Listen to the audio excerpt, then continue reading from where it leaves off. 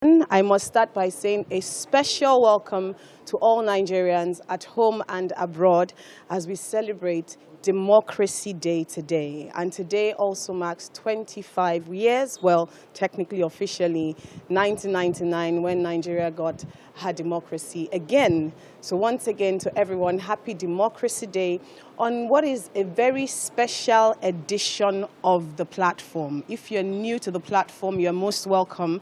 And if you are old to the platform, you are also welcome. This is the 36th edition of the platform that has held and been organized by our convener, the senior pastor of the Covenant Nation, Pastor Oyeneyin, and since 2007, we've had conversations on nation building, personal development, governance, entrepreneurship, and how to move our lives, our nation, and even our continent forward. My name is Oyeneyin, and I'm so excited to welcome you once again. The theme of today's platform is close to what also we are celebrating today, democracy and the free market economy. This is the first time that we'll have a platform on the 12th of June, and Pastor thought it was necessary that we speak at such a time as this, as economies all around the world are indeed facing their own interesting and fair share of challenges. And with a plethora of speakers today, we are sure it's going to be an engaging, very insightful, always educative and transforming conversation. This is not the main event. The main event is starting in the hall soon, but here at the studio, as you can see, guests are arriving. And with me here, I'm going to be having some of our guests who will be telling us their expectations from today as they have come to attend the platform live from the venue. So welcome, Mr. Fashola. Thank you so much. It's great to be here. It's good to have you here. Same to you. Yes. What are your expectations? Why are you here today? Oh, I mean, it's been a very interesting journey for our dear motherland. I mean, 60-odd years of independence, 25 years of democracy since 1999. And we had a recent change of government. We have 1 year being marked today.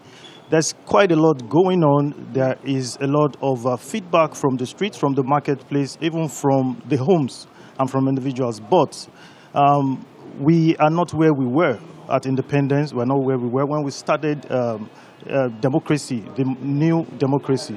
So, I mean, my expectations today, going by the quality and caliber of speakers we have, is to have very deep conversations around where the nation is. And no economy will play major features, government policies, and how we can take the nation from where we started to where everybody is hopeful that we'll get to.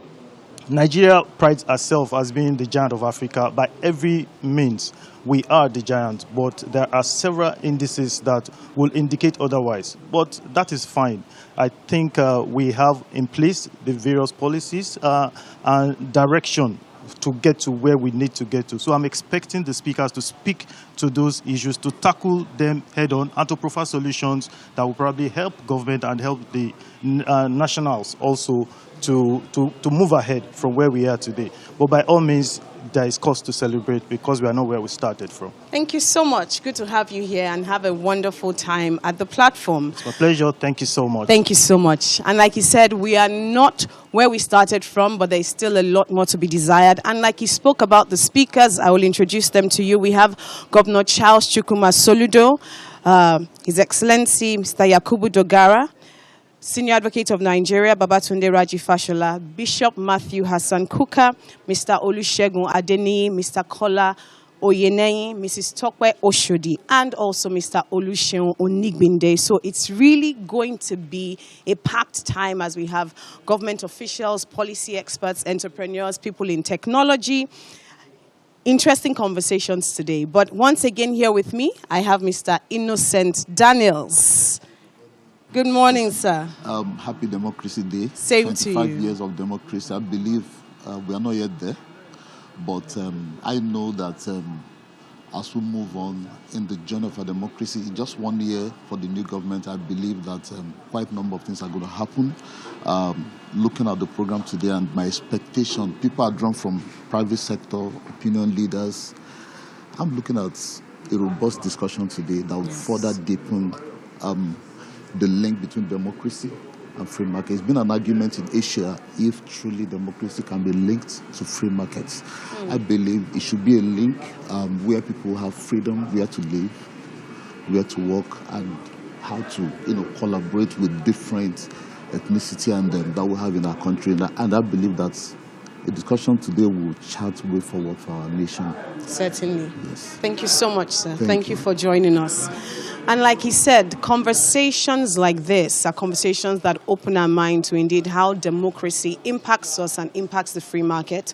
One of the things that we like to say at the platform is keep an open mind as you are listening. You know, many people have many feelings about what the economy is like and what the society is like, but we are all here to learn and share our thoughts. And I'm also excited to be speaking with Miss Bumi Onyiloye. You look beautiful this morning. Thank you very much. You look beautiful too. Thank you. You're welcome to the platform. Thank Democracy and the free market economy. Why are you here? Well, for me, I'm a business analyst. I'm an entrepreneur. So for me, it's a very important topic to address because you need to take Nigeria to the next level. The marketplace has to be put in the right place. Like what someone always says, take Nigeria everywhere you go. Yes. Take the promotion of Nigeria everywhere you go. Yes. Excellent. Yes. And I wish you all the best in your business. Thank you. Thank you. I love that. Take Nigeria everywhere you go. You know, and when I welcomed us, I said, welcome to Nigerians at home and abroad. This is a conversation, whether you live in Nigeria, you live on the continent of Africa, or you live anywhere in the diaspora. This affects us all because we are all in democracies in different parts of the world. I have with me someone who has always been a platform studio personnel and who is going to speak to the free market economy because you are right in the center of finance and economy. Mr. Gwanla Ojoshua, you're welcome this morning, sir. Morning. Always a pleasure to be here. Always a pleasure to have you here. So what are your thoughts to today's theme? Very interesting theme, democracy and the free markets. I think for democracy, a lot of people expect, you have free markets, and free markets should lead to an improvement in the standard of living of people. So I think expectations are high. We've made a lot of progress as a country, from democracy. We've gotten the telecoms revolution. We've gotten the financial sector reforms. We've birthed a massive pension industry. So there have been a lot of positives, I think it's just translating that to the other sectors, infrastructure, education, health, but we've made a lot of progress. I love that. But for you, sitting at the private sector and with the kind of speakers that we have today, what do you expect from some of the speakers in particular? Any expectations from any particular speakers? Yes. People like Governor Soludo, he's been in the private sector, he's been in the federal, and now he's at the state. I always like to have people that have multiplicity of experiences speak. Mr. Onigbinde of BudgIT, yes. I think he's going to come with a lot of data to the table. There's someone speaking on climate change, which is really very important. There are entrepreneurs like Mr. Kola, Oyeneyin speaking. There are people like Bishop Matthew Kukah, who are always very fiery and speak straight to the point.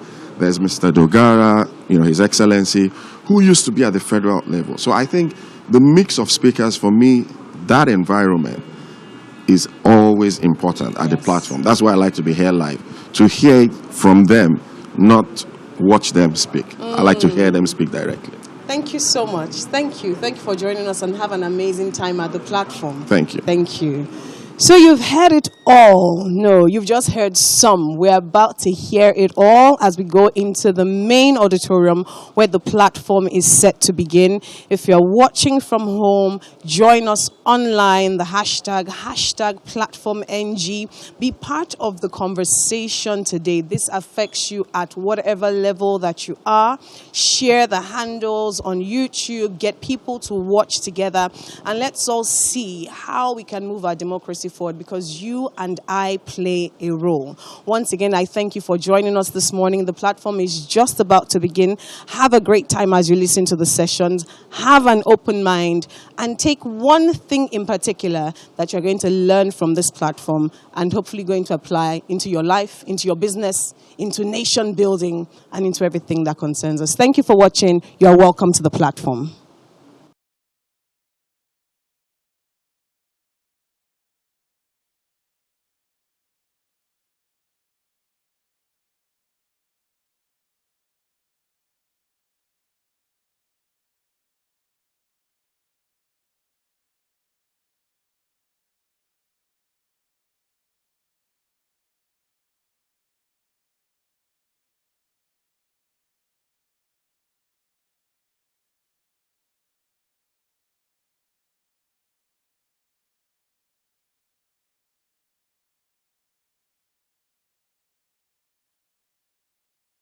Let's rise for the national anthem to be led by Mrs. Lara Akingbola. Please, shall we rise? Thank you.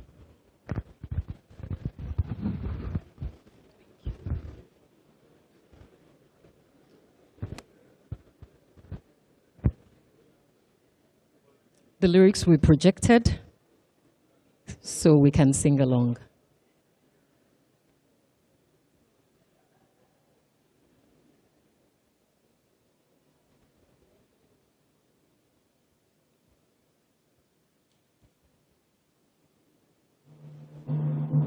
Nigeria, we hail thee, our own dear native land. Though tribe and tongue may differ, in brotherhood we stand. Nigerians all are proud to serve our sovereign motherland.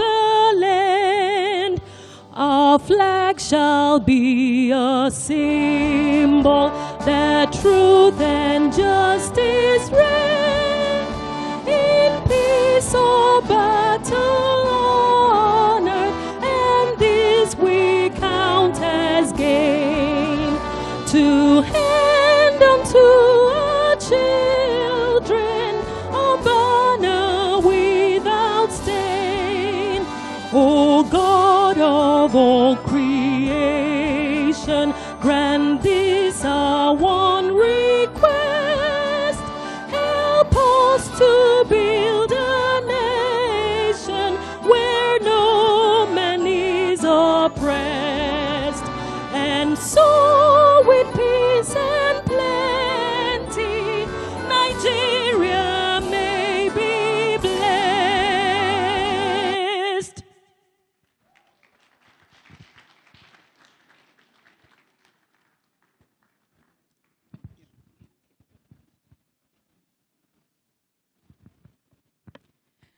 Please, you may be seated. I know that was a first for many of us.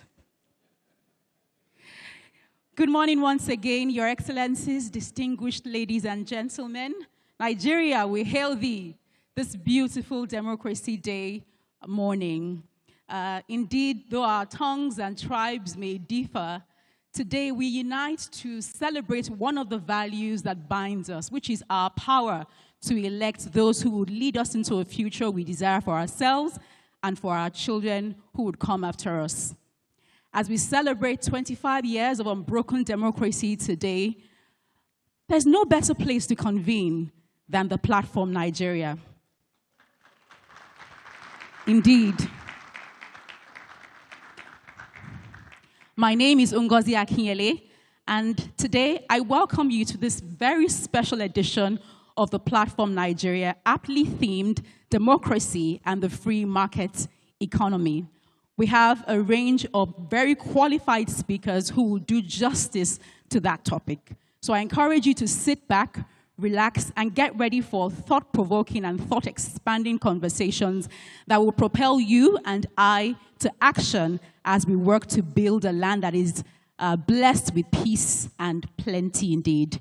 This is a global media event, and you can be part of making this conversation one that more people can hear by joining the conversations online. So please, we encourage you to take your selfies, post those powerful thoughts as they drop, using the hashtag #ThePlatformNG or #ThePlatform36. This is the 36th edition of the platform, so I'll take it again. Please post your pictures, your comments, those powerful thoughts as they drop, using the hashtag #ThePlatformNG or #ThePlatform36 and #ThePlatform36 on your favorite social media platforms. So as we get right to it, let me welcome the convener of the platform, His Excellency, the senior pastor of the Covenant Nation, Pastor Kwaju Oyemade, with a warm applause, a standing warm applause. All right, you may all be seated, please. Said Your Excellency. All right, maybe sit. Well, I don't have too much to say and to welcome you all. I think today will be a very interesting day. And one of the witnesses I have or confirmations that have been interesting is that I was telling Mr. Adeniyi, he has been speaking at the platform for about 14 years now. And this is the first time I will see him in a suit and a tie. So I think we are in for serious business. But the whole purpose of this conference is to celebrate democracy. Today represents the day where historically it said Nigeria had its freest and fairest election. And from that struggle of June 12 came the birth of our democracy today. We want to honor all those who gave their lives for this cause.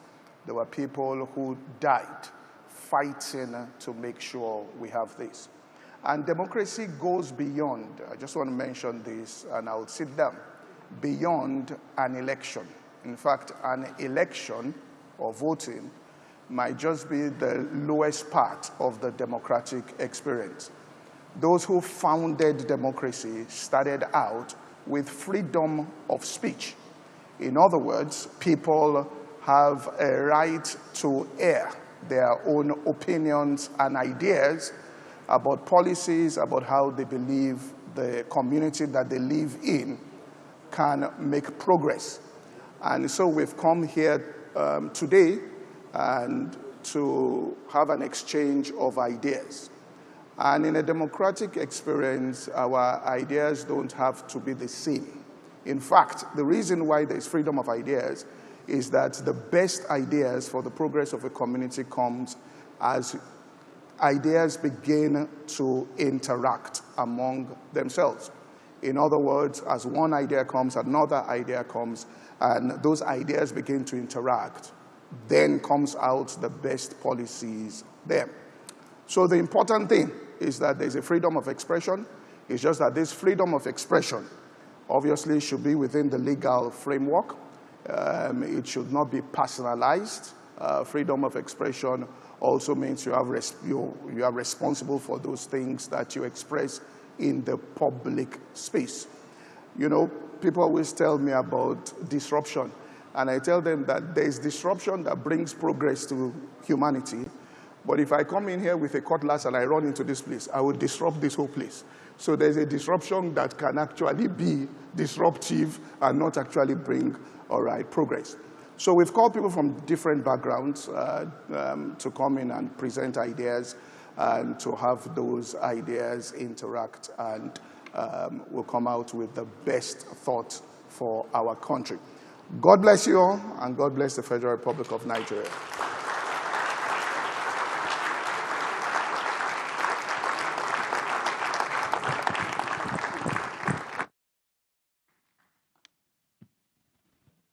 Another round of applause for Pastor Oyeneyin. So as we get ready for the interaction of those powerful ideas that would lead to progressive disruption, let us welcome our very first speaker for this special edition of the platform, Mr. Kola Oyeneyin.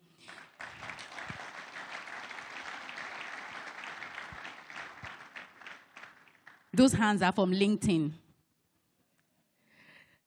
Kola Oyeneyin is a serial entrepreneur, Pan-Africa advocate, innovator, and investor, CEO and Chief Investment Officer at Opportunik Global Fund. Mr. Kola is also co-founder and partner at Volition Capital, a private equity company, and Volition Blue. As an impact-oriented business leader, he has founded multiple thriving businesses through Vinia Group, a venture creation and investment company focused on investing in people and impacting lives. He has led Vinia Group for over a decade, during which it was recognized as one of the 100 companies to inspire Africa by the London Stock Exchange Group in 2019. Kola, who holds a degree in computer science from the University of Nottingham, UK, recently concluded his master's degree in public administration at Harvard Kennedy School, and as a Mason and Glitzman Fellow and a Fellow of the Harvard Center for Public Leadership.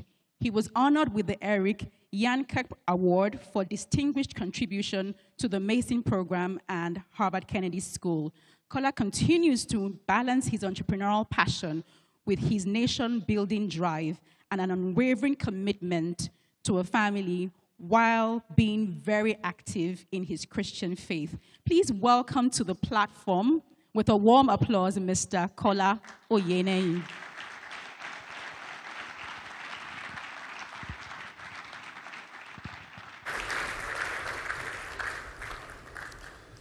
Good morning, the platform.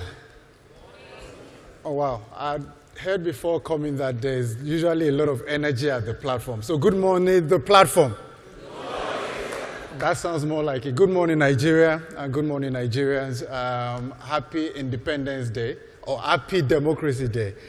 I truly hope that you find some happiness in this democracy day that we're celebrating. And I do hope that as the years come along after the first 25 years of democracy, it becomes happier and happier as we get along. First, Your Excellencies, both the ones that I have the honor to share the platform with today and those that are present in the audience or connected online or on TV, and also my colleagues or seniors at the platform, like the ones who are veterans on this platform and consistent speakers. It's an honor to stand here today and share the platform with you. I want to especially recognize and appreciate the man who this morning I was asking him that how do you do it? How do you pack so much into your, because as far as we know, you were on the train somewhere yesterday outside of Nigeria, and this morning you are sitting in Ikeja hall here. Let's celebrate the man who does so much for Nigeria, but more importantly also for our faith globally.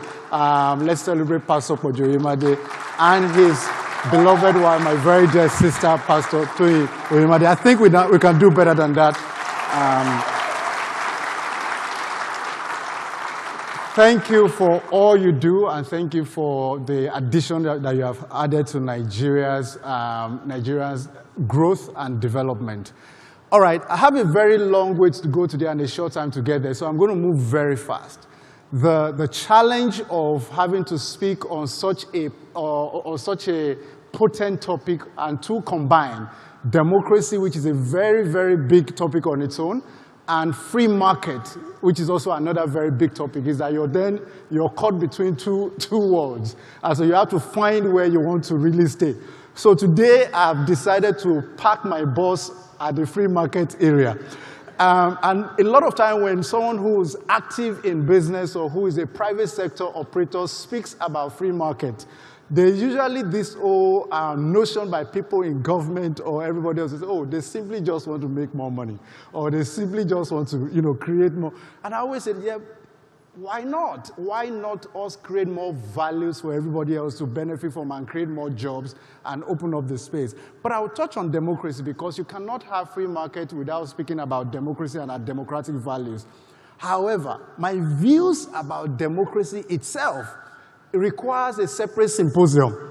And whether Nigeria should be a democracy or not also requires a separate symposium. So therefore, maybe another platform will be created for those who will speak on that, because there are views around what kind of democracy should we be running.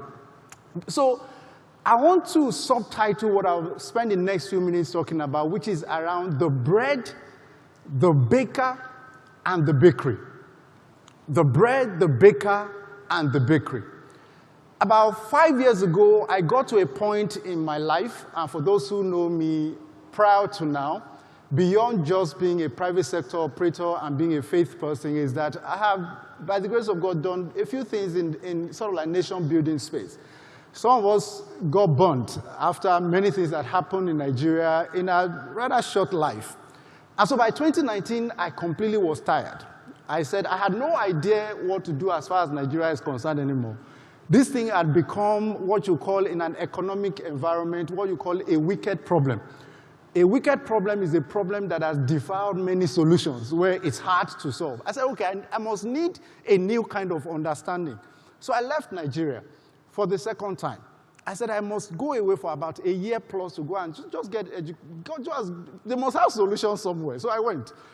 And so I was in class just like you're seeing here. And I remember, everybody was going around the room to share why they are here. And I come from 125 different countries, different people.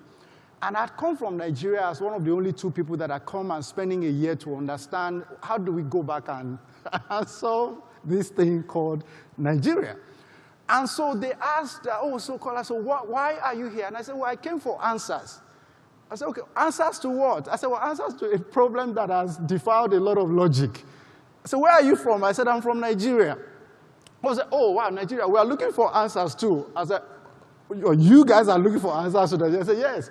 I said, because based on everything that we know and see and the indices that we have, Nigeria shouldn't be where it is.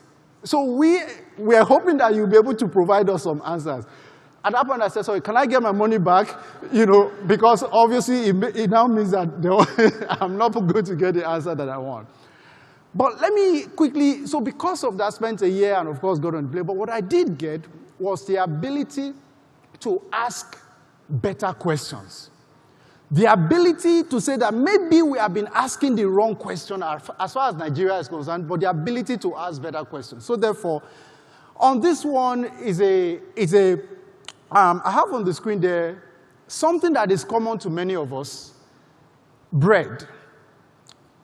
Bread is an important part of our lives.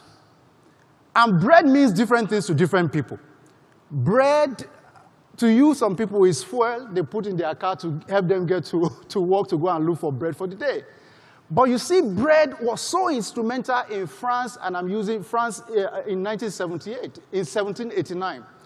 And it led to a point where it created the price of bread becoming highly inflated, led to a major riot in France that led to what you call the French Revolution.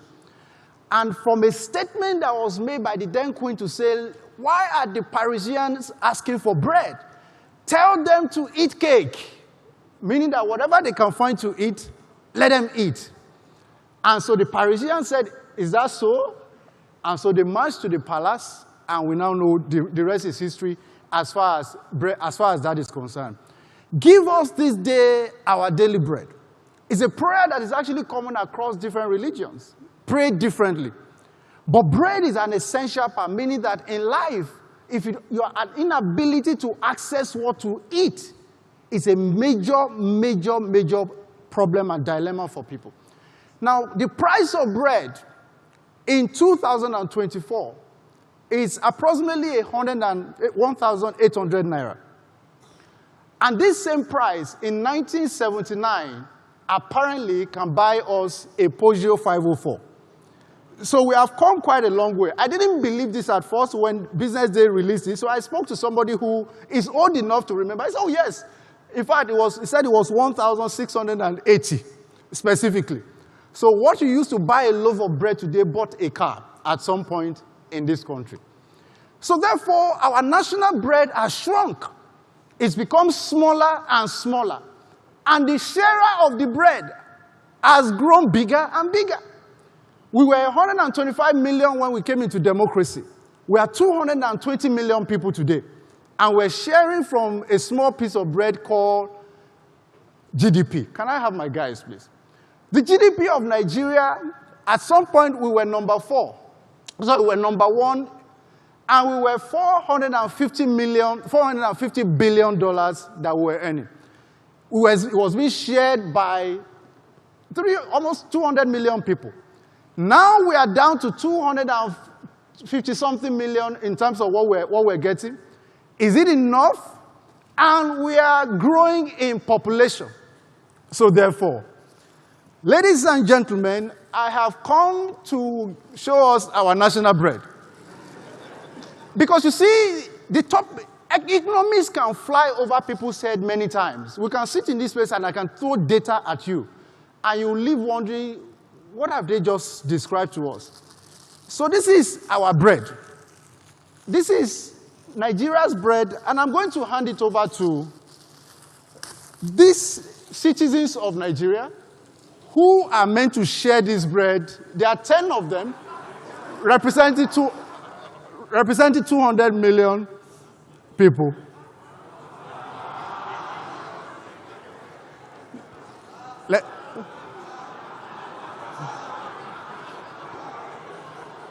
All right, share, let's pass it on.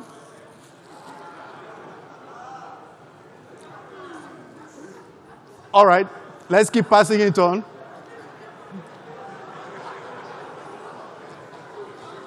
Well, ladies and gentlemen, I think you get the point. Well, please come. Please come. Every single time I have done this social experiment, I have always wondered how this guy always, a different guy by the way, always ends up with this piece of bread, and how this guy got this piece of bread. This is what 95% of Nigerians, some of whom represented in this room, this is what you get. Do you agree with me? This is what the 1% of the 1%, this is what they get. What 7 of them didn't know was that prior to this, these 3 people came to come and meet me. They had a conversation with me as I came into power, and they seized my government, called state capture. And I told them that as we are creating value, the value will be passed to you. Take as much as you want out of it. The rest, these people can share. Can you see the result? See what 3 of them have, see what 7 people have. That's why the national bread can never be enough. It cannot be enough because the bread itself is not enough to share. But when you then have a system that is not a free market economy that allows for demand and supply to happen, that allows for value creation to take place freely without the intervention of somebody somewhere with a piece of paper and a pen, letting these people take a lion's share, of course, they will always get a shorter end of the stick. Where we want to get to is a world where perhaps he has enough, doesn't need to be rewarded. Please take. Perhaps they need to then be rewarded equally, across board. And maybe we will live in a more equitable and, he said, okay, he said he won, all right. And bonus, thank you very much. Thank you.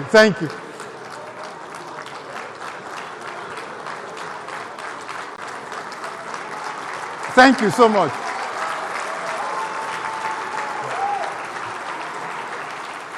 So, thank you. If you don't take anything out of here today, please remember this very well. That the idea of democracy, no matter how we define it, if it's not delivering equity and justice, it is no democracy. No matter how we define it, if democracy is not delivering equity, as you saw in the end, it's not a democracy. So I'm going to jump over the definition of free market. Those are things you can Google. And really ChatGPT can describe it better than I can do now. So, but the key idea is that number one, it ensures freedom, exchange of goods and services, and it allows competition. Let me give an example quickly. The bag of cement is 10,000, almost 10,000 naira today. Free market economy should allow someone in this room who has found a system that exists somewhere in the world that allows for them to bring cement into Nigeria. Follow me. Because when people talk about why we importing certain things, again, that's why I said, there's no time to unpack it. But if the landing cost plus duty would deliver to Nigerian builders and users of cement at 5,000 naira, half the price, should they bring it in or not? Why should we leave it at 10,000 in the hands of 3-4 people to continue to dominate a few people who can't even afford to build houses? And we say we operate a free economy. Do you understand what I'm saying? So that's why that freedom of exchange of goods and services, as long as we keep our trade balance trade result report balanced, then there's no issue with free market in terms of import and export. Let me move quickly. Adam Smith, who promoted the idea of free market, introduced a concept called the invisible hand. It is the invisible hand that ensures that government stays out of business. The business of government is not in doing business, but is in enabling businesses to do business. Let me repeat myself. The business of government is not in doing business, but in enabling businesses to do business in a viable environment. And the invisible hands will ensure that it takes place. I don't want to go into the issue of dollar and naira conversion. That's a big topic that we can stay here for. The power of free market is what enabled these two people, John D. Rockefeller and J.P. Morgan, to be one of the men that built America by one person being a man of finance providing capital to Thomas Edison that discovered the light bulb, and John D. Rockefeller being oil and gas, producing kerosene that people were using to light. One ended up killing the other one. Free market allowed it to happen. But today, you have light bulbs today because his house was the first one to get lit up. That's what free market does. Let's move very quickly. A tale of two nations. So the first thing you must understand is democracy must ensure equity for the people. Two nations, and I'll tell you a short story. Between 1960 and 1968, two countries made two different decisions that changed the course of their lives. One country is very close to us here. It's called Ghana. They like to think that their jollof rice is better than ours, but we always disagree. But another country is a very small island, very close to China, that China doesn't want to let go of, but they've become very important to the world. It's called Taiwan. Ghana and Taiwan made two different decisions at two different times. Ghana made a decision to make formal education, your ability to speak Queen's English, as you want it to be, made it compulsory for all, and in some cases free. Taiwan said, we don't care much about Queen's English. Speak basic English, or no English at all. However, set up a policy for technological and vocational training, made that compulsory for all Taiwanese. Ladies and gentlemen, a few years later, even though both of them started at about $300 in 1968 GDP per capita, by the time you get to 2020, this is what Taiwan's export basket looks like. Inside that export basket, compared to Ghana, is a blue area that you can see there that represents 42% of what they now export to the world that is called semiconductors. Semiconductors today is now powering everything you can think of today, from the phone I'm holding, semiconductor, clicker, semiconductor, microphone, semiconductor, these screens you're looking at, semiconductors everywhere. Taiwan has become, the world depends on Taiwan. If Taiwan runs into production issue of semiconductors, nothing electrical comes out by a policy of government. And by the way, Taiwan is not a democracy. And they're able to do that. Let me tell you what this has led to. It's what I call the Great Divergence. Look at Taiwan's GDP per capita today.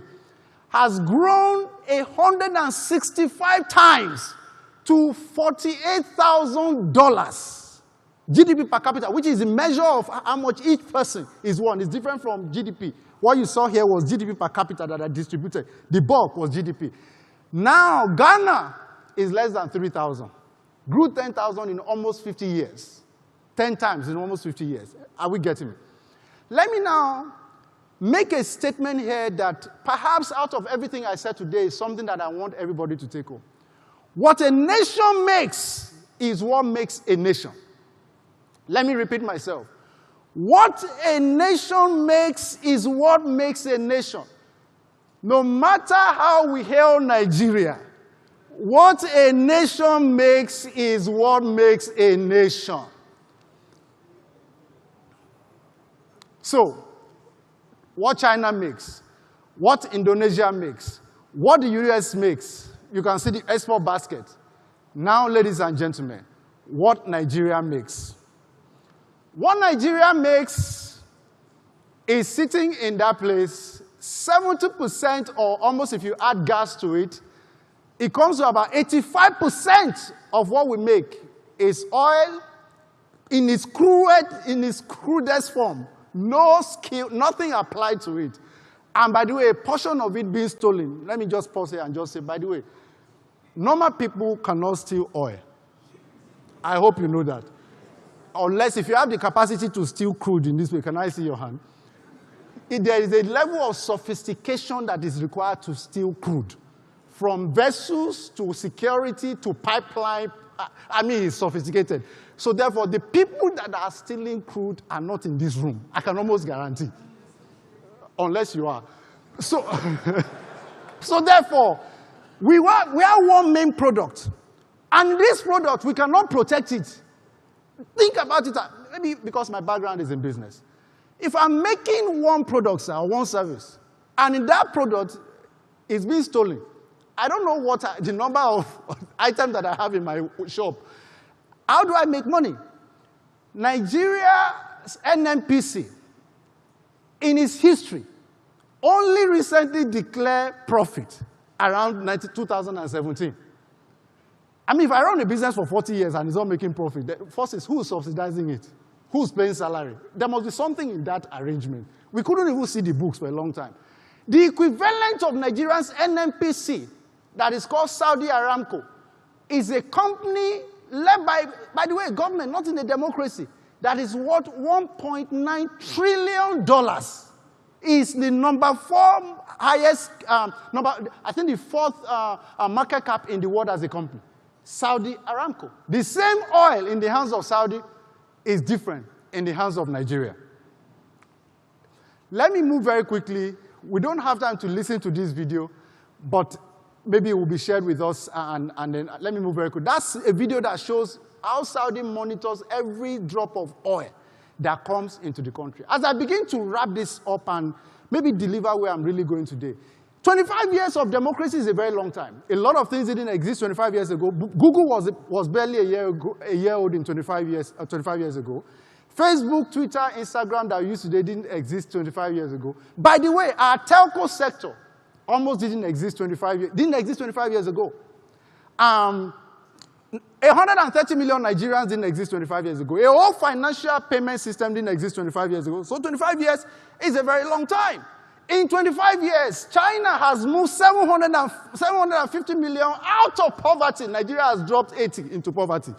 A lot can happen in 25 years. And by the way, I'm a patriotic Nigerian and I love my country. But data does not lie. In God we trust. Everybody else bring data. This is what data tells us. In the last few administrations of our democracy, this is where we have been.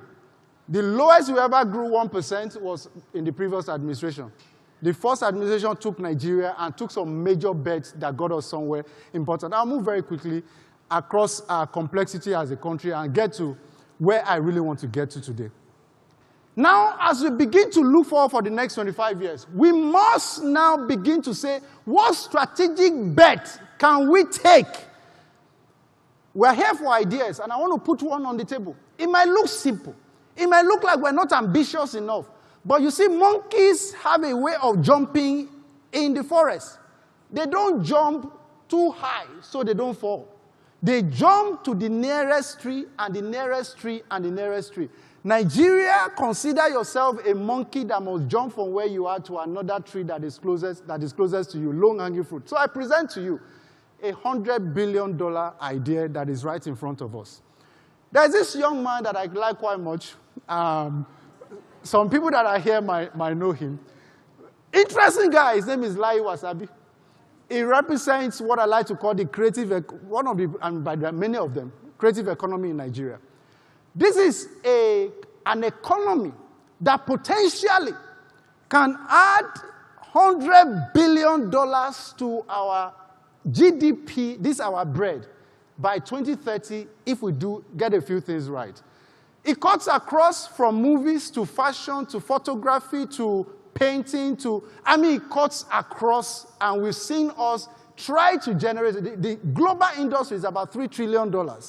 Africa contributes about $70 billion. Nigeria, reportedly by NBC, has earned about $15 billion from creative economy. What I'm saying is that can we 10x it in 6 years? I believe we can if we're serious. What do we need to do? Number one is driven by young people and global audience and their desires. So therefore, their key enablers, data, technology, free market must be allowed. Free tax system. Look, taxation is not a pathway to prosperity of any kind. Don't tax the people to death. Don't just let the poor breathe. Let the poor thrive. Let the poor become prosperous.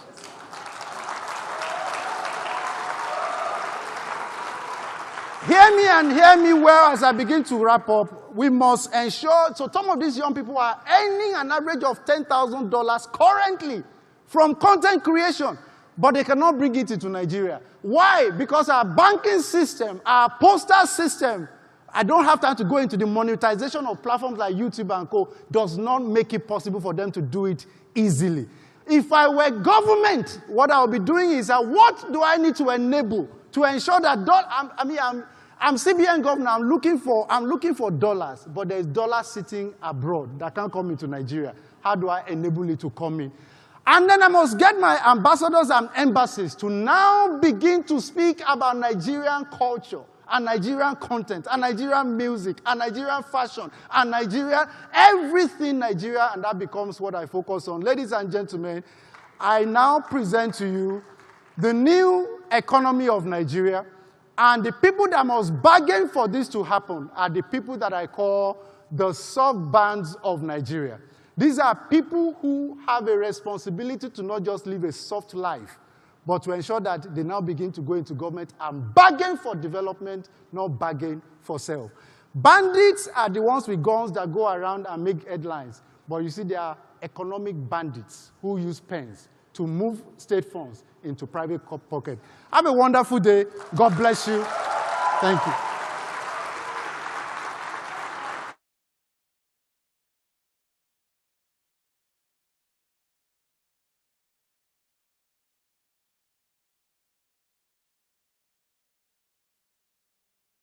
I believe those at home need to hear our applause.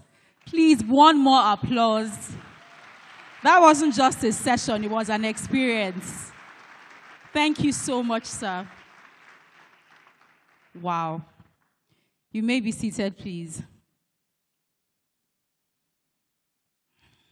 Our next speaker is Mrs. Titi Oshodi.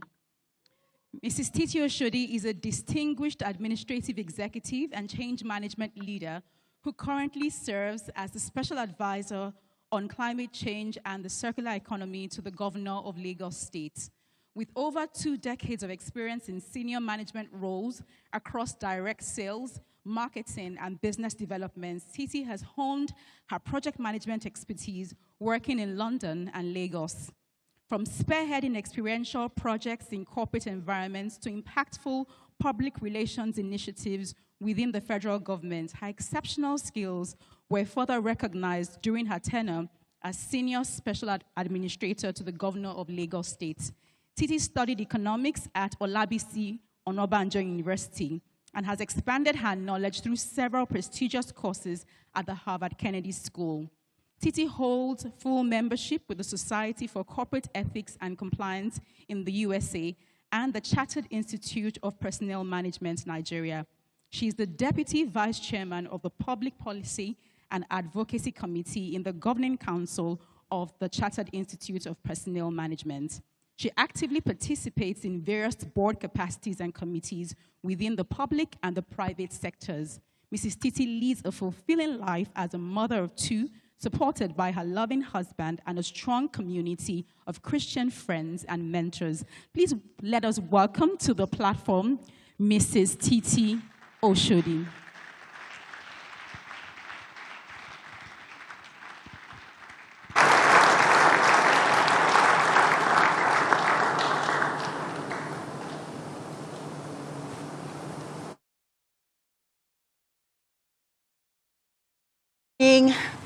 Covenant Nation, the Platform Nation,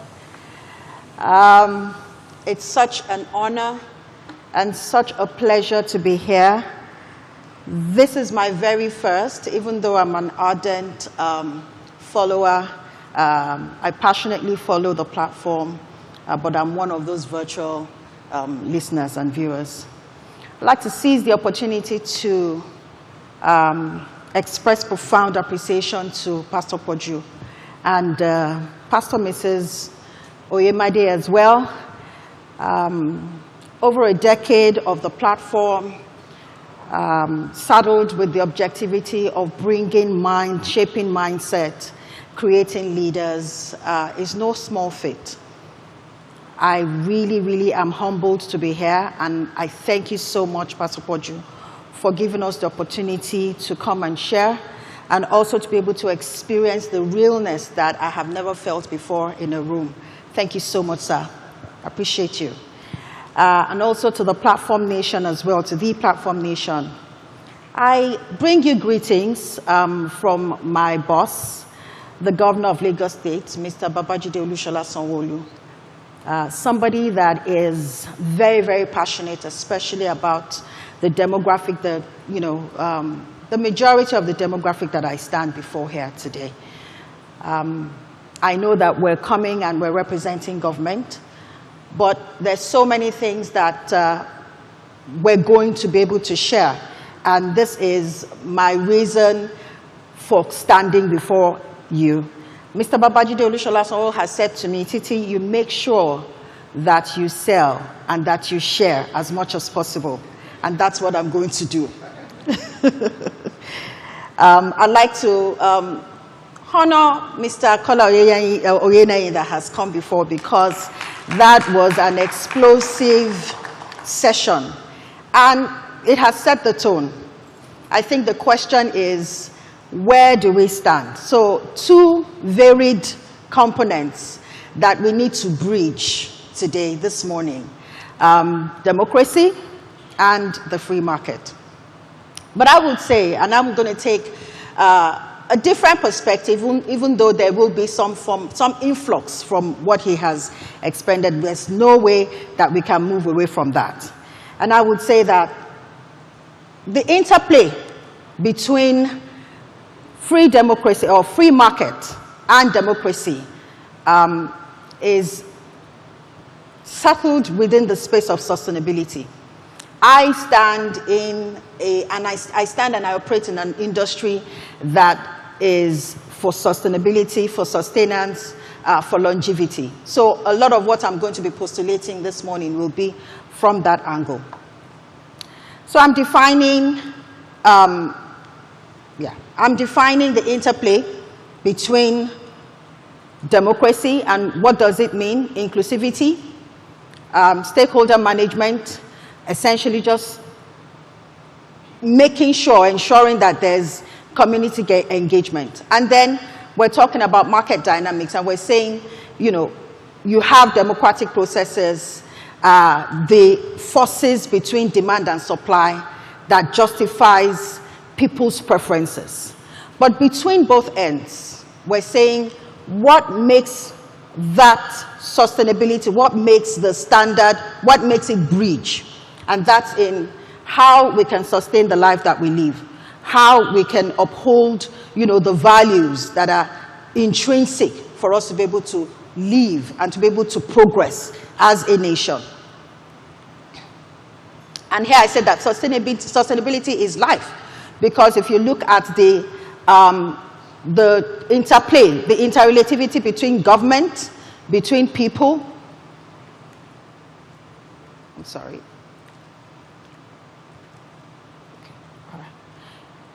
The interplay between people, between the citizens and the businesses, then each component, each entity have a role that they have to play, isn't it? And it essentially means that government, as we have heard, establish regular frameworks, regulatory frameworks. What are the indices by which businesses should be operating? What are the tenets, that help the operationalization of businesses?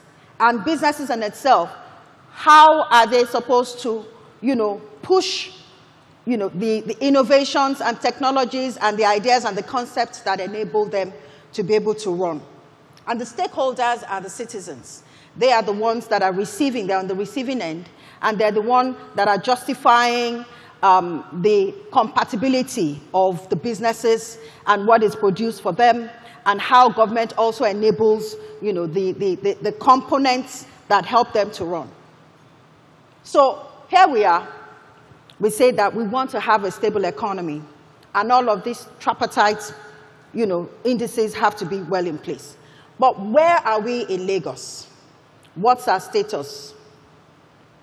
And this is a little, you know, overview of what is going on with Lagos State. If you look at the numbers, you would notice that a coastal city of a population of over 22 million, as we speak right now, and we have about 65% of that population termed and classified as highly vulnerable because they are settled in informal places. They are not even recorded within the aggregate numbers of our population, of our data. And if we're talking infrastructure, we're talking assets, we're talking about a worth of 75 billion that is also classified as vulnerable, highly vulnerable. But then again, we also see that there is an issue with the sectors that climate change has impacted. And that's also the bane of our sustainability. Land, which is, you know, where we get our source for food security. And so agriculture is a key aspect. And then tourism, both imbued by land. And if we're not able to start doing something about it, about our posterity, about our longevity, then the cost of inaction, as written by the Climate Action Plan, this is a report that has been delivered since 2020 to 2025, says that we're going to be losing an estimated of 22 to 25 billion for inaction, not taking the right decisions or doing something about climate change or about the effect of climate change.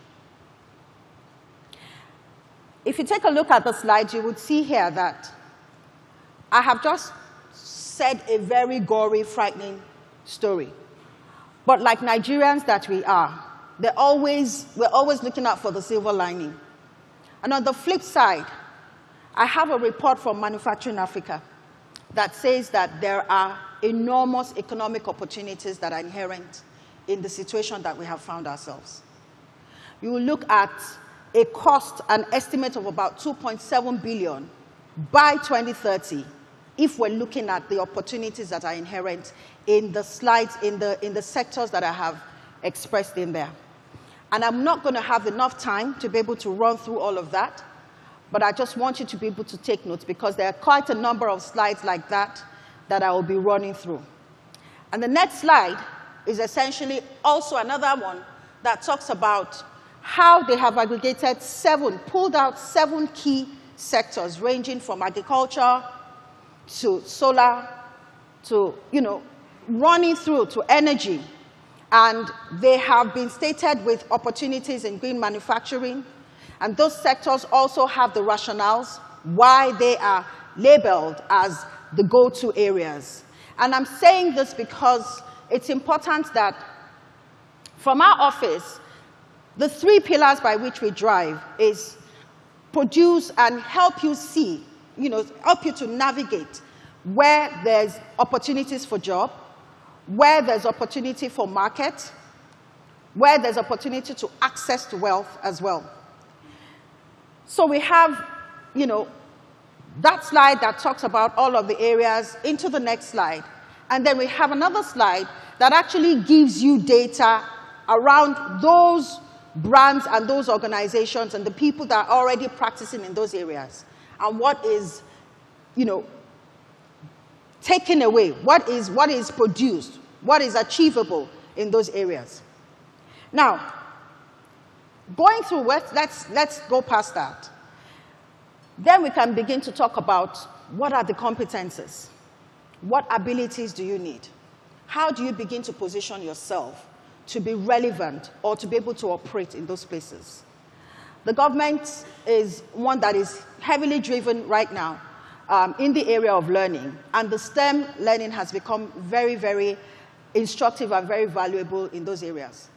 Just like digital transformation, you would find that the area of circular economy, the area of reproducing, recycling, waste management, has become a place that there's a lot of sectors that can easily play into it.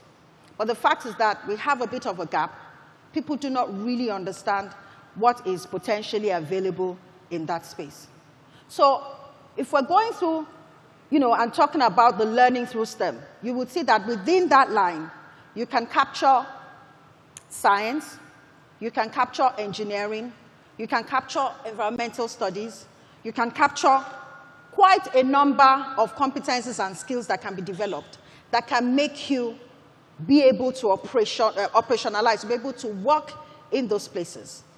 Where in that space now, we're beginning to help shape minds around how you can be, able to work in the areas that are alternative to the oil or to the areas or to banking. This is a new area that we're beginning to develop. We understand that global climate change is a global comms issue. Everybody is affected by it, whether we're urbanized or we're not urbanized. But we also understand that our approaches have to be differentiated. And so in our side of town, a basic or an average African or Nigerian, if you're beginning to shape minds and shape narratives and shape behavior, they want to know what is the benefit. They want to know what's in it for them. Because if you look at the pyramid and those who are at the bottom of that pyramid, the first language they want to hear is, how am I going to eat? What is Naira and Kobo? So when I'm talking climate change, I'm almost talking above their heads because it does not connect. And for them to be able to translate it to Naira and Kobo, then it has to be tangible. It has to be relatable. And this is where we begin to talk about incentivization. Because we understand that if we're able to manage the mindset and help people see that inherently sitting, on a daily activity, when you're generally or typically generating waste, you're actually sitting on resources.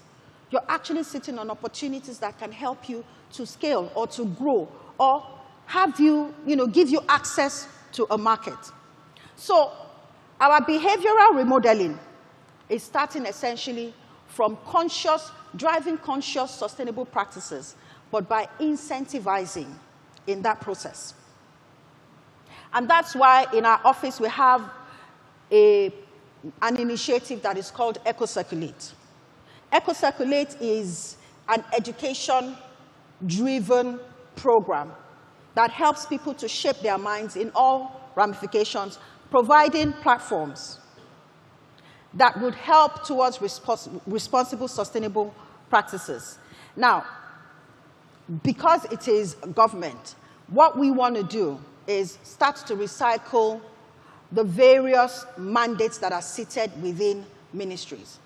So what are the social amenities that are, accessible for the average citizen? Transportation, health, education. There are tools that are already existential right now.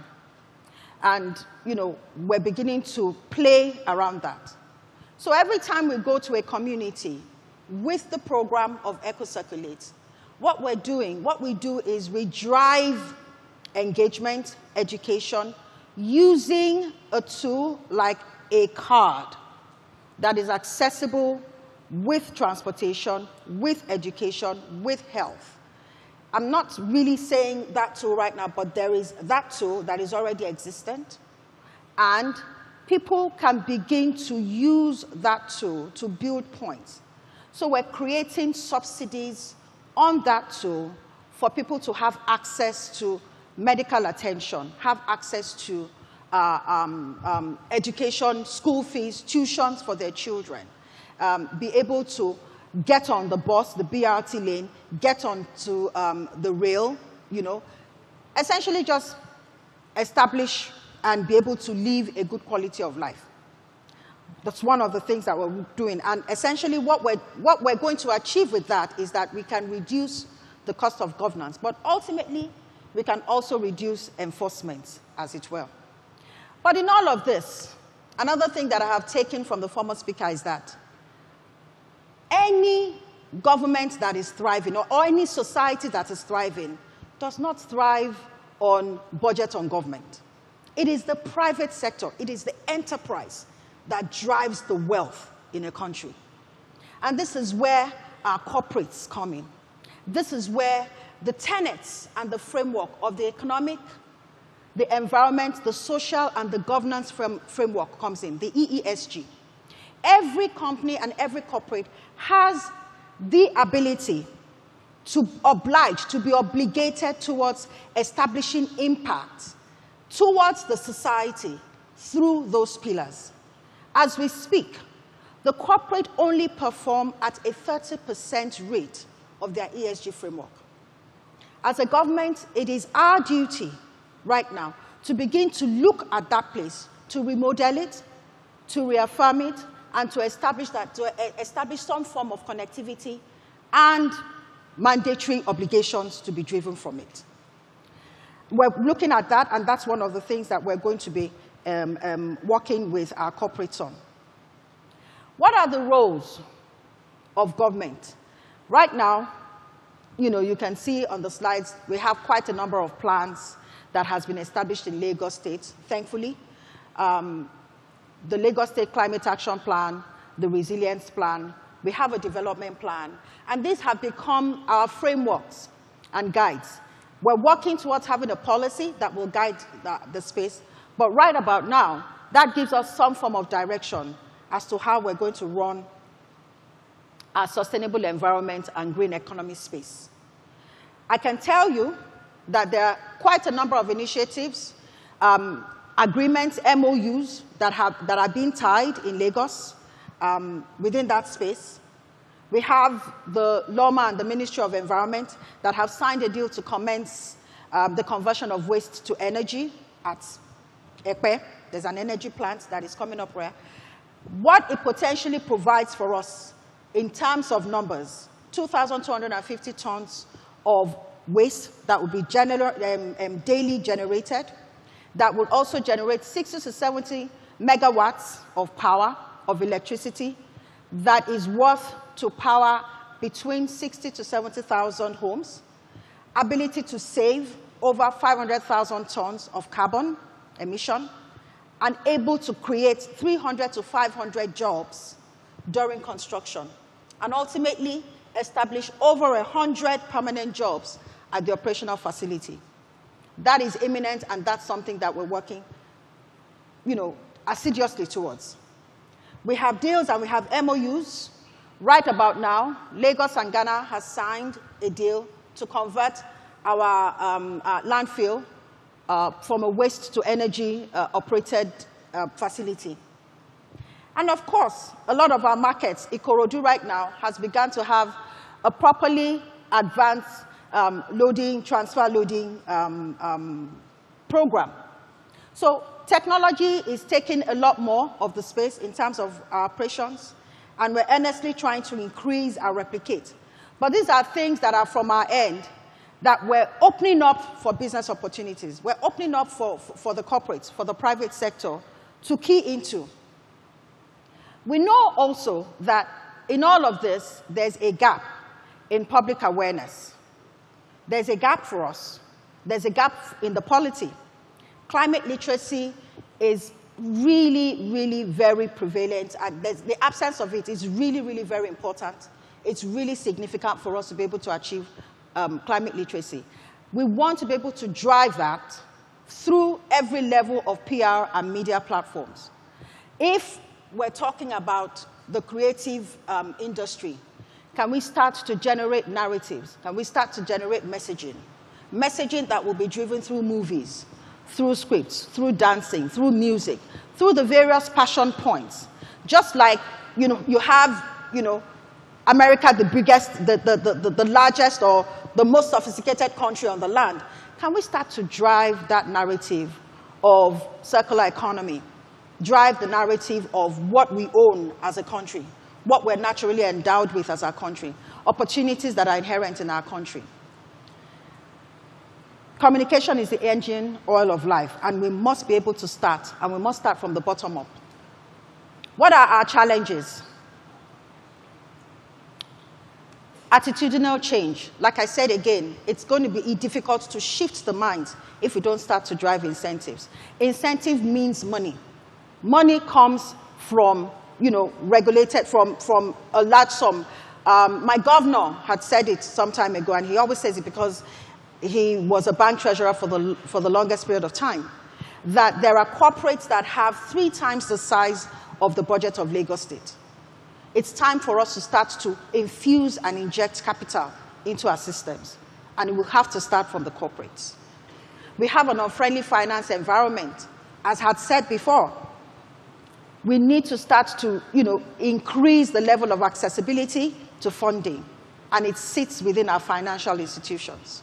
We do not have sufficient data, and we have corporates, we have private sector, we have companies that have the ability, the capacity, the eggheads, the resources to be able to generate data that we can use to drive insights and to inform policies. We need to stop working in silos.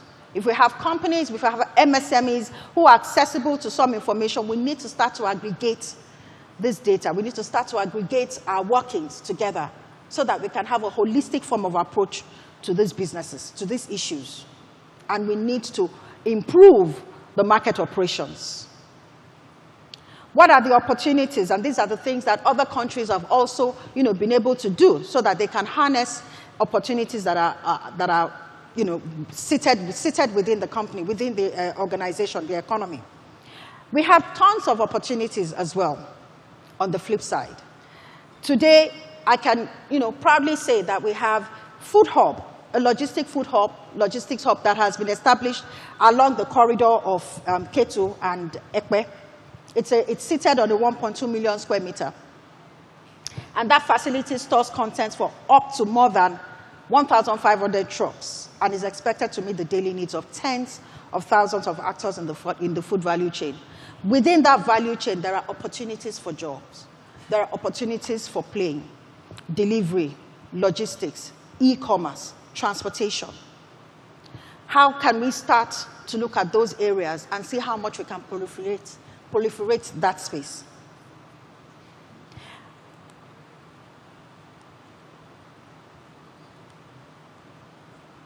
So, I can talk about all of the opportunities, but we're just going to go around to what we're looking at.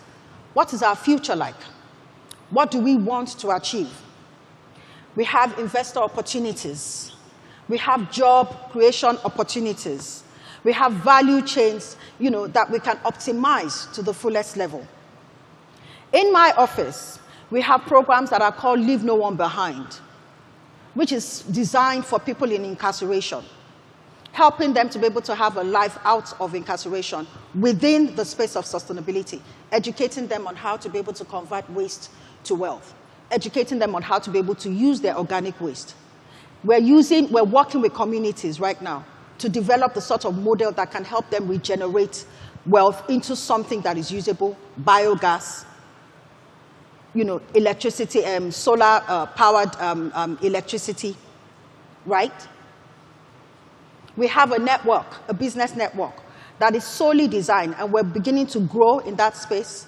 We're having about 300 right now, and we're beginning to teach them business support, ability to be able to be investable. How do you create a structure that helps you to, stand for a sustainable period of time? How do you incorporate? How do you collaborate? How do you attract funding? How do you attract international partners and technical support? These are little things, but ultimately will be replicated across board to be able to help, because our desire is to be able to address businesses, address those at the bottom of the pyramid, help them to be able to grow. And the reason why it is comfortable for us is because we see the vision. We see the vision of where we are. We see the vision of what we hold. We see the vision of what we're endowed with. The global north is looking to our side, to Africa, for the wealth that is required for them to be able to, to be sustained. If we have access and we are blessed with hydro, we are blessed with wind, we are blessed with solar, it's time for us to start to introspectively think about it. It's time for us to start acting upon it. It's time for us to grow our country's GDP. It's time for us to work. Thank you very much.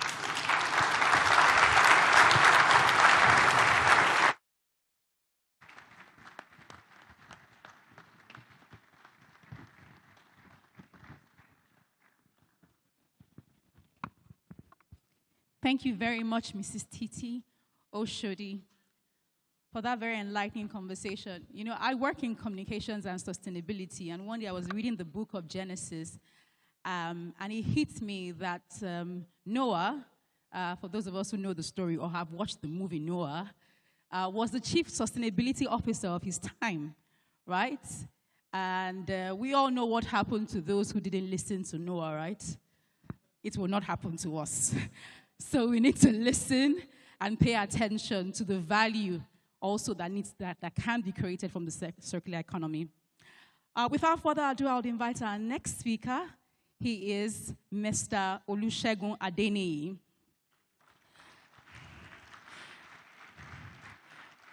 So before I read his profile, I need to reinforce this. You need to join the conversation online, because I know that when he starts talking, you would have so much to write and to shout about on social media.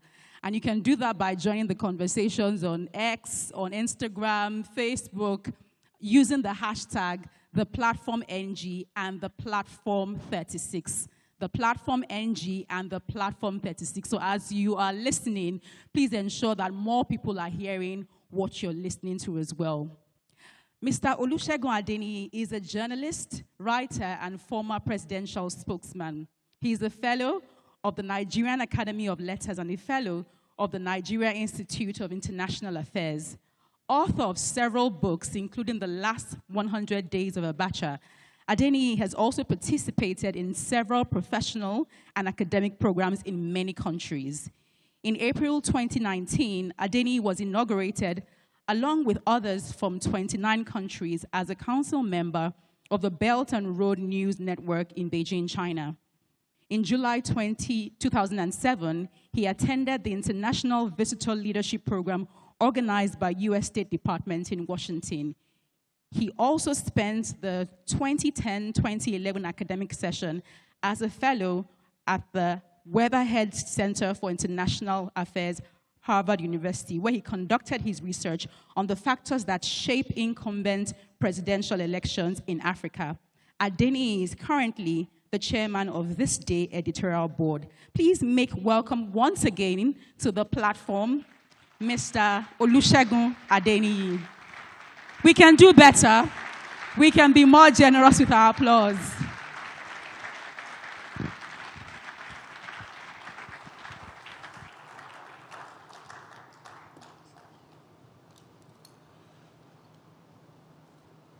You know, when Pastor Koji saw me this morning, he said, "Why are you wearing a suit?" And actually, it's because I made a terrible mistake. You know, when I was preparing for platform this year, I said, this year, I'm going to come here and I'm going to be serious. So I'm not going to tell all those cow tales and all that. Because right now, even if you use the new minimum wage being proposed, 1 year's salary cannot buy you a cow. So I decided that I'm not going to tell any cow story. That I will just come and I will deliver my something. And I came yesterday, and my brother Yomi came to see me and said, we're expecting those your cow stories. And everybody I've been meeting, I've been saying, we are expecting your stories. And it just dawned on me that I should have stuck to what worked. I should have just prepared a story. And what I took from that is that I'm not as smart as I thought I am. And it reminds me of a man who went to a barbing salon. He was there at the salon. He saw one cute little boy. And he was just interested in the boy. And the barber saw his interest, and he asked him, forget that boy. He's the dumbest boy I've ever seen. And the guy was curious. So he whispered, he said, I will demonstrate it to you. So the man brought out 2 notes, 1,000 naira and 500 naira. So he told the boy, pick the highest denomination. And the boy picked 500 naira and ran out. So after he left, he said, I told you, that boy is very dumb. I've done that dozens of times. And it's the same thing. He never learns. The man was surprised because the boy looked smart to him. But he thought, well, he couldn't argue with the evidence anyway. Maybe the guy just does not know figures. So he left. He finished his barbing, and as he was going, he saw the boy at a corner shop where they were selling ice cream. And he met the boy. He said, look, the man showed you 500 naira and 1,000 naira. Don't you know that 1,000 naira is bigger than 500 naira? The boy said, I know. Then why did you pick 1,000 naira? The boy put his ice cream in his market, in his mouth, with a mischievous twig. He said, the day I do that, the game is over.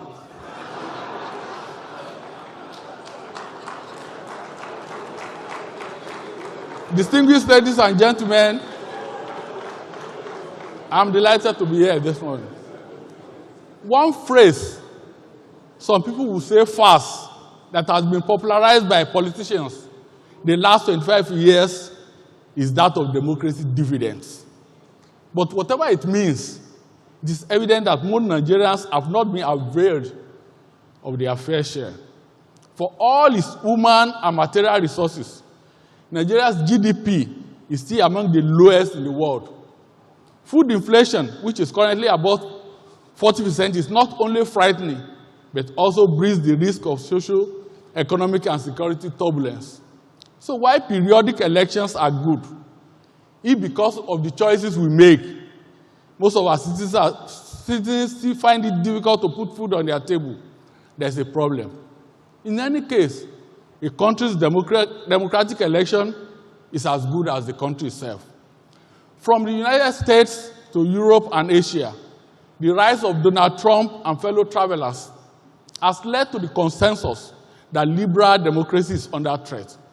But the real challenge in Nigeria and most other African countries is existential, as people worry about where their next meal will come from. In Abuja a few weeks ago, to speak at a program organized by the Sehu Musaya Radio Center, Afrobarometer co-founder, Professor Gia Buhari, said that in survey after survey, people on the continent have been consistent in their pro-democratic aspirations. But he also warned that lack of accountable governance relative to citizens' expectations is driving many to lose faith in democracy. I quote him, "Policy actors and advocates must focus on accountable governance in order to sustain and deepen citizens' faith in democracy," he admonished. In his 2022 piece, Democracy on a Ventilator, Andrew Sheng, a former chair of the Hong Kong Securities and Futures Commission, argued that electoral promises are meaningless if there are no deliverables in an accountable manner. In the case of Nigeria, a democracy that can neither advance the welfare of the people nor protect them from dying cheaply and needlessly in the hands of a cocktail of violent vagrants is endangered. This morning, I am borrowing from my comic book on 25 defining issues that have defined the last 25 years of our current democratic journey. I started the book early last year, but despite my best efforts, it's still in the works. Hopefully, it should be ready by December. I'm looking at the salient issues that have defined the past 25 years, the good, the bad, and the ugly. I'm also exploring potential pathways for addressing some of them with a view to strengthening our democracy. One of the issues interrogated in the book is the futility of godfatherism. That should be no surprise. It is an issue I believe we need to deal with if our democracy is to deliver the public good. The title of my presentation this morning is Democracy on Ventilator, the Role of Godfathers. Godfatherism comes in different variants. The common variant today is that by outgoing political office holders foisting on the people their handpicked successors. There are, of course, other variants, but there is no substantial difference between the power merchants of old who sought no offices themselves and the current ones who seek to plant surrogates after their terms. Stripped of all pretensions, Godfatherism is about the pursuit of private interest at public expense, and it is not about the good of the people, as we have seen over the years in our country.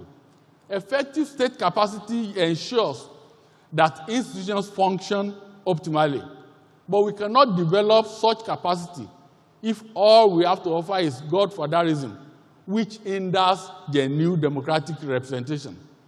Meanwhile, a ventilator is a life support machine that provides oxygen to the lungs for those who can no longer breathe on their own.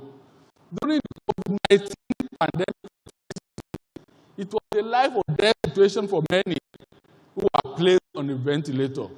That precisely is where we are with our democracy in Nigeria today. It may be important to state here that Godfatherism is not peculiar to Nigeria. It is a global challenge, though in varying degrees. The Philippines has a history of political dynasties and godfathers. Powerful families control local politics, perpetuating their influence across generations. Italian politics has also seen its fair share of godfathers, especially in regions like Sicily, where the influence of mafia families in elections has been well documented. The politics of Kenya is also replete with influential figures who shape electoral outcomes. These kingpins control party nominations and funding. The consequences, of course, include compromised governance and limited accountability. In 2007, the Human Rights Watch, an international non-governmental organization headquartered in New York, did an in-depth report titled Corruption, Godfatherism, and the Funding of Political Violence, with a focus on Nigeria. I quote, "These godfathers are not mere financiers or political campaigns. Rather, they are individuals whose power stems not just from wealth, but from their ability to deploy violence and corruption to manipulate national, state, or local political systems in support of the politicians they sponsor. In return, they demand a substantial degree of control over the governments they help bring into being, not to shape government policy, but to exact direct financial returns." In my coming book, the chapter on Godfatherism is detailed, and I'm exploring the different variants. We can see them on full display even today. There are many examples to cite, from Port Harcourt to Kano. But this morning, I want to illustrate my point with just one variant of Godfatherism, from which I draw two examples, one in Oyo State and the second in Anambra State. I have deliberately chosen this variant and the two case studies because we live in a country where collective amnesia has become a common disease. Besides, in the two instances, critical institutions like the legislature and judiciary that should ordinarily serve as bulwarks of democracy became willing tools in the hands of Godfatherism to the detriment of the people.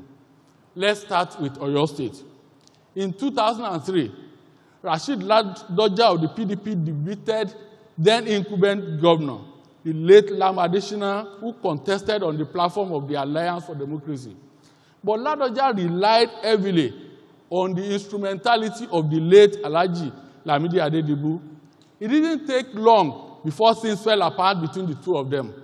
Adedibu, of course, means no word about his grasp with the former, whom he claimed was collecting 65 million naira a security vote every month. And I'm quoting Adeniyi without giving him, Adeniyi, what is considered his fair share. And now this is what Adeniyi said. You know that governors don't account for security votes. Ladoja was to give me 15 million naira of that every month.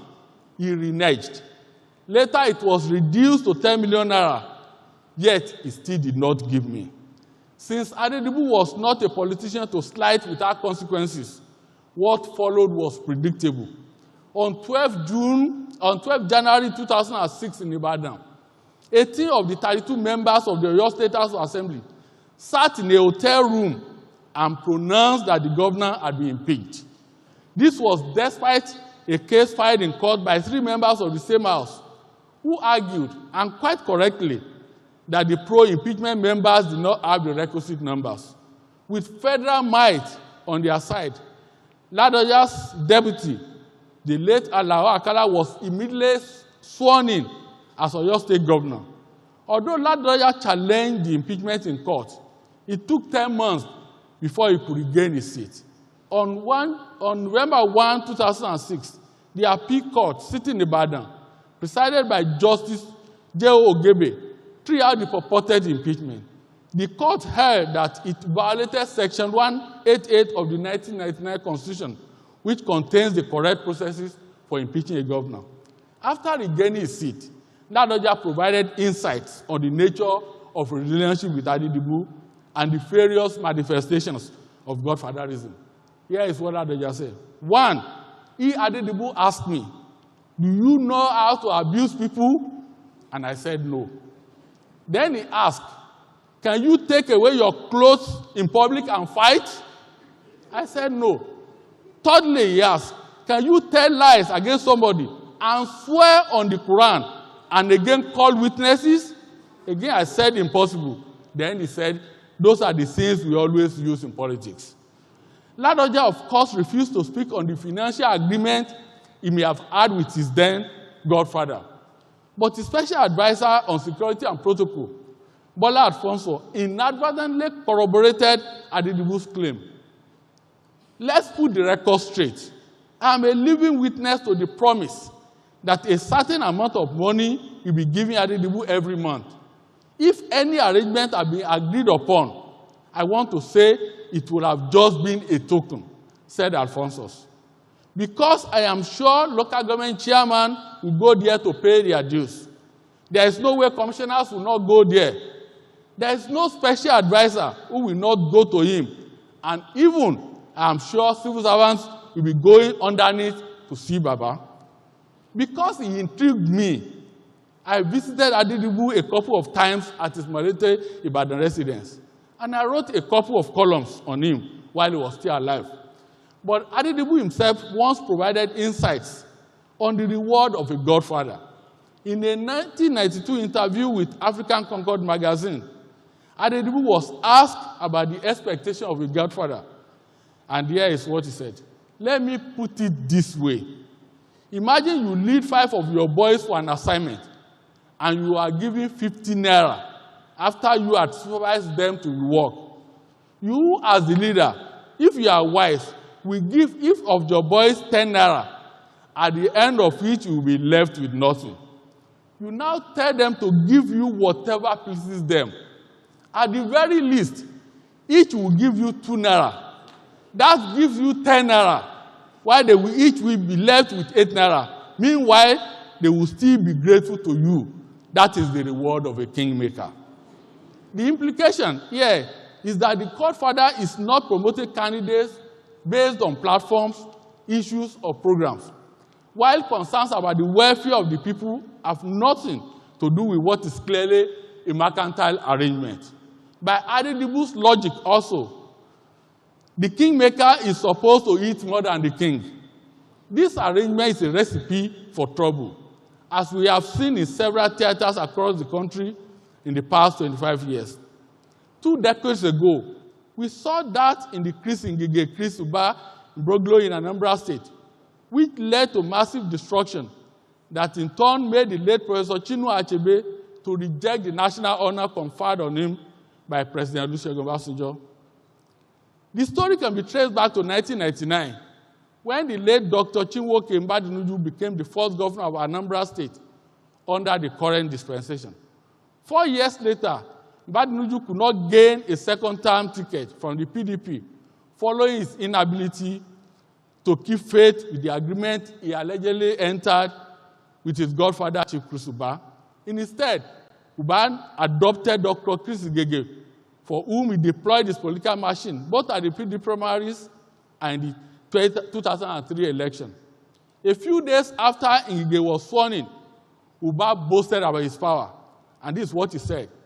It is not just the governor and his deputy that I sponsored.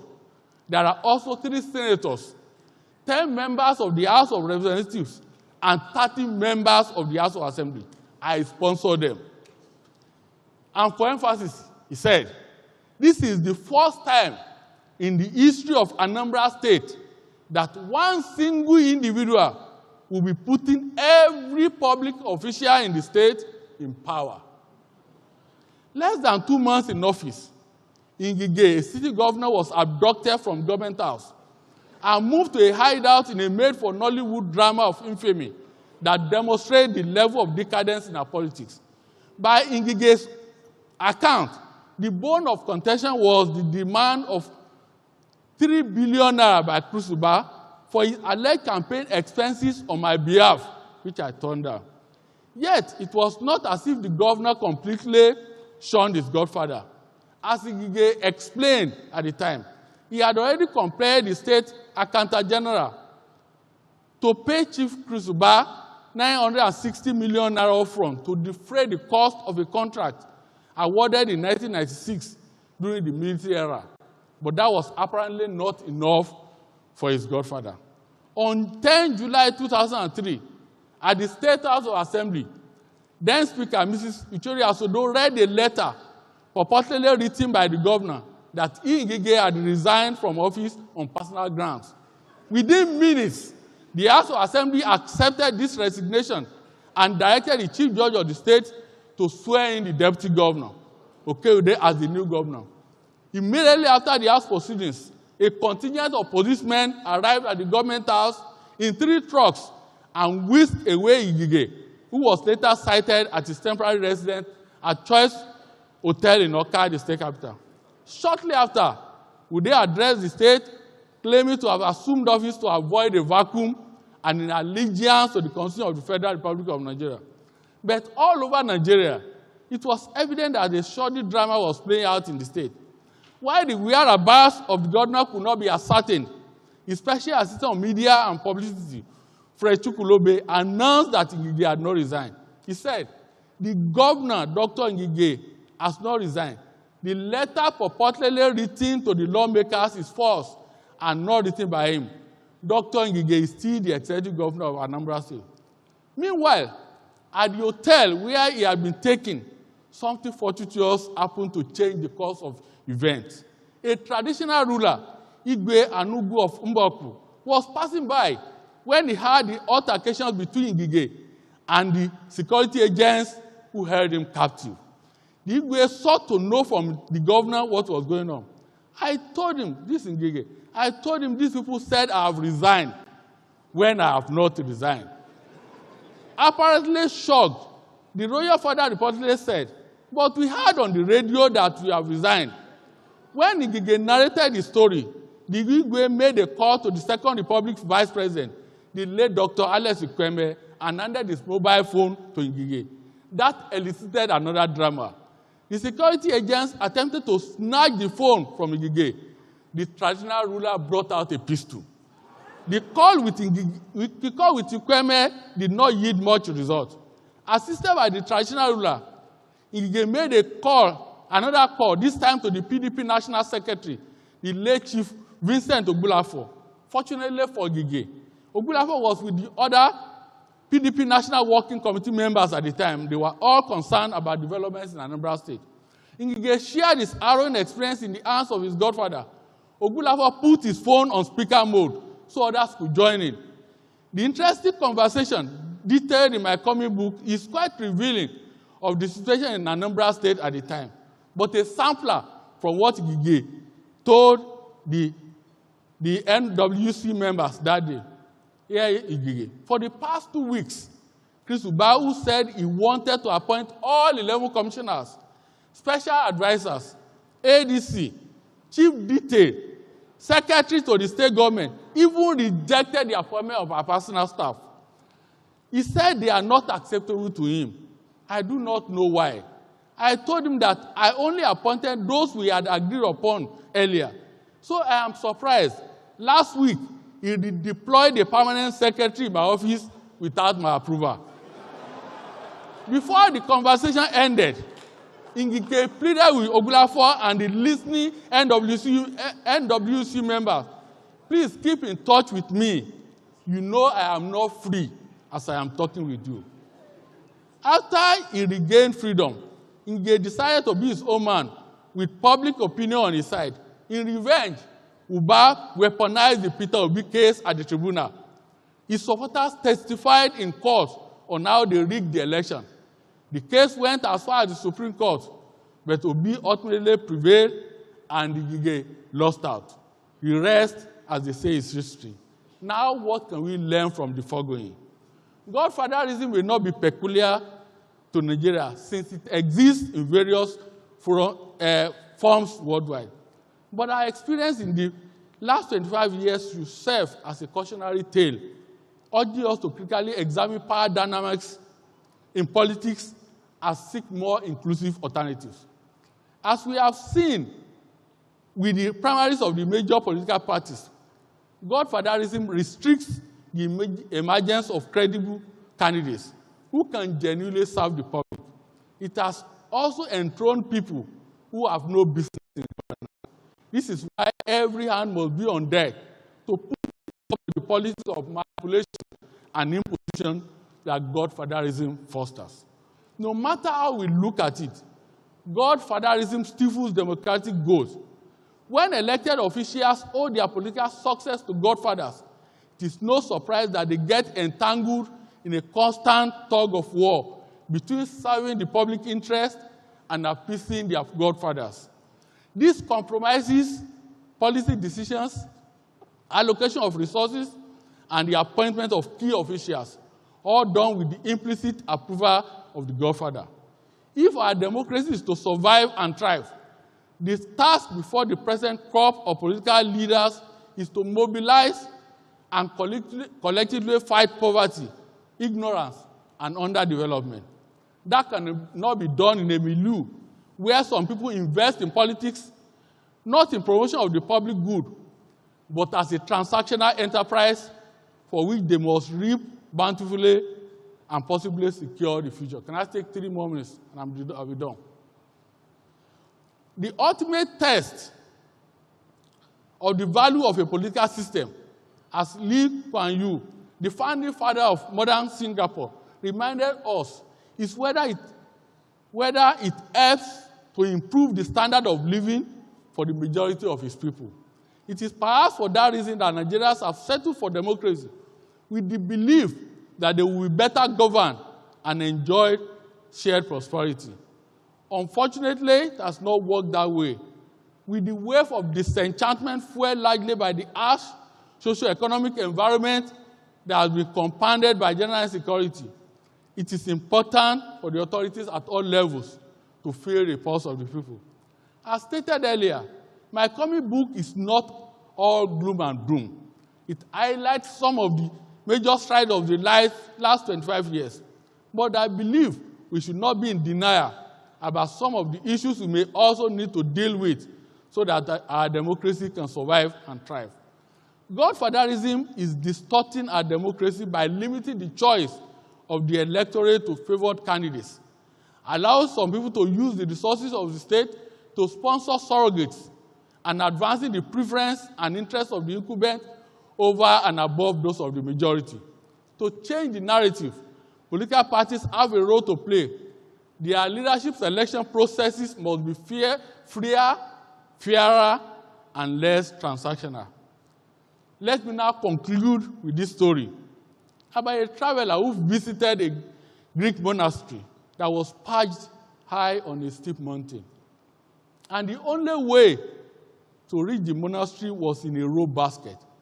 With a sense of adventure, The traveler got into the basket, but just as he was about to be taken off the steep cliff, he noticed that the rope lifting the basket was frayed. He asked the monk, "How often do you replace the rope?" Apparently taken aback by the question, the monk responded, "Every time it breaks." Unfortunately, that has been our attitude to democracy in Nigeria. I listened to President Bola Tinubu's democracy speech this morning. He delivered a very powerful message. I like this particular line. The real test of our democracy is whether we shall lower our guards as the shadow of despotism and its evident physical danger fade. That is a very important point, although it must also be noted that lowering the guards can manifest in so many ways. Our first democratic experiment lasted just 6 years. The second attempt was even shorter, 4 years and 3 months. Meanwhile, the third attempt was stillborn. While it is remarkable that the current democratic dispensation in our country has lasted a quarter of a century, we should not wait for the rope to break. I agree with the president that despite all the challenges of recent years, we have kept the military at bay and offer some windows of freedom of expression and other civil liberties. But in the interest of our country, we must find ways to balance political patronage with genuine representation. The only enduring legacy in a democracy is meeting the needs and aspirations of the people, not just that of a privileged few. While it is understandable that those who work must eat, the long-term benefits of building strong institutions far outweigh short-term individual interests. When institutions function effectively, they facilitate investment, innovation, and productivity that benefit all. Conversely, weak or corrupt institutions hinder economic progress. To secure our democracy, all the critical stakeholders must begin to think beyond themselves by placing the people and their welfare as top priority. Thank you very much.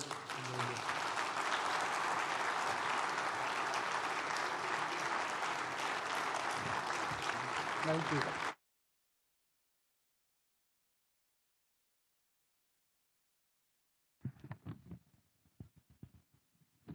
Please, another round of applause.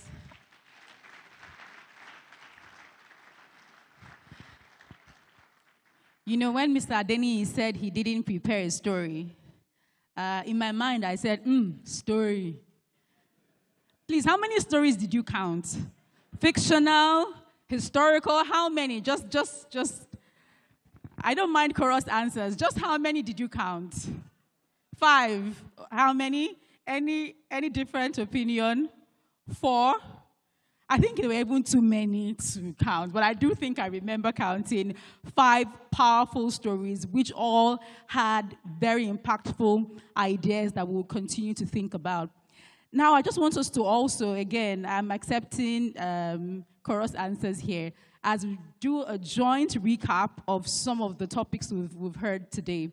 So the very first lecture or session we had was titled, what, anyone? Actually, maybe it will not be a chorus answer. Maybe I will task the speaker to give me a gift. Maybe a few tickets to Dubai for anybody who accurately remembers the topic from the very first session we had, led ably by Mr. Kola Oyeneyin. Anyone, the topic? Oga, you've gone to Dubai this year. You have gone. Okay.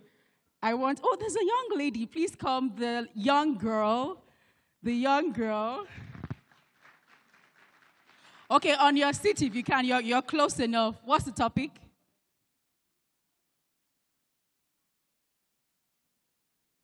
That's the topic for today. She has even done more than Dubai because she's given us the title for the entire day. Thank you very much. Thank you. Democracy and the free market economy is what we're talking about today, and that's what all of the sessions from different angles are covering. But specifically, I was asking about Mr. Kola Oyeneyin's topic. Anyone? Some people have gone to YouTube to check. Some people must have gone to YouTube to check the bread, the baker, and the bakery. Let us honor the presence of His Excellencies, the Executive Governor of Anambra State, Professor Charles Soludo, the Right Honorable Yakubu Dogara, and the former Governor of Lagos State and Minister of Power Works and Housing, Mr. Babatunde Fashola, SAN. You're welcome, sirs. Please, you may be seated.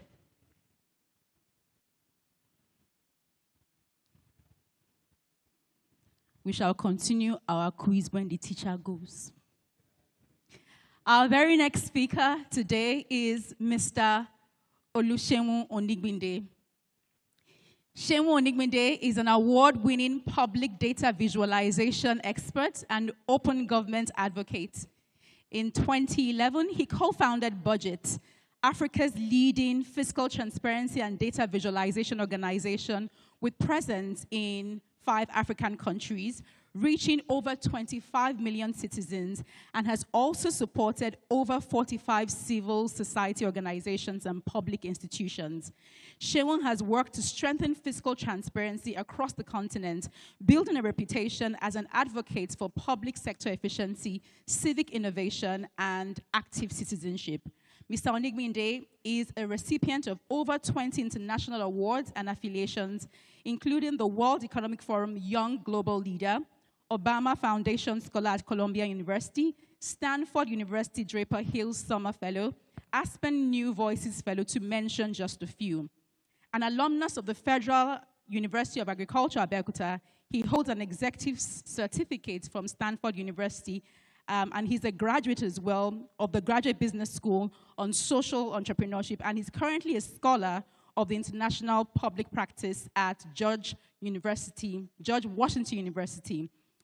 He's an author of The Existential Questions, a narrative of critical decisions required to uplift Nigeria.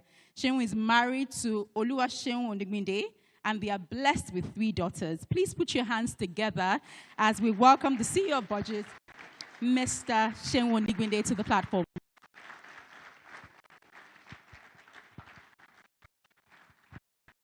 Thank you so much. All right. Thank you so much. Thank you so much for the opportunity to speak today. And I want to first thank Pastor Pojo Yemadi and Pastor Toyo Yemadi for inviting me once again. The last time I spoke at the platform was 8 years ago. My daughter was born, I think, 2 weeks before, so she's 8 years now. So I always take that as a very strong marker. And I've been attending the platform for quite a while with a friend, Meji, the days in TBS. So I'm also a member of the Covenant Nation. So it feels so much at home to speak today. And I'll be speaking a lot about democracy and people. And I know I've loved what Kola said. The climate change work, the great stories of Mr. Adeniyi. But I want to talk to you about a concept that we must take home today. When we talk about democracy, we don't see it from a broad perspective. And the topic for today is really proper because we say democracy and free market economy. And I want to take some principles from the free market economy to bring some understanding of how we should think about democracy. And these principles are not new. It was in a conversation with Dr. Obi Ezekwesili while we were in Berlin for some conversation around that led to the creation of the SPPG. And it was about what you call the trinity of the market system, or what you call the arometa. I don't want to start doing it incantations. I know that will not be acceptable. But what you call the trinity of the free market system, which you would say in basic economic terms, you have the supply side and the demand side, which means that is what creates a market. But there is always one single element in there, which Kola also mentioned. We talked about must be an institution that is regulating the relationship between the demand side and the supply side. which means for you to have a functional market, every single element must act responsibly and must act properly if you are going to have a functional democracy. And that same principle you have from the free market is what you get in the democratic system, where citizens, the people of a society, the business-oriented people form the crux of the demand side. They are the ones to ask questions, to make demands, to say no, and to say a whole lot of things, to talk. They are the ones to demand in the democracy. Then you have the supply services, supply goods, to supply laws that guard the regulation of how all of this works. Then there is the institution there. And that institution is like INEC, the police, the military, institutions that are supposed to act as regulating that same space. But what do we have in Nigeria? We have the supply side, which is the government, has tried to take the space of everybody. So you have the institutions are no longer acting as institutions. They act like they are extensions of the government, of the supply side. You have the demand side, even not understanding its own space, what you call civic space in the democracy. It does not own its space. It does not carry its weight. It's fearful, it's challenged. It goes under the rock whenever a single threat or a single case is made against it. So you have that the supply side takes the space of the institutions. That's why you see someone will be a minister and say, oh yeah, stand up, go and bow to the president. And everybody stands up. Not understanding that we are an institution that are supposed to stand independent and our voice is supposed to be strong and regulate the interaction within the space. So when people even talk about why is the dollar strong, why do people believe in the United States? It's not because everybody cares about the president of the United States.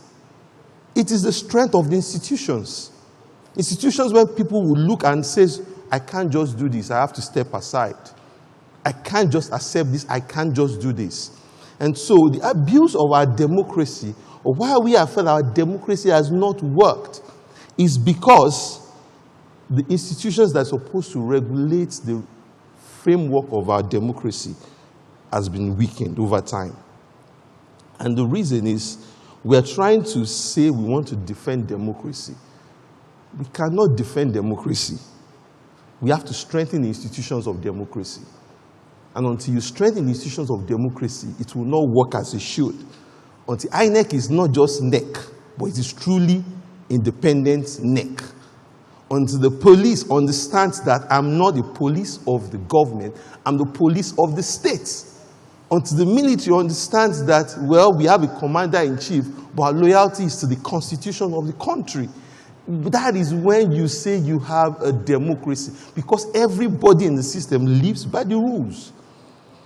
But what everybody else tries to do is to take a step above the rules. I will tell you a small story. I was a technical advisor in the government for 2 weeks, and a lot of people would think I never took that role, and I resigned after some time. You know, I was thrown into the cauldron, you know, and I thought I could not even stay beyond that. And I remember there was a story. I was in my office. The minister created a small office for me, and the DSS officer came to meet me. He says, and he locked the door, and he had a gun with him. So I was afraid. I said, well, we are in the ministry, so I think I should be safe here a bit. Then he said, sir, I want to apologize to you. I said, DSS officer, apologize to me.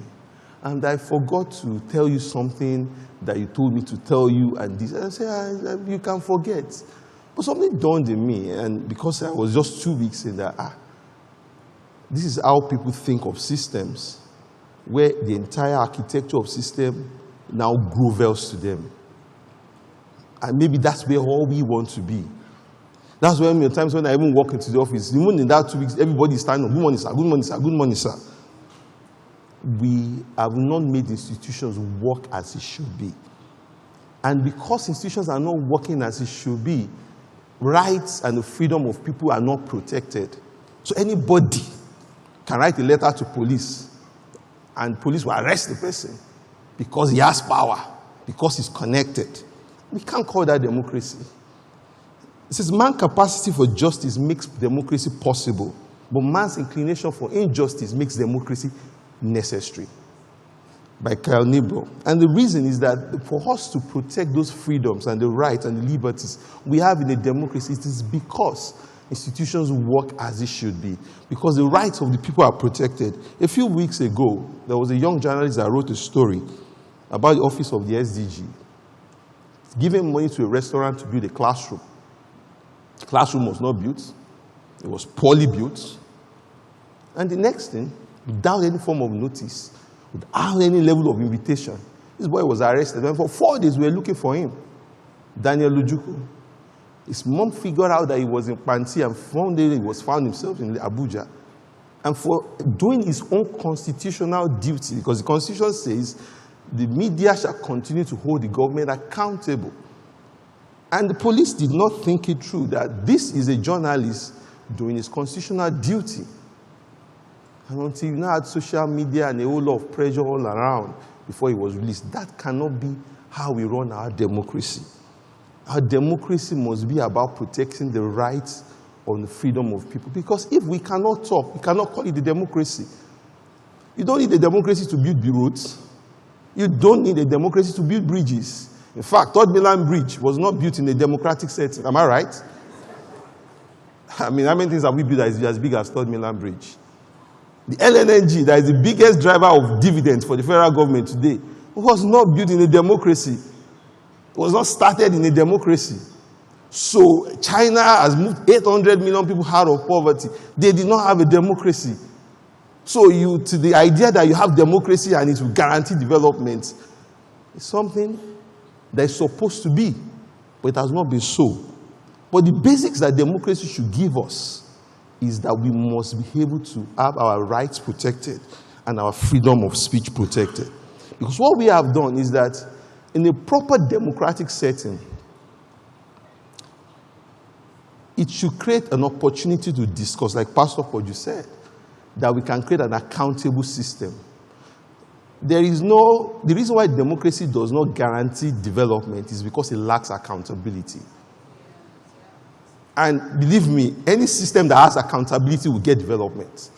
Any system where anybody can take $1 billion, $2 billion, $10 billion, put it in his pockets, launder it around systems, that system cannot get development.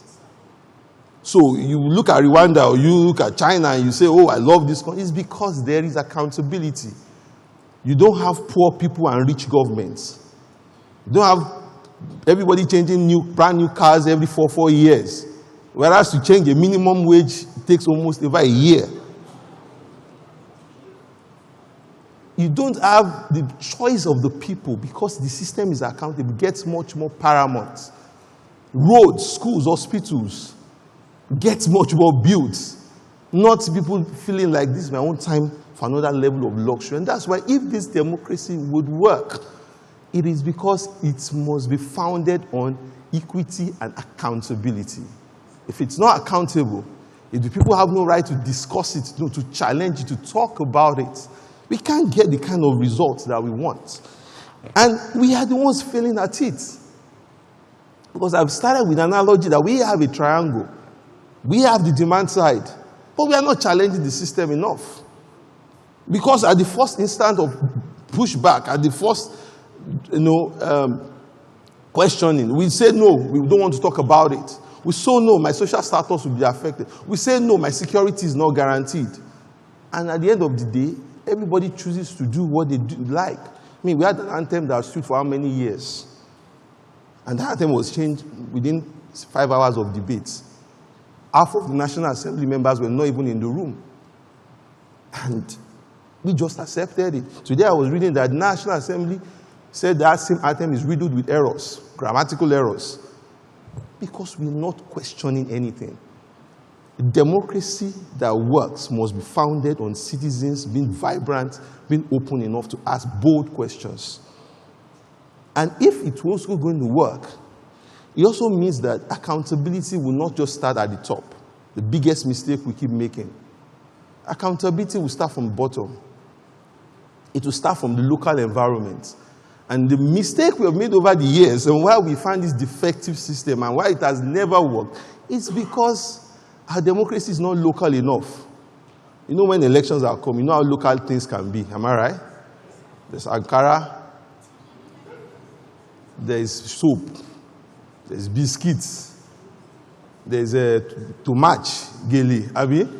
There are songs that you will sing and say, this is nice. There are shirts, everything looks like a fanfare. You know, our democracy is close to babacracy, you know. And if you stretch it, it's like idolatry, you know. People just worship and grovel. And the reality is that we know how to keep it local.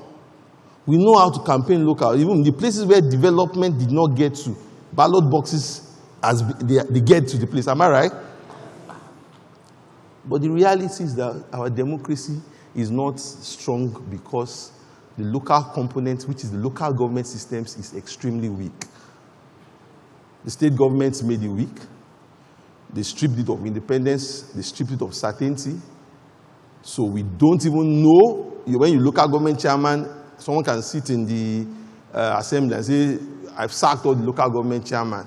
Someone does an election, and it is my party that has won every local government positions. And somehow we are not even studying what the local government chairman does. I mean, the same democracy, same presidential system that we copy. If anybody has studied the US presidential system, we know that you likely don't have any business with the federal government except for tax refunds. That's the truth. In the US, why would you have your business with the federal government? Because the school that your children will go to is managed by the local county system. The sanitation program is managed by the local county system. If you're possibly on health insurance, to be the state health insurance program, maybe that the federal government is contributing to. So what is your business? In fact, people will tell you that you're likely, how expensive their house is based on the quality of the schools around it. So even if I live in Banana Island, I cannot send my children to a school around Banana Island. We have built a defective system, and somehow we want it to work. And so the only reason why it must work is that we have to participate in it. Democracy will not work until we participate in it. Democracy will not be effective until we are involved in it. And how do we participate? The reality is that we're not participating because we think when we vote in the election, that's over. But the unfortunate thing about voting is that everybody votes below himself. You know, there was a quote by Chesterton. I've been studying a Catholic philosopher in recent times called G.K. Chesterton. And he spoke about that it's only the minority of a voter that votes. Because the voter might not vote with his head, might not vote with his legs, might not vote with his mouth, not going to eat. So the whole of your body is not voting. So it's not just the minority of the electorate voting, it's because the minority part of the voter is what actually goes there. So we know that we even vote. But what do we do beyond voting? And that participation is what is missing. We think participation is meant for civil society organizations. We think participation is meant for activists. We think participation is meant for the media. No. A democracy that is functional means every single person is involved. You speak up, you engage. If I ask you a question, how many of you have even tried to write a letter to your State House honorable member? How many of you have even tried, to write a letter to your House of Rep member? Say, sir, for this road that is bad, it's a federal road, I want you to pay attention to it. I would prefer that this road is captured into the budget. How many of you have tried to even find out projects in your community in the budget and take an extra 1 hour on every Saturday to say, this is my civic duty Saturday, to find projects in my community, to know the allocations? How many of you know the allocations? Like Kalumojo local government, they get over 10 billion naira every year. We don't pay attention to those things because we passively participate, or we are outsourcing our participation. Now, that's why I want to push you through that. For our democracy to work, we must build ideal, active citizens. And my work in the last 12 years has been driven about why citizens must step up to do things right. You know, we've created significant tools. My work in the last 10, 12 years is breaking down information, simplifying it, giving it to the people. But how do we make that mainstream? We build solutions. We have a website called BudgIT that allows people to access government projects, federal government budget. In fact, we now even simplified it into a dashboard so that I cannot have an excuse that I don't know projects in my community. So you can search in the dashboard and say, I'm looking for this project, this community, under this ministry, and you find it. We even left that. Say, okay, maybe that's difficult for you. You can track projects in the projects. You can track projects and choose your communities and say, how do I track public projects? How many of us have found, and I know we have a lot of followers on social media too, and a lot of people that use us and are in the community. How many of us have tried to track public projects to say, this road, I will take a picture and I will make sure that I upload it, I will send a picture of it to say, this school was not properly built. Because what do you get to see? You get to see aberrations in the budget. You get to see like an Institute of Marine and Oceanography that is building classroom toilets. That is Nigeria. You get to see a border communities and development agencies that is building road in an urban center. That has nothing to do with borders. But are we involved? Or how many of us have learned about tracking primary healthcare systems? How many of us have tried to look for our state budget? Because I hear that complaint, there are no state budgets. I cannot see my budget to track. But there's data for that. In the last 5, 6, 7 years, the World Bank has funded a project called SIFTAS, where they give states money to be more open and accountable. And at 4 states, with the work of people like BudgIT, to release all their public budget data and their performance report every quarter. And many of us have tried to even go into these platforms and see what is happening in there. Or, the most important part to me is the government that we built, relying on the data from the Accountant General. Every single government spending is on government. We built that platform to make sure that you can track allocations, not just allocations, actual spending of government, amounts being paid into contractors. Or what we build on mid.budget.com, where you can see allocations, and anybody that follows mid.budget.com knows that you get email alerts every single month once federal allocations are being paid. So you know how much you set your local government, you set your state. So you know how much comes into your state, how much comes into your local government. How many of us have paid attention to things like that? And there are so many tools by Yaga on elections, so many tools by Connected Development on Follow the Money, so many tools built by the civil society to get you involved in democracy. There's Plaque that has a tool called Plaque Bills Tracking Platform, so you can even download bills before they go mainstream. But the reason why this democracy is not working is not because our leaders have issues. They have their issues. But the side of the triangle, the space that we are supposed to occupy as citizens, we have failed to do so. We have left it to a certain set of people. We still assume that we are still in a military era where you require 1 or 2 or 3 people. You know, it's like the Bible, when the Bible says the veil of the temple was torn open, so we all have entrance. That's what democracy gives us. Democracy brings all of us into the play and makes us have a footing to discuss and to build that engagement. But my last point to you today is not just about that. The last point is that we need to build a new cohort of people, a new group of people that are challenging systems. Governor of Anambra is here.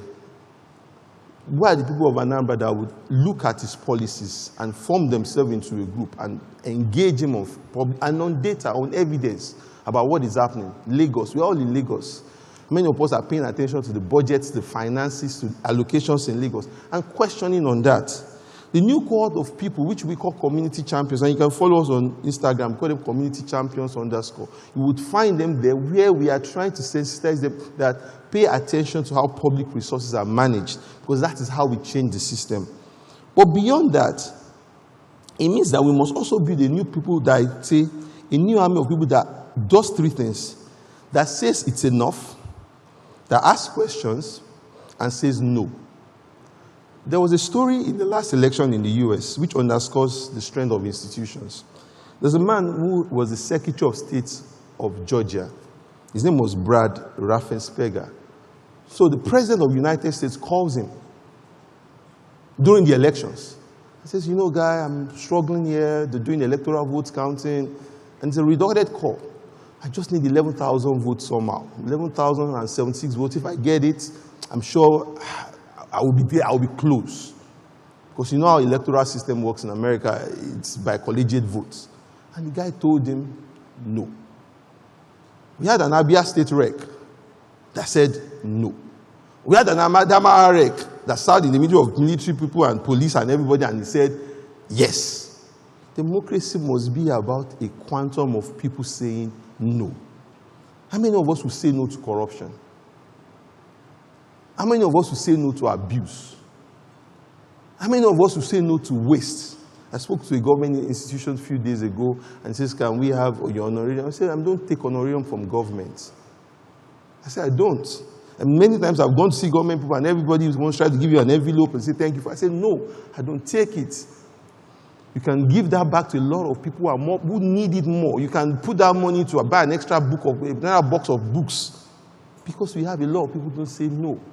We have an anthem, we could not say no. We have an EIA, we have a project that is $1 trillion project, no EIA report that is public. I mean, they are trying to add a runway for almost decades now. And the people in the community said, no. We are not going to add that runway because we have had enough in that environment. Because that is democracy. If it is not participatory, if it doesn't aggregate the voices of the people in the process, it is not democracy. And as you know that we are 25 years in, we can no longer call ourselves a nascent democracy. A 25-year-old baby is no longer nascent. He can get pregnant, am I right? And he can have a woeful baby. So we are coming to a point where we are adulting already as a democracy. So it's extremely important that we step up into our role as active citizens. What Nigeria is not in short of ethical, active citizens who are courageous and bold enough to say no, who are asking the right questions, not just us going on social media. I see a lot of people, we are emotive, we're very emotional. I love it.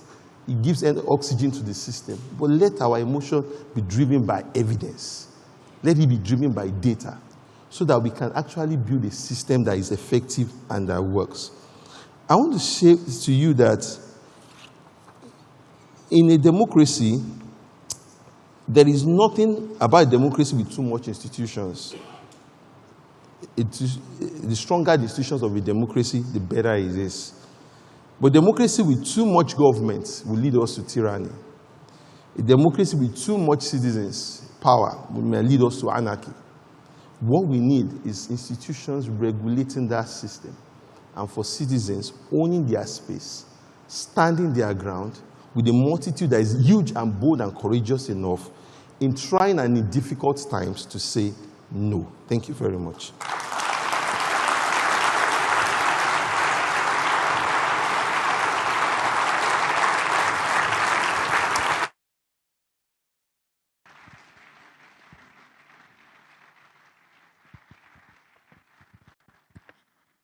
I think he deserves another round of applause because maybe with technology, after all, we can see the size of the 1,800 naira gege bread that the man on this side has, right? And God forbid, if you're left with a cube, you can say, no, I deserve more. So another round of applause for him, please. Thank you for the powerful work that you have done and you continue to do through the technology platforms you've created. Our next speaker is Right Honorable Yakubu Dogara.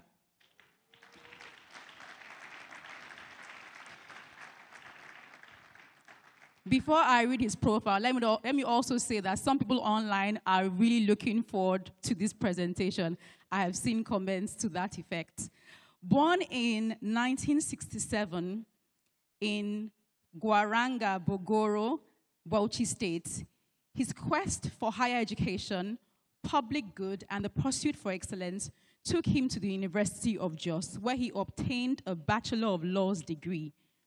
Dogara then attended the Nigerian Law School in Lagos, after which he was called to the Nigerian bar. Additionally, he holds a master's degree in international commercial law from Robert Gordon University, Aberdeen, Scotland. Dogara's professional career began in the legal field. He practiced law with notable legal firms, gaining a reputation for his legal acumen. He also served as a special assistant to the Minister of State for Transport. Yakubu Dogara ventured into politics in the early 2000s. He was elected into the House of Representatives in 2007 to represent Bogoro Das, Tafawa Balewa Federal Constituency of Bauchi State. He rose to become the Speaker of the House in 2015. He was elected as the Speaker of the House of Representatives, a position he held until 2019. His tenure as Speaker was marked by efforts to reform the legislative process and enhance the efficiency of the House. As Speaker, Dogara was instrumental in passing several key legislations and championing reforms in the legislative process. His leadership style was characterized by a commitment to transparency, accountability, and inclusiveness. He played a significant role in advocating for the independence of the legislature and strengthening democratic institutions in Nigeria. After serving as Speaker, Dogara continued to be an active voice in Nigerian politics. He remained involved in various political and social initiatives, contributing to discussions on national development, governance, and policy reforms. Coming from a farming community, Honorable Dogara developed a strong interest in agriculture since his childhood. Thus, since the 1990s, he ventured into a large-scale agriculture commitment in his home state, Bauchi, FCT, and Nasarawa State. His farms employ over 200 workers directly, while hundreds of others make a living from services offered to the farm. In his plantation, he cultivates banana, mango, lemon, pawpaw, cashew, and many others. He also has ventures in fisheries, poultry, animal husbandry, rice farming, vegetables, using greenhouse technology, among others. His farm also produces special species of rice and flour. Yakubu Dogara is married to Mrs. Gimbaya Yakubu Dogara, and they are blessed with children. His personal life reflects his commitment to his faith and community service, often participating in and supporting various philanthropic activities. Please join me with a standing ovation as we welcome the Right Honorable Yakubu Dogara to the platform, Nigeria.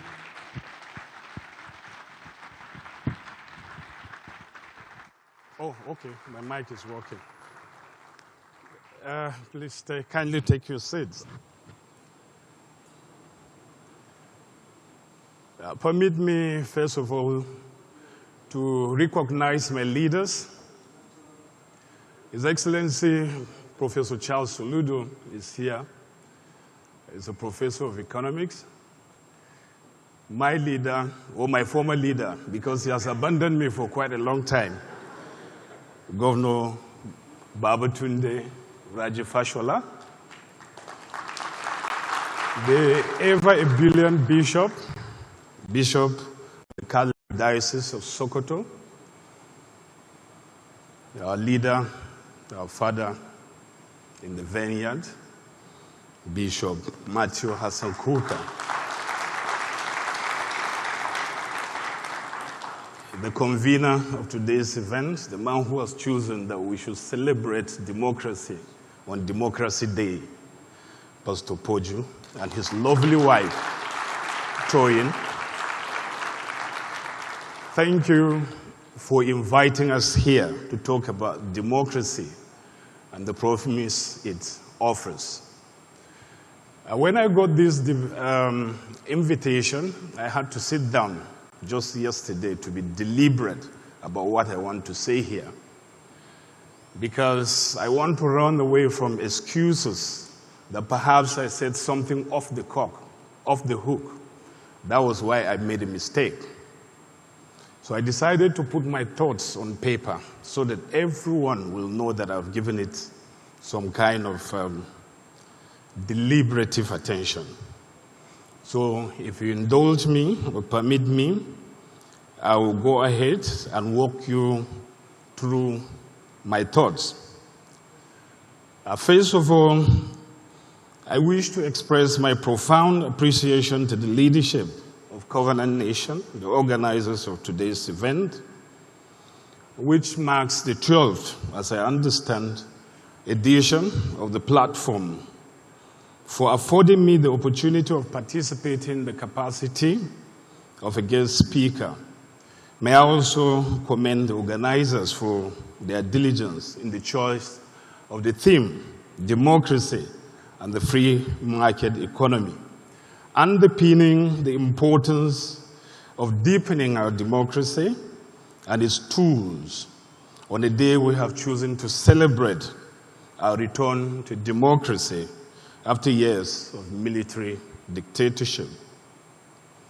Introduction and definition of key concepts. Reading or listening to the news these days is easy for one to despair about the state of our democracy relating to its failure to protect our economic and social rights. Of course, that was spoken to by the last speaker. More than 2 decades of unbroken democracy has not resulted in adequate security of lives and properties of our citizens, quality infrastructure, decent employment, access to qualitative education, health, shelter, food, and water. Nor afforded the generality of our people adequate standard of living. These are the economic and social rights. They enable people to live with dignity and participate fully in society. I believe these are the factors that necessitated the choice of today's theme, democracy and the free market economy, which is apt in the sense that when citizens lack access to their economic and social rights, they cannot fully participate in civic life and therefore cannot do the work of democracy. But we must thank God for the freedom, at least, not to take our democracy for granted, and to be able to engage, as we're doing today, in open conversation about the near total absence of these rights that empower citizens of democracy, utilizing the freedom democracy offers to build the kind of society that better meets their needs and aspirations. Without sounding very academic, it is obvious that my speech will not be complete without understanding some basic concepts relevant to today's theme. Talking about democracy, what therefore is democracy? And how has it evolved over the years? It seems from available evidence that there are no settled definitions of democracy. Historically, democracy comes from the Greek word demos, meaning people, and kratos, meaning rule. It is thus a system of government in which the people rule. Democracy also has roots in the Magna Carta, the Great Charter of 1215.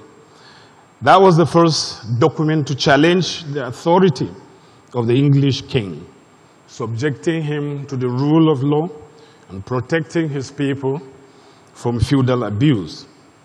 In modern era, perhaps the most popular definition of democracy is credited to Abraham Lincoln, the former president of the United States, in his Gettysburg Address, where he described democracy as government of the people, by the people, for the people. It was also Winston Churchill, the former British Prime Minister, who remarked that democracy is the worst form of government, except all those other forms that have been tried from time to time. In our context, the Britannia online description of democracy, to my mind, is perhaps a good foundation of understanding the different strands of democracy. Thus, it provides that the term has 3 basic senses in contemporary usage. It refers, number 1, a form of government in which the right to make political decisions is exercised directly by the whole body of citizens acting under procedures of majority rule, usually known as direct democracy. 2, it's a form of government in which the citizens exercise the same right, not in person, but through representatives chosen by and responsible to them, known as representative democracy. Number 3 is a form of government, usually a representative democracy, in which powers of the majority are exercised within a framework of constitutional restraints designed to guarantee all citizens the enjoyment of certain individual or collective rights, such as freedom of speech, religion, known to all of us as liberal or constitutional democracy. In the case of Nigeria, it wouldn't be out of place to proceed that ours is a constitutional democracy. That Nigeria is a democracy is even expressly stated in the Constitution itself. In this section 14, subsection 1 of the Constitution provides that the Federal Republic of Nigeria shall be a state based on the principles of democracy and social justice. Now, free market economy. What does it mean? Professor of economics is here. I wish he had spoken before me. A free market is said to be a type of economic system that is controlled by the market forces of supply and demand, as opposed to a regulated, the one regulated by government controls. Its opposite on the spectrum is the command economy, where a central government agency plans the factors of production and use of resources and set prices. In a purely free market, buyers and sellers arrive at prices based only on supply and demand. As such, buyers and sellers compete with one another among each other to pay the lowest price, that is for buyers, or to receive the highest price, that is for sellers. Our free markets can motivate individuals acting in their own self-interest to produce what is socially and societally necessary, was what Adam Smith, the father of modern economics, referred to as the invisible hand in his famous work, The Wealth of Nations. In a free market, undertakings, by undertakings I mean organizations doing business, can be even a one-man business. Undertakings are owned by private individuals who are free to trade contracts with each other without any let or hindrance. Undertakings sell goods and services at the highest price consumers are willing to pay, while workers earn the highest wages companies are willing to pay for their services. Free market economy is characterized by private ownership of resources, thriving financial markets, and most importantly, the freedom to participate. But in reality, the idea of a purely free market is utopian. No country on earth runs a purely free market. Most countries' economies contain elements of both free market and command economies, some sort of combination of markets and regulation, with different countries falling at different places on the spectrum. According to the Heritage Foundation's 2022 Index of Economic Freedom, Singapore's economy is considered the freest, followed by Switzerland and Ireland. The United States, with its much touted democracy and openness, ranks just 25th on the list, and understandably with Venezuela and North Korea ranked last in terms of economic freedom. Now the promise of democracy. It is said that the promise of democracy is life, liberty, and the pursuit of happiness. According to Thomas Jefferson, these are God-given rights. Therefore, it is not enough to be alive and free in a democracy. One must also be engaged in the pursuit of happiness in order to be said to enjoy the promise of democracy. The 2022 Multi-Dimensional Poverty Index survey for Nigeria reveals that 63% of persons living in Nigeria, approximately 133 million people, are multi-dimensionally poor. That being the case, we can say, without the fear of any contradiction, that our democracy is not working for majority of our citizens. This is because, although they are alive and free, they lack the means with which to pursue happiness. Poverty is a greater threat to democracy than weak institutions that the speaker before me has spoken about, simply because it deprives poor citizens not only of their political voice, but prevents them from holding their governments accountable, thereby shattering public trust in the emerging institutions of democracy. The challenge before us now is how to utilize our democratic rights to build an all-inclusive economy that empowers an overwhelming majority of our people to unleash their full potentials. So, if that were to work, we must never stop putting pressure on government to set clear targets and monitor progress when it comes to addressing the causes of poverty, because poverty, though experienced by individuals, is created by powerless systems that fail to protect citizens and their rights to a decent standard of living. When the right systems are in place, recent experience has shown that a nation can pull hundreds of millions of its citizens out of poverty. After 40 years of policy implementations and effective governance, China has successfully lifted 770 million of its citizens out of poverty.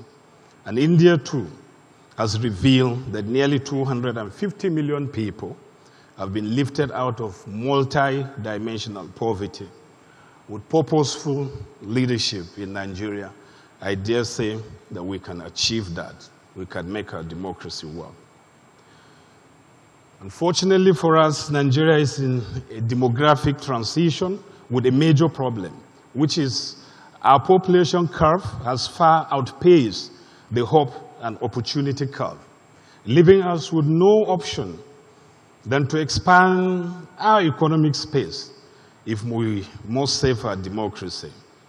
Unfortunately, the youth bulge has turned out not a blessing, as it is only producing disaffected rebels instead of productive laborers. There is no Nigerian out there that doesn't want change, but the problems are so consuming and absorbing that we fail to articulate what changes we need to adopt. Most times, we fail to realize that the heart is more important than the brain. While people know what they are against, the majority don't know what they are for. So change to me, therefore, is not about what you are prepared to abandon. It is about what you are prepared to embrace. I've realized that apportioning blame is not a solution anywhere.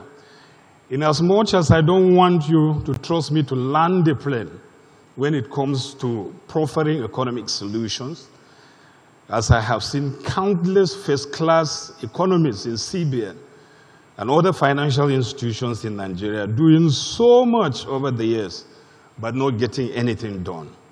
It is like they have always sailed on a clear boat. I wouldn't even bother talking about how we got here, because that is a discussion that saturates the media space. But permit me to bore you with what I consider commonsensical solutions to some of our nagging economic challenges. And I say this from my heart. I think the most critical challenge the economy is faced with now is the crisis of foreign exchange, Forex or FX, as they call it. This is by far the major malaise afflicting our economy at the moment. In June 2023, the CBN undertook a critical policy decision to implement a new foreign exchange policy that provides for a unified and free-floating exchange rate. This means that the exchange rate of the local currency to the USD and indeed to all other currencies will henceforth be based on freely priced transactions between willing buyers and willing sellers. Since then, the Naira has depreciated against the USD in both the official and parallel markets. This has seen the value of the Naira cascading to a near-death downward spiral in the parallel market, where it has lost more than 100% of its value. Governments all over the world are tasked with strengthening the value of their national currencies for obvious reasons, including but not limited to the following. One, strong currencies increases the purchasing power of citizens and enterprises in the country. Two, the stronger a currency, the more likely the surge in investors' confidence, because foreign investors make rational choices and are more inclined to invest in countries with strong currencies as they stand to gain higher returns on their investments when converted back to their home currencies. A strong currency is frequently associated with stability and prosperity. In other words, it determines the health of a nation's economy. As we can see, a strong currency creates humongous surface level and nuance advantages for citizens. So many reasons have been adduced by pundits to be responsible for FX rate instability in Nigeria, which to my mind are just a complete technical application of economic theories that do not capture the essence or the reality of the situation on the ground. I agree with the slogan that we must transform to thrive by transitioning from a consuming economy to a producing one. That is rational, but it is not the cause of our FX volatility. I believe the Naira is grossly undervalued. I don't know what the professor thinks about that, but I sincerely believe that the Naira, as it stands today, is grossly undervalued.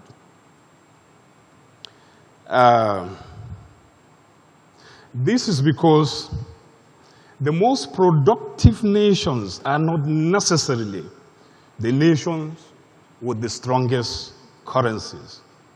China is a perfect example. Take a look at the West African CFA franc countries. What are they producing and exporting relative to Nigeria? Why does CFA seem immune from the volatility our Naira suffers? What can we find in economic theory that justifies the strength of the CFA against the Naira?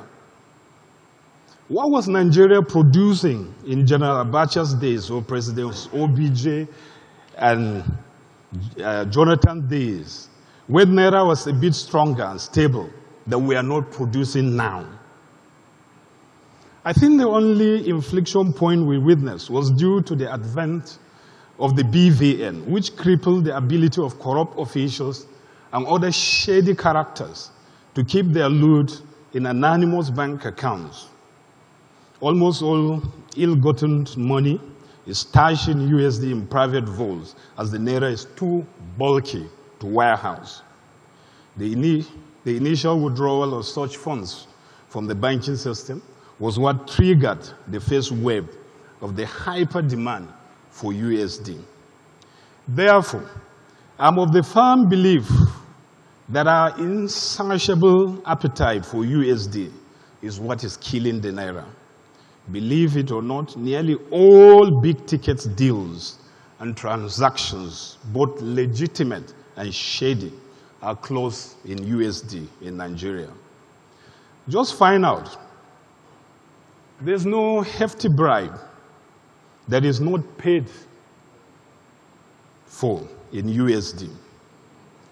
Some schools in Nigeria charge fees in foreign currencies, and even our most valued export is paid for in USD.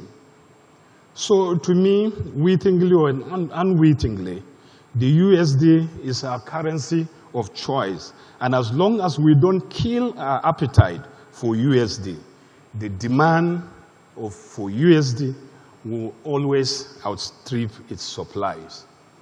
Economist theories can say anything. I don't believe it because it has never worked in our own case. The truth is that as we speak, Nigerians have lost faith in the Naira, honestly speaking, as a store of value. And that faith cannot be restored anytime soon.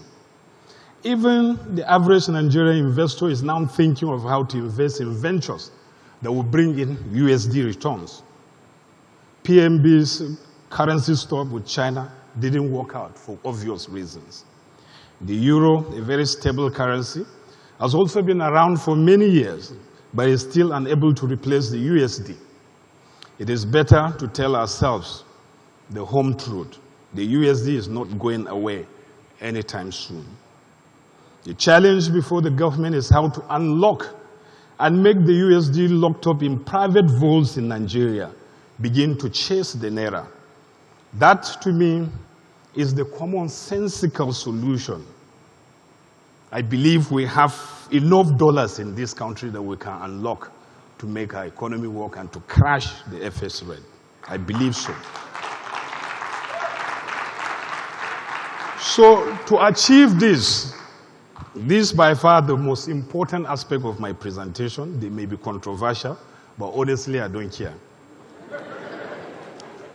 To achieve this, the government must demand that all Nigerian exports, including crude oil exports, be paid for in Naira. Just as we don't pay for any imports into Nigeria from any country in Naira. It's not too much to demand that.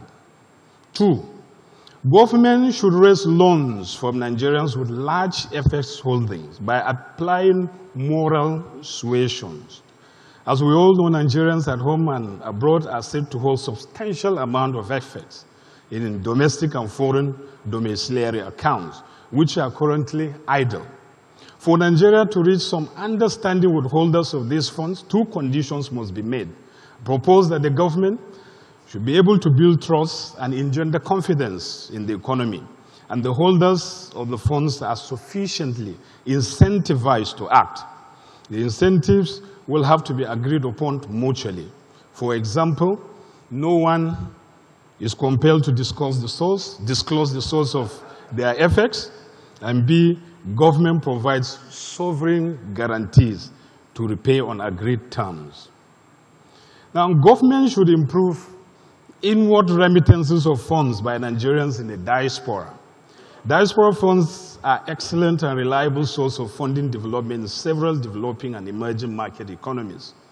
There are said to be between 5 and 15 million Nigerians in the diaspora with remittances in excess of 20 billion USD. This is more than 80% of our federal government's budget. However, these funds do not go through the proper channels, and the CBN is unable to reap the benefits of foreign currency transfers.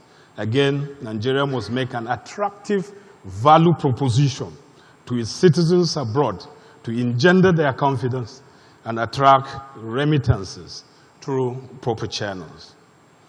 Now, this is the controversial one. And I say government through credible intelligence generated by our security agencies ought or should know those individuals in Nigeria who have taken advantage of the system and they have idle USDs stashed in their private vaults. Such individuals should be offered the incentives I talked about in paragraph 2 above, and should they fail to respond, it is my considered opinion that Mr. President should invoke and apply the MBS solution. We know what MBS solution is. Mohammed bin Salman in Saudi Arabia. No one who has taken advantage of the system should have the liberty to store in excess what his or her country desperately needs in order to lift millions of its people out of multi-dimensional poverty. Mr. President must be told that nothing done to afflict the comfortable in order to comfort the afflicted and heal our economy qualifies as a vice. Likewise, comforting those who have put our economy on a chokehold by taking unfair advantage of the system is not virtue. If the current downward spiral of the Naira is not arrested, I fear we may get to a point where we will have to ditch the Naira altogether.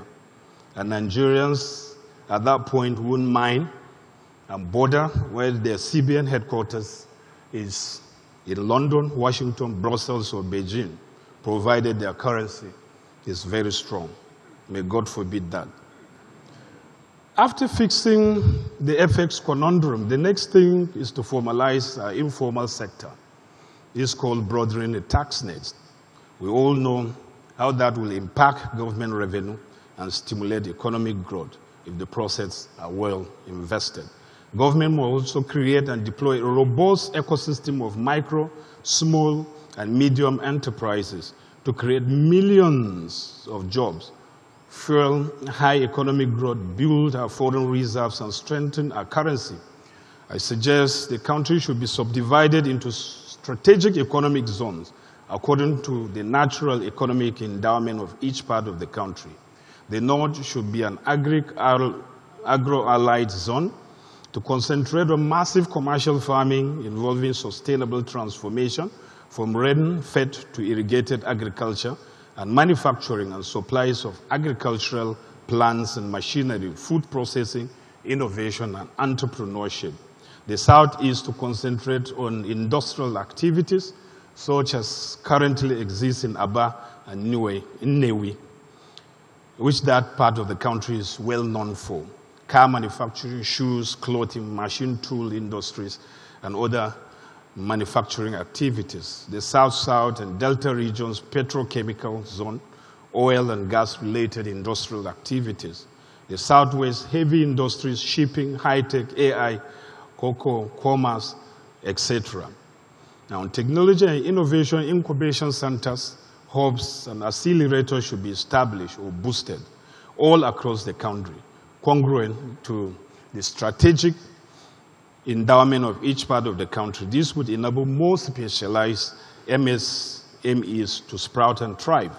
Government should provide or boost startup grants for promising inventions, innovation, as is currently being done in the US and other countries. Promising inventions then would present opportunities for private investors, both foreign and domestic, to invest and scale this up into profitable ventures. In order to ignite, energize the spirit of creativity and entrepreneurship, especially among the youth, the government should establish a prestigious annual Invention and Innovation Award to be presented by the President every June 12. If this is agreed upon, a Democracy Day would no longer be a day in which we simply mark the return to civil rule, but a day to celebrate innovation and progress. Focus on export manufacturing. Our development policy should mimic the already tried and tested East Asian export-driven model used by Japan, South Korea, Taiwan, and Singapore, and later copied with phenomenal success by China.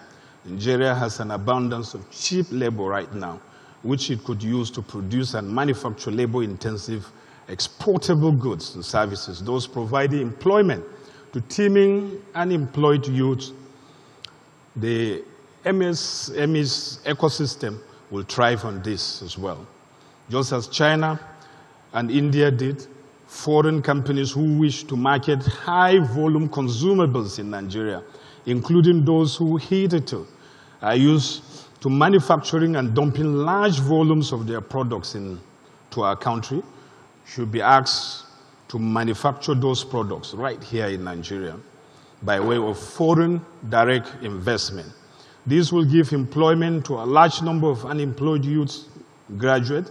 Manufacturing within the country will no doubt upgrade our local managerial skills, in addition to enabling technology transfer into our country. This strategy is what enabled China and other East Asian economies, and also India, to acquire technological and managerial skills, making them today globally competitive. This strategy too would invariably lead to the growth of a small and medium-scale enterprises ecosystem. Government policy in the area of education should emphasize the STEM, science, technology, engineering, and maths education. It is this strategy which has seen China, Japan, Taiwan, South Korea, and Singapore leading the world and about to overtake the United States in the area of high-tech and AI. In the area of infrastructure, a whole lot needs to be done. The most obvious areas of needs, what we can call mission-critical areas, are roads. We all know that. We should build roads that last a minimum of 10 years, connecting key cities and strategic regional, industrial, and economic zones. Same with railroads. Concession these railways. Concession these out to qualified foreign and domestic companies. Dredging our inland waterways. Just think of the new towns, cities, holiday resorts, industrial parks, and tourism activities that these will enable to emerge among those waterways, along those waterways corridor. Power, of course, without power, efforts to industrialize will continue to be a pipe dream. I'm happy the former Minister of Power is here, so he can address that. In closing, permit me to counsel that we must learn to walk circumspectly in the midst of the noise in Nigeria. As all healthy democracies are noisy, what is happening in Nigeria is therefore not unusual, because that must be the case when the culture of democracy takes root. The free press, democratic election, parliamentary debates, civil society activities, labor unions, conflict, compromise, consensus are all entrenched parts of a vibrant democratic culture. We must understand the responsibility of freedom, which means that we are free not to be irresponsible as citizens of democracy. No democracy anywhere has ever licensed its citizens to be their worst selves. Only fascism does that. We must therefore deploy our democratic rights to build rather than to destroy. For progress to be made, we must creatively create a reward system that works only for citizens who are bakers, not those that are hunters. By that I mean those rent seekers, masquerading as businessmen and women who now promiscuously litter our economic space. If Nigeria keeps holding on to what is normal, it will keep letting go of what is possible. We must never lose sight of the fact that scientists built the Titanic while amateurs built the Ark. But the Titanic couldn't survive a collision with an iceberg, while the Ark defied the global floods. The fight to rebuild a faltering economy is a collective fight. We must lead the way.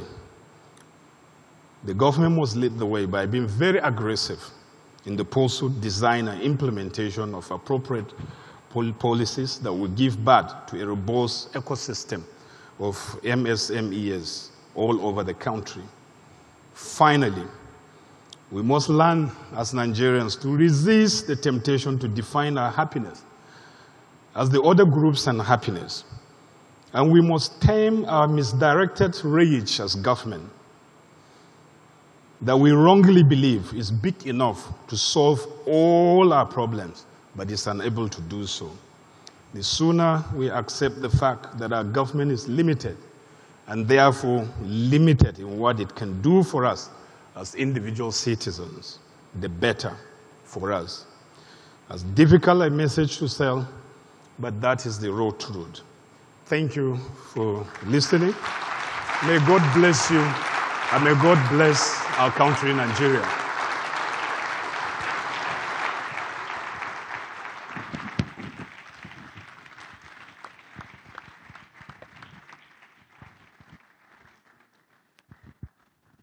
Please don't stop clapping.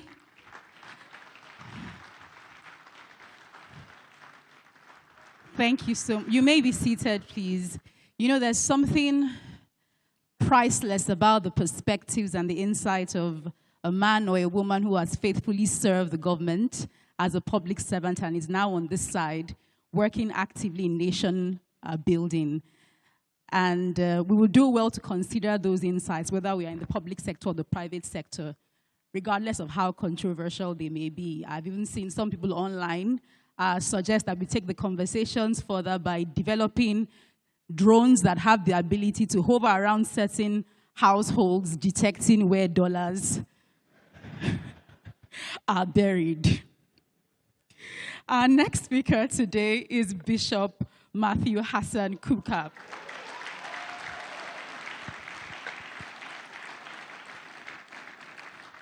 Matthew Hassan Kukah is the Bishop of the Roman Catholic Diocese of Sokoto, a capacity in which he has served since 2011.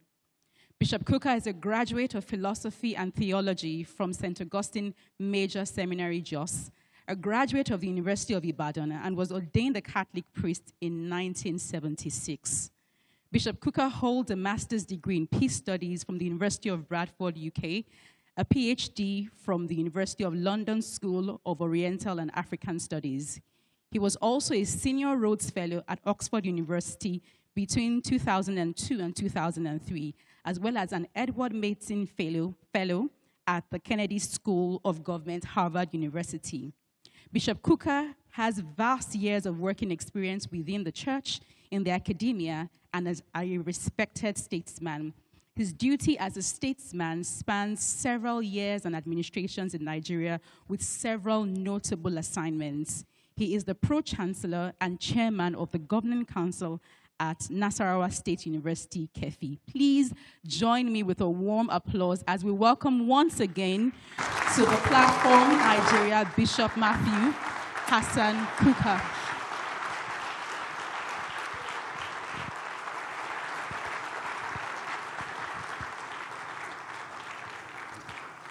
Thank you very much. Thank you very much. Please, please. The governor of Anambra was already complaining that he's standing for too long. You are already complaining for all this clapping. Let everybody sit down. I know you are ready to sit down already. Honestly, Speaker Dogara, I want to thank you personally. You take the cake. And what you have said literally covers what needs to be said, in part because you had not just the theoretical presentation, but also you spent a bit of time telling the very difficult stories. And I fully support the suggestion, if such technologies are available. If there are drones that can go round and round and find out who has what, because there must be a way of trying to resolve this problem. Pastor Poju, thank you very much. Don't mind what your wife told you. She wasn't, it's not exactly what I told her. She gave you an edited version.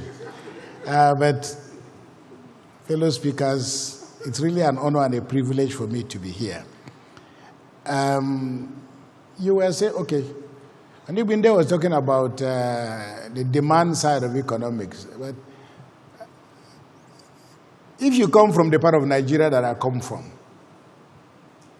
Kaduna State, and I come from the southern part of Kaduna State. And I don't know what demanding is, because we've been demanding ever since the Kaduna State was created. Okay? We've been demanding from successive governments, even a sign of physical presence. Okay? There isn't, across the whole of southern Kaduna, not a single sign of federal presence. So I hear you about demand, but you know, my friend, the Bishop of Nsukka, with whom we share a lot, Bishop Ona, he told me a story about the common story in the bush, that the animals gathered. I don't know whether it was an elephant that died, and they gathered to shear the elephant. And the tortoise from somewhere said, I must get the thigh of this elephant. And they looked at him, and the lion said, please, excuse, who made that demand? And they said, it is tortoise. He said, tortoise, you are asking for the thigh of... If you get the entrails, that's what we're going to give you. The entrails, that's what we're going to give you.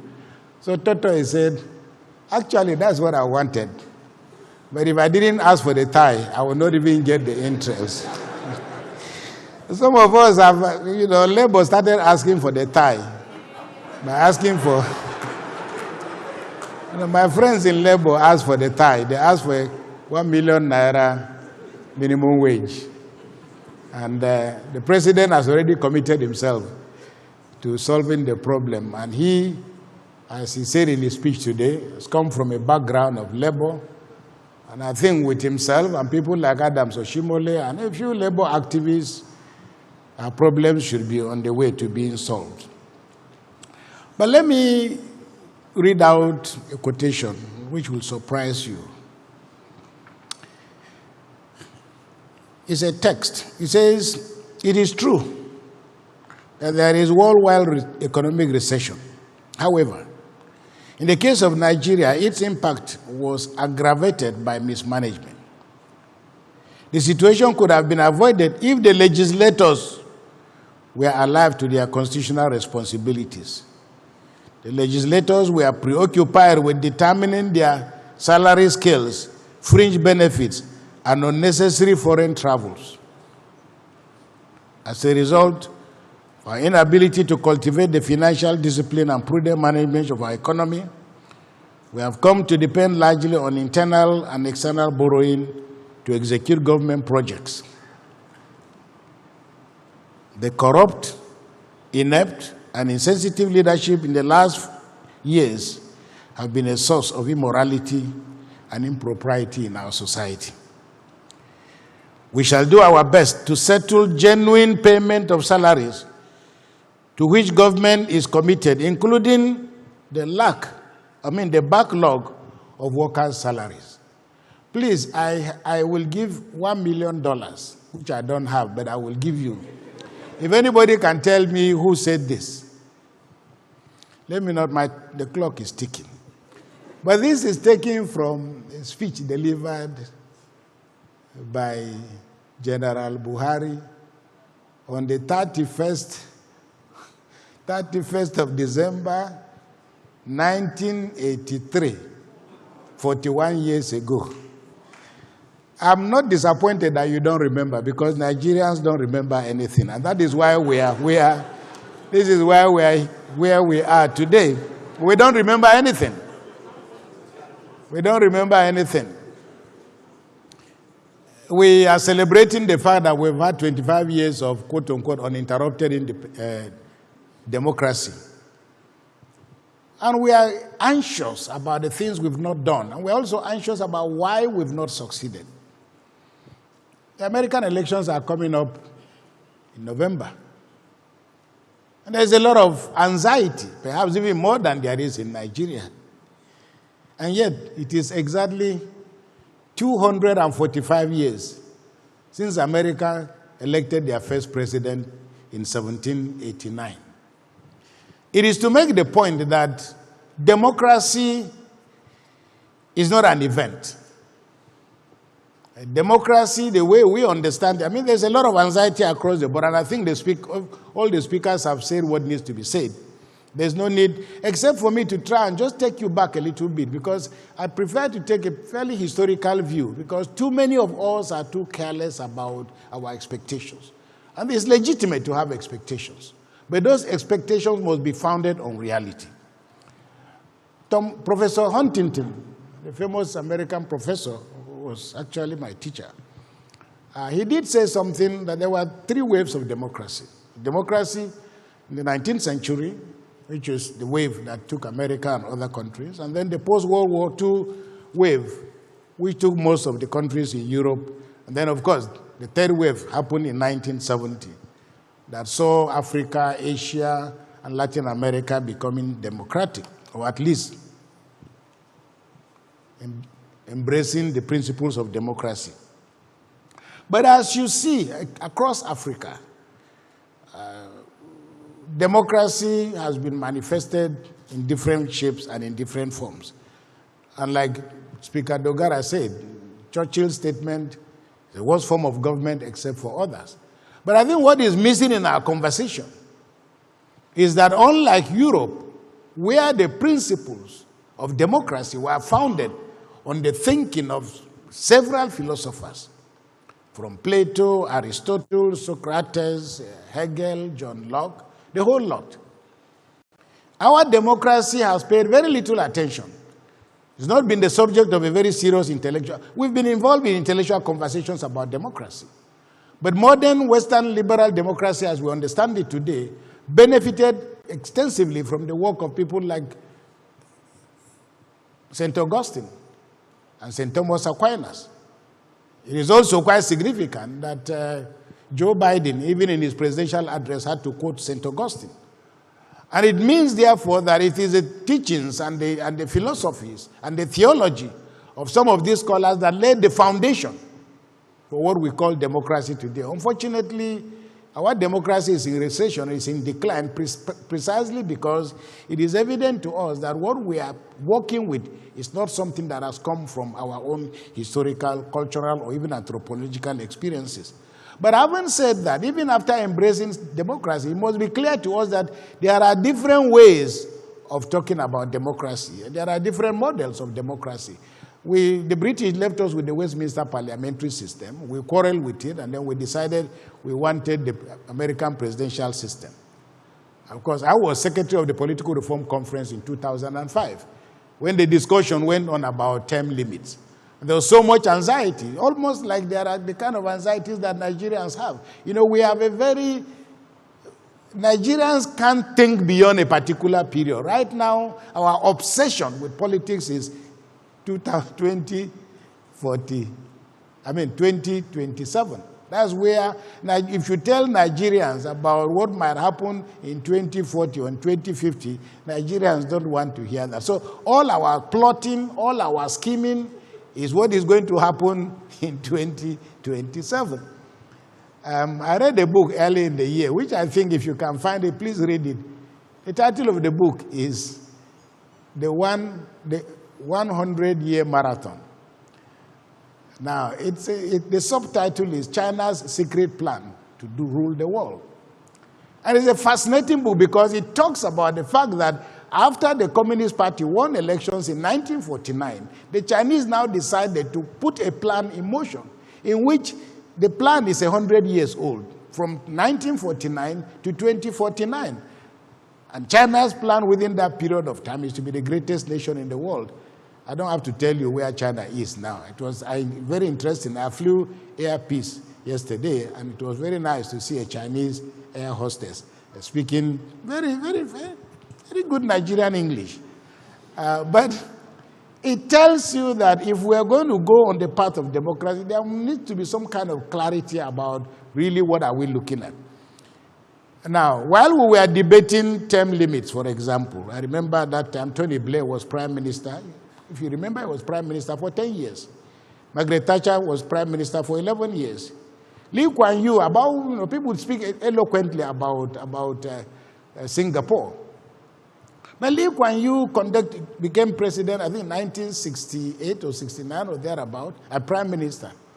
And he remained so consistently. He conducted elections and won elections. The party he founded, People's Action Party, is still the party that is in power today. Party is still in power. Now, what people don't remember about Lee Kuan Yew, and everybody, and the speaker made mention of that country, but it also speaks to other issues. Because Lee Kuan Yew studied in Cambridge and got a first class. His son, who just stepped down now as prime minister, went to Cambridge, he got a first class. Lee Kuan Yew's wife went with him to Cambridge. She also got a first class. So the quality of his imagination, and immediately he became prime minister, the first thing he did was to go to Harvard, where young people like Kissinger were just young lecturers. He established a relationship with them. And from there, they led him to Washington. But one of the critical things that Lee Kuan Yew did, which I think should speak to the reason why democracy is failing so badly in Africa and across, I speak of Africa, is that Lee Kuan Yew identified the public service as the most important vehicle of governance.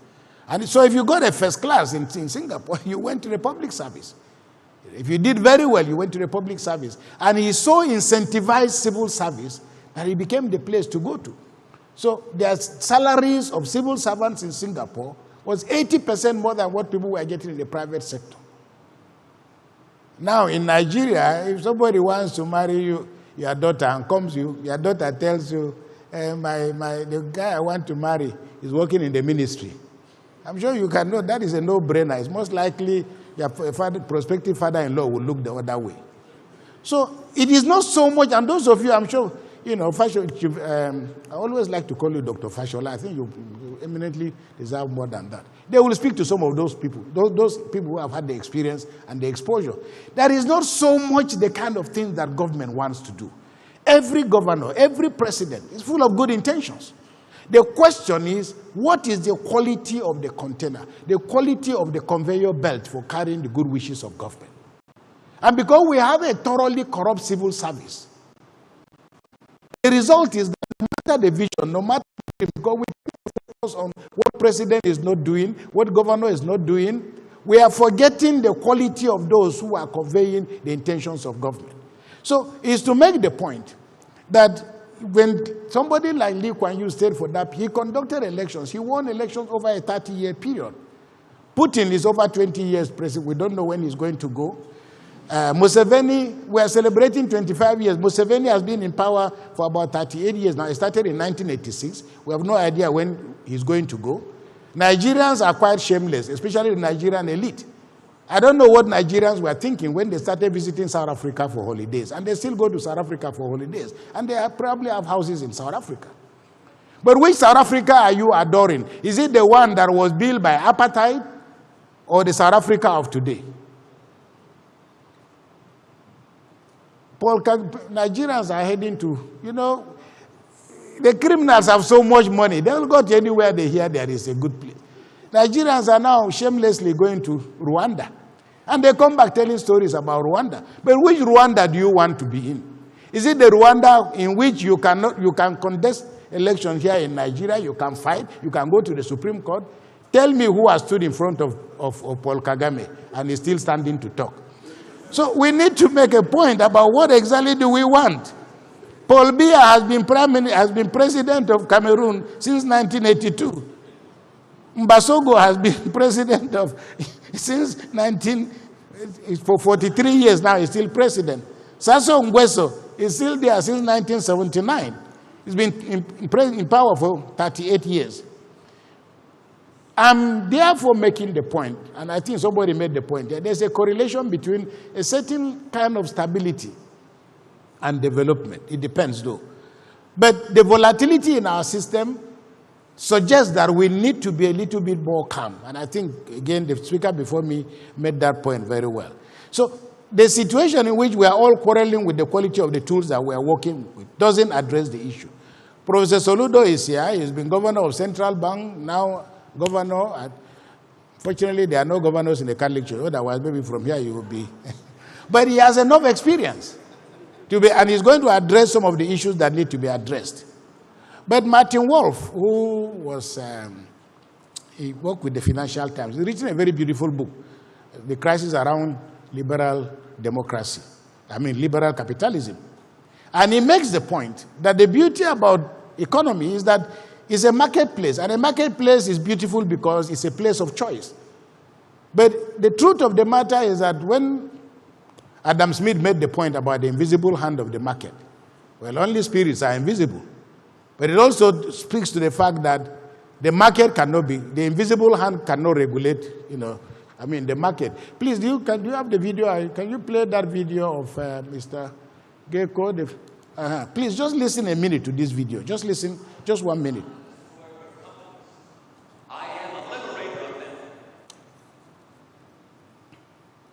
The point is, ladies and gentlemen, that greed, for lack of a better word, is good. right. Greed works.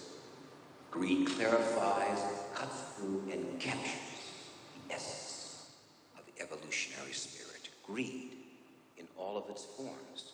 Greed for life, for money, for love, knowledge, has marked the upward surge of mankind, and greed, you mark my words, will not only save Teldar Paper, but that other malfunctioning corporation called the USA. Thank you very much. I love this video. It's a film called Wall Street. And it speaks about what happens, because the collapse of the world economy in 2008, it has left very interesting dimension. But one of the very interesting things is that Wall Street, which is really the temple of the world economy of the world, is that after this collapse of the world economy, hundreds, millions of Americans became homeless. Its impact reverberated across the world. But the very interesting thing is that nobody, not one single person from Wall Street is in prison. Now, Michael Douglas there talks about the glory of greed. And the issue that the speaker spoke about, the challenge for many countries in Africa, beginning with Nigeria, is how do you restrain the greed of the political elite? Not only the political elite, but the greed and the appetite of ordinary Nigerians. Because it is feeding this beast that has made it impossible for this country to grow. And of course, when people talk about labor asking for 60,000 naira, the government says it's unable to pay. Well, economists talk about what they call incentive compatibility.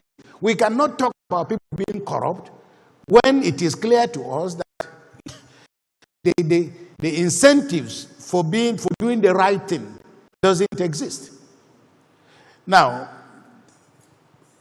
the conflict around the discussion of what economic choices to make. Are we to be socialists? Are we to be capitalists? Nigeria is neither, and it's not a choice of either or. And China has demonstrated very clearly to us that we don't have to make those kind of choices. There's a story of a woman came back from the market and she had a set of twins. She came back with a small cake. When she brought out the cake, the children had a monkey. And the mother was about to give the cake to the twins. And the monkey said, look, you are a mother. You cannot give this, you are going to create problems for your children. How will they share this cake? I'm a neutral person, so let me share the cake. The monkey collects the cake, breaks the cake into two, and discovers this one is bigger than this. So he bites, because they are twins. He bites it off in order to equalize it. And in biting it, this one became bigger than this. And he bit this. And then the children are waiting for the cake. And they are looking at, and the monkey goes. And by the time the monkey turns around, the cake is finished. It's that what we have before is not so much, socialism has not worked for us. But it doesn't mean that capitalism will work for us. It means that there has to be something internal in the heart. It's very interesting. We don't like to talk about religion. And like people say that, the religion has become, they've abused everybody. There's no amount of abuse they've not heaped on religion. But the point, he said, it is religion that stops the poor from killing the rich. And therefore, you must actually also help us. Yes, it's religion.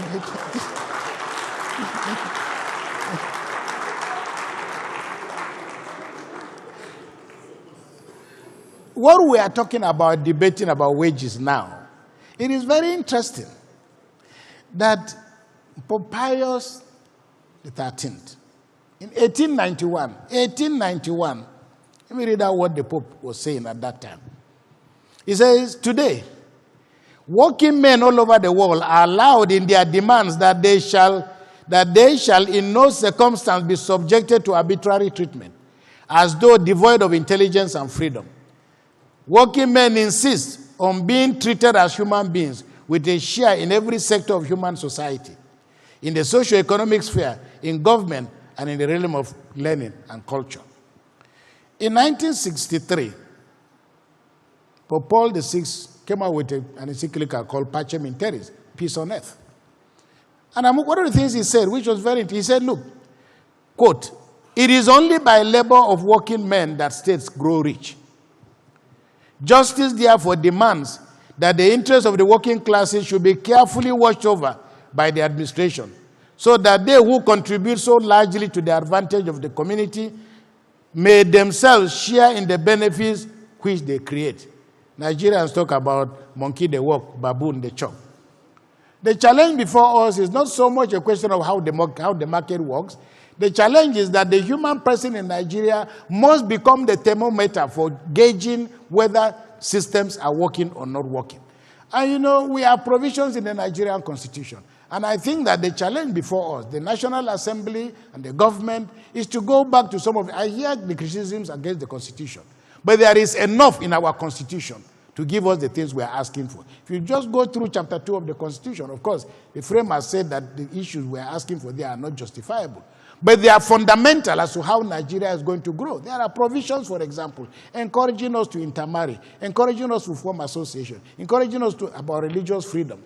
But a lot of these issues are operated by their breaches. So, for example, when you look at the United States of America, when their constitution was made, they didn't anticipate, the constitution was essentially for white men who were rich and with property. But within a 3-year period, by 1865, America realized mistakes had been made. They couldn't have foreseen everything. So the 13th Amendment in 1865 said that there will be no more slavery and nobody should be engaged in forced labor. They tried to make it happen. The 14th Amendment, which followed almost immediately, allowed people now, ordinary America, by just being a citizen of America, common citizenship was established. Were the rights achievable? Maybe not. But a system of inclusion was beginning to develop. The 15th Amendment gave people, including black people, the right to vote. And guess what? All the conversation we're having now about gender and so on and so forth, it didn't start with Nigeria. It's not as if Africans don't like, no. It is that actually, with all these amendments, women still could not vote. Black people could vote in America, but women could not vote, including white women. It was not until the 19th Amendment in 1920 that women were now free to vote. So women have traveled a very long journey. I know you still have a long way to go, but it's important to know how you have come to where you are today. In fact, a writer has said that in reality, American democracy didn't come on stream until 1965. A lot of our women, I hear women say, oh, we want to be like Rwanda. You know, in the Rwandan parliament is full of women. But I say, talk slowly, because the reason why you need to lose many of your husbands as the men died in the Rwandan genocide for women to be, because that's how it came about, you know, that women are so, and of course it's a tactical matter, it's worked very well. But I think it's important to understand that after over 100 years of these provisions, the emergence of an organization called Black Lives Matter suggests very clearly that all the principles enunciated, whether by constitution or the promises of democracy, have to be earned, and I think that this is the point that Onigbinde made very well, by contestation. So Black Lives Matter, despite the promises in 1963, the things that Martin Luther King said in his famous speech, many years later, black people still realize they still have a long way to travel. But what is very interesting in all of this is that we work for so that one generation will be better than this generation. The problem with the Nigerian situation is that we today want to make sure if life is not good for us, then life is not likely to be good at all. So moving forward, and by way of conclusion, is to go back to some of the things that have been articulated here. What does it really mean to be a Nigerian? Irrespective of your economic status. Because I always say these are the things that Chinua Achebe spoke about eloquently, you know, when he spoke about his people. Because he always insisted that Igbos must not allow these people who have money misroad to take over, you know, their communities. Because the question, when you talk about the elite, Nigerians measure elitism by the size of your house or the size of your car. So it doesn't matter whether you are educated or not educated. I was here in Lagos. I had a wedding in Lagos. And the groom was so well dressed. Beautiful dress. So when we now go through the ritual, said, I, Thomas. I mean, we had finished. Say, I, Thomas. The guy said, I, Thomas. You say, I, Thomas. He said, you say, I, Thomas. And I kept going on. I said, repeat after me. I said, repeat after me. It was quite embarrassing because there was a loudspeaker. I didn't know the man was a stark illiterate. But he was marrying this gorgeous woman who must have married him for whatever reasons, love, if it happens. But at least there were things that were obvious. So I think we must redefine what it is to be a Nigerian, but we must also make sure that the elite claim this argument and claim this space. Because I've not seen anywhere where illiterate people have built a civilization. It is important that we understand that democracy has its ideals, but those ideals must be enunciated by intellectuals. And I think there needs to be a much more firmer foundation and finding a place for the moral guardrails that can protect our people. Otherwise, those who dismiss religion forget that even if religion didn't exist, it will be invented. Because there are so many things we cannot explain in life. But in the final analysis, people need to be reminded constantly that this world is going to end. The Catholic Church teaches a principle that it calls the universal destination of goods. That is that everything we have here on earth, and Pope Francis wrote an eloquent encyclical called Laudato Si in 2015, to make the point that everything God created is for a purpose. It's not for the greedy. It's for all his children. And I think we must continue, and I think those of us who are in the religious business, let me put it that way, we have to continue to refine the arguments. We have to continue to hold certain ideals, because like one of my favorite writers, Oyeneyin, what we need is not necessarily empires or emperors. What we need is a clean society where we measure our progress not by the presence of the rich, but by the absence of the poor. And finally, the only way democracy can work is that democracy has to be an instrument of development. And if we use democracy to develop, then we'll be developing democracy. I want to thank you very much because I think my time is up.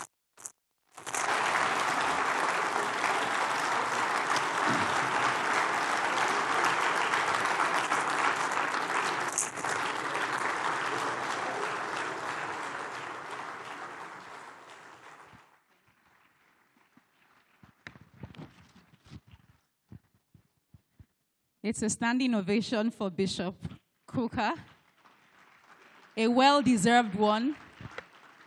And I'm sure if you're joining from home, you're also joining the applause here. Thank you very much, sir. You may please be seated. I'm very pleased to share with you that Bishop Kukah has graciously extended his God-given wisdom and life experiences through his writing. And so out there in the foyer, his books are available for purchase. I've been giving about 2 of them to highlight: Broken Truths, Nigeria's Elusive Quest for National Cohesion, and Witness to Reconciliation, My Personal Journey Towards Reconciliation in Ogoni Land. These books and more are available outside. I will not be handing back these 2 that were given to me, but you will be purchasing yours in the auditorium. And I've also checked, they are also available on Amazon. So if you're not here with us, you can get copies of these books online. Our next speaker is His Excellency Babatunde Raji Fashola, SAN-CON.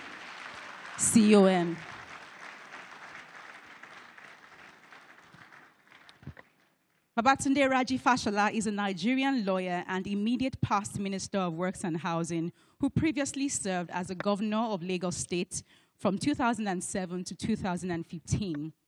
A legal practitioner, administrator, and management consultant by profession, he is the first senior advocate of Nigeria to hold a governorship office, the youngest elected governor of Lagos State, and a highly experienced and dedicated public servant with over 2 decades of service. A 1987 graduate of law from the University of Benin, Mr. Fashola was elected as executive governor of Lagos State, and he served in this capacity for 2 terms until 2015. In that same year, he was appointed by President Muhammadu Buhari as the Minister of Power, Works and Housing, and in 2019, he was reappointed as the Minister of Works and Housing, a position he held until last year.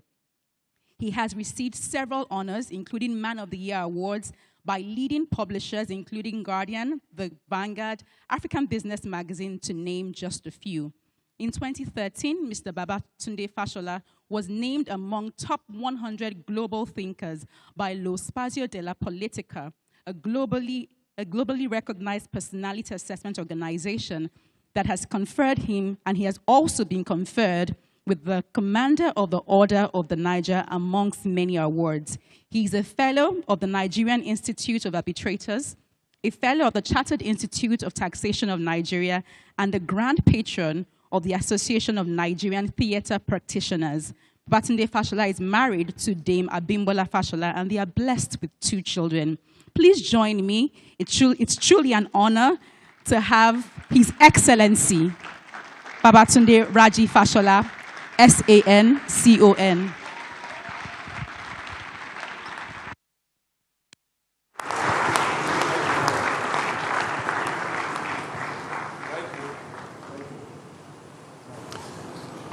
Well, I think the place to start is to first confess that I am an avid viewer of the platform event for many years. And so I'm truly delighted to be Pastor and Mrs. Oyemade's guest today and to be in your midst. Well, Your Excellencies, distinguished ladies and gentlemen, our audience, Bishop Kukah is a very, very difficult act to follow. So, and in that sense, the organizers have not done me well at all, but I will try. Now, our subject is about democracy and the economy, and I think that all of the speakers before me have done quite some very heavy lifting, and perhaps hopefully that should make it easier to follow Bishop Kukah. My position, and I adopt the definitions about market economies, free market economies as allowing forces of demand and supply to operate, and I accept all the definitions of democracy as well. But my position, my concluding position, really is that the idea of a free market economy is an illusory one. The truth is that government continues historically and necessarily to play a role. So how do I get here? I start by talking about June 12, because this is the first June 12 platform event. And so that's important. So June 12, another day like any other day until 1993. And then after 1993, June 12 was not another day again. It became a different day because of the way people voted, because of what happened. And that was an election that transcended all of our default lines and areas of division.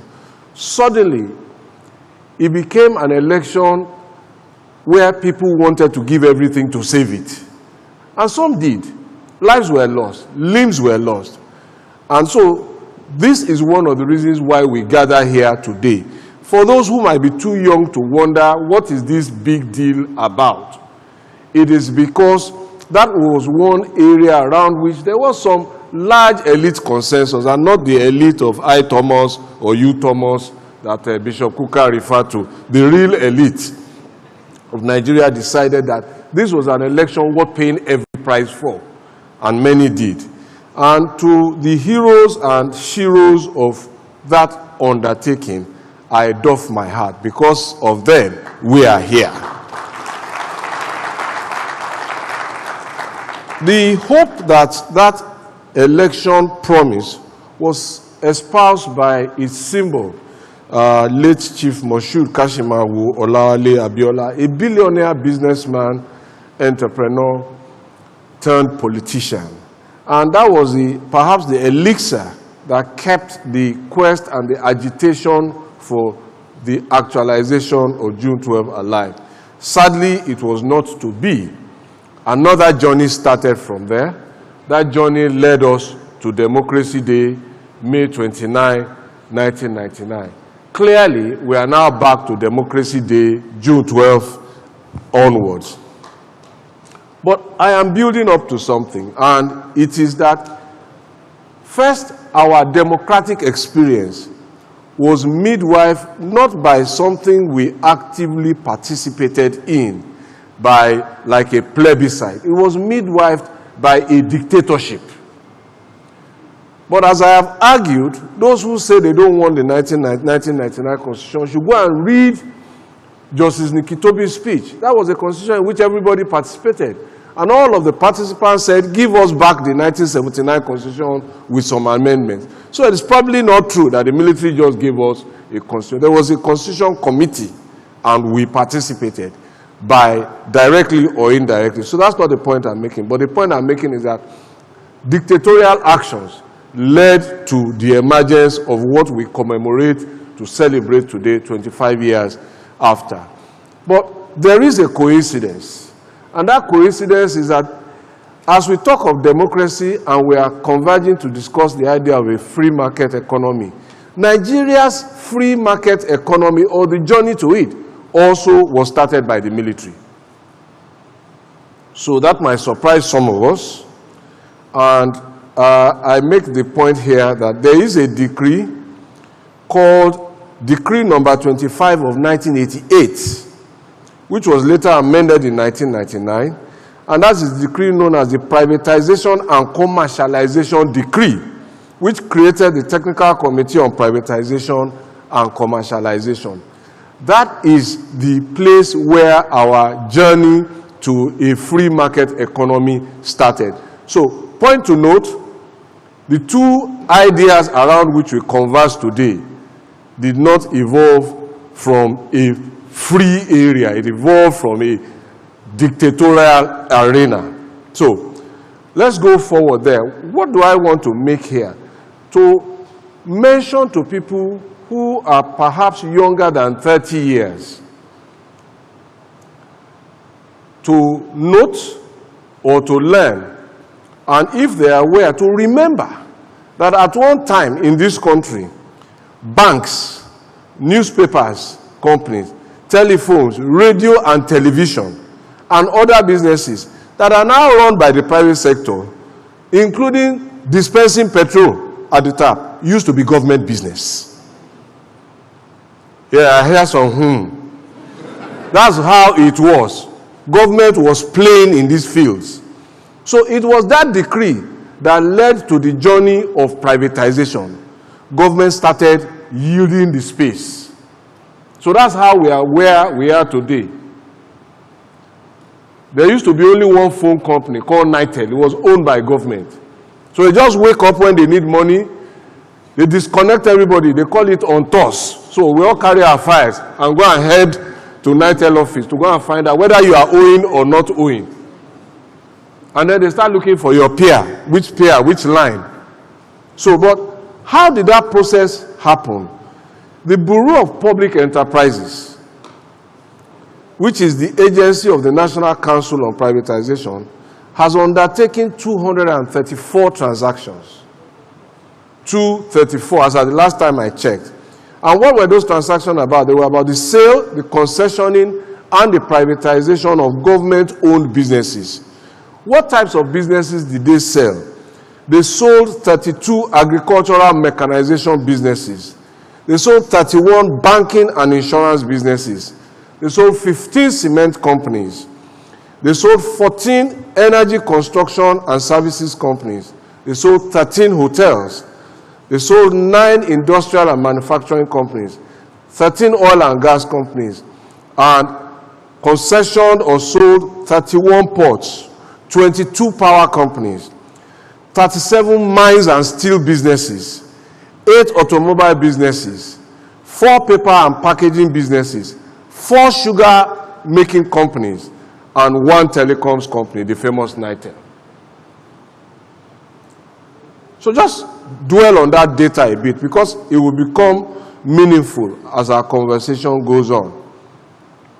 So if you hear about the glorious days of Nigeria, 30 years, 40 years ago, that was the time when government was doing these businesses.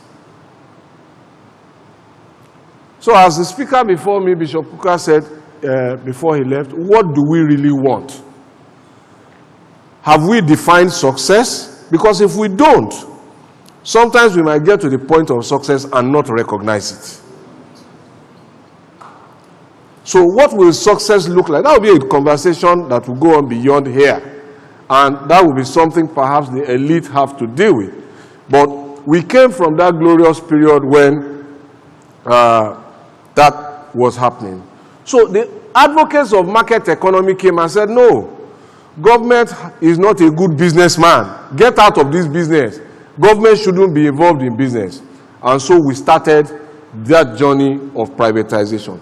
Is that the right thing to do? Perhaps if you compare some of the people we now do business with, like China, most of those Chinese construction companies you see here are government-owned. Most of those people are civil servants. And they are creating prosperity. But what do we want? That would be a decision that we all have to take as we go on. But it's just to provide two sides of the coin. So, I say then that in the ideal market economy, what wants to be seen is the unhindered operation of the forces of demand and supply. That's the ideal market economy. And in that market, customer or the consumer is king. Okay? And government does not provide props in order to support the system. And has this happened across many of our sectors? So if we interrogate, I go quickly to a sector in which I was involved, the energy area. But let's start from petroleum products. So in the last 12 months, government has removed what is clearly an unsustainable subsidy in petroleum pricing. So in that good old days, government was paying for it, not so? Hello? So Governor Soludo will know how much central bank was paying for every month so that government could give us petrol. And also we could buy rice at an amount much lower than what it is because government decided to say, economic forces, wait a minute, let me look after my people first. But it comes at a cost somewhere. Somebody has to pay for it. So, but that was what we were doing with our FX. So if you bought 7,000 naira rice a few years back, it wasn't because it was 7,000. It was because government was providing some props. So immediately those props go. It's almost like somebody who uses a cane to walk. If you take it, the person will start to stumble. And I think the analogy makes the point as quickly as I possibly can. But then we go to the power sector.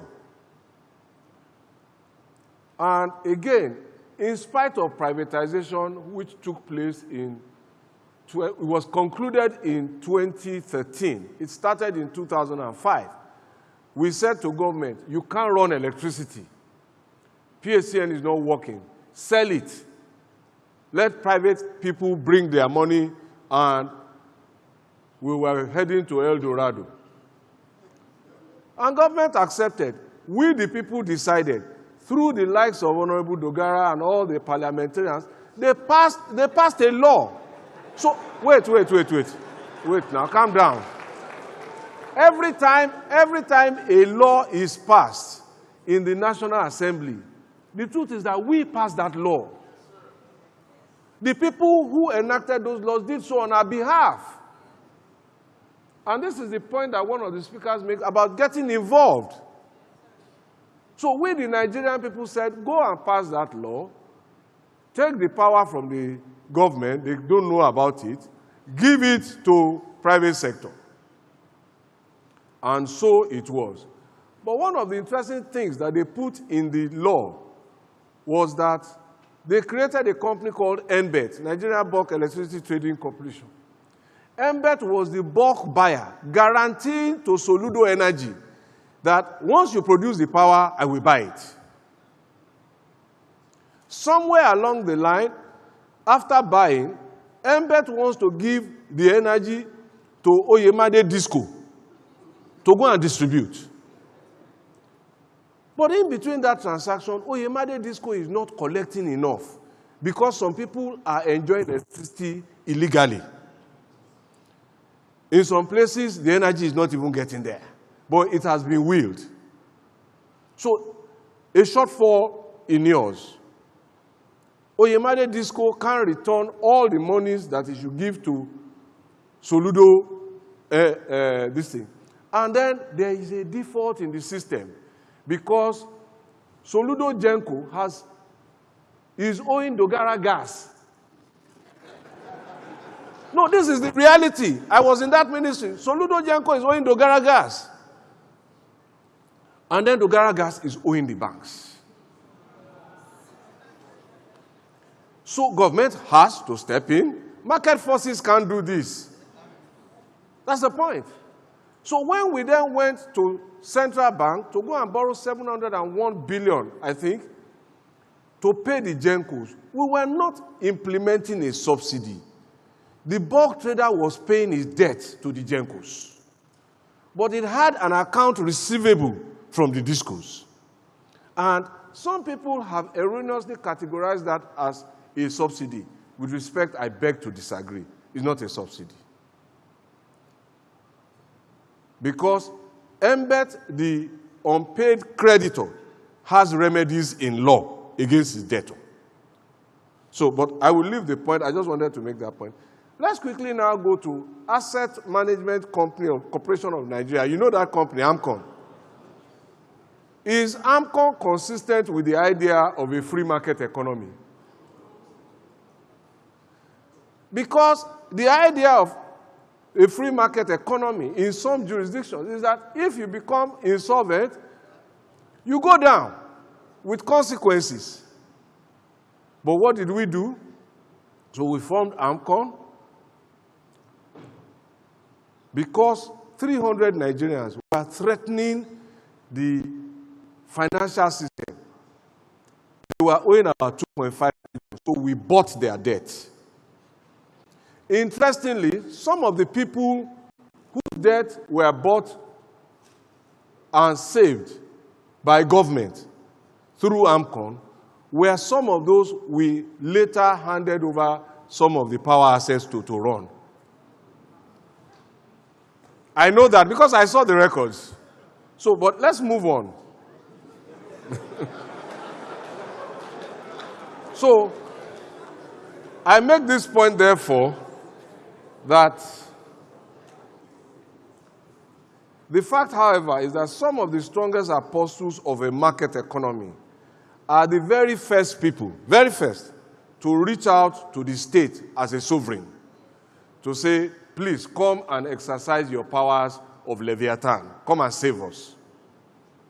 So when COVID-19 hobbled the global economy, all the governments of major, if not all economies, did something or the other inconsistent with market principles. They needed to restart the economies.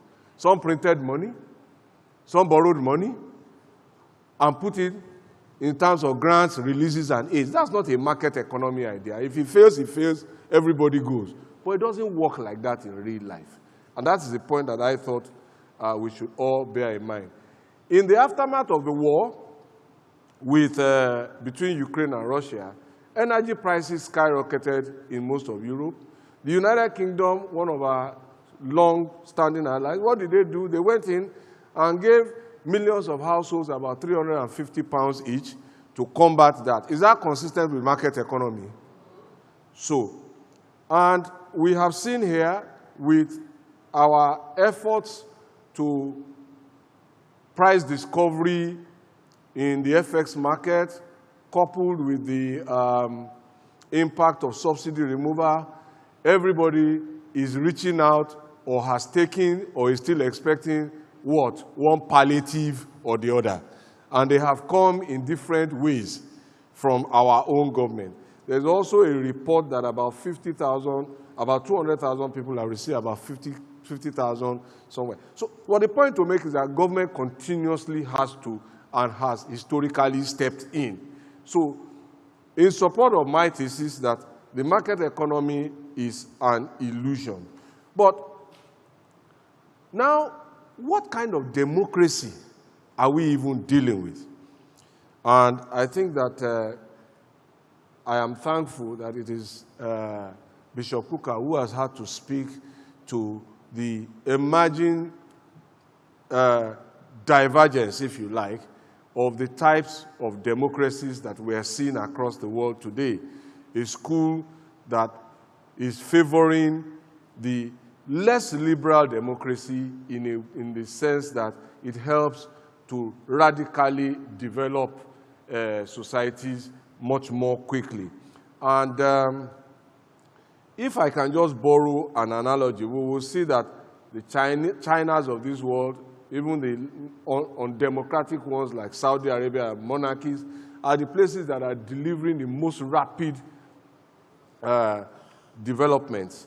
And I once gave a speech that democracy does not guarantee good governance. And some people were wondering why. And I said then that it is the institutions of democracy that will take us inevitably to good governance.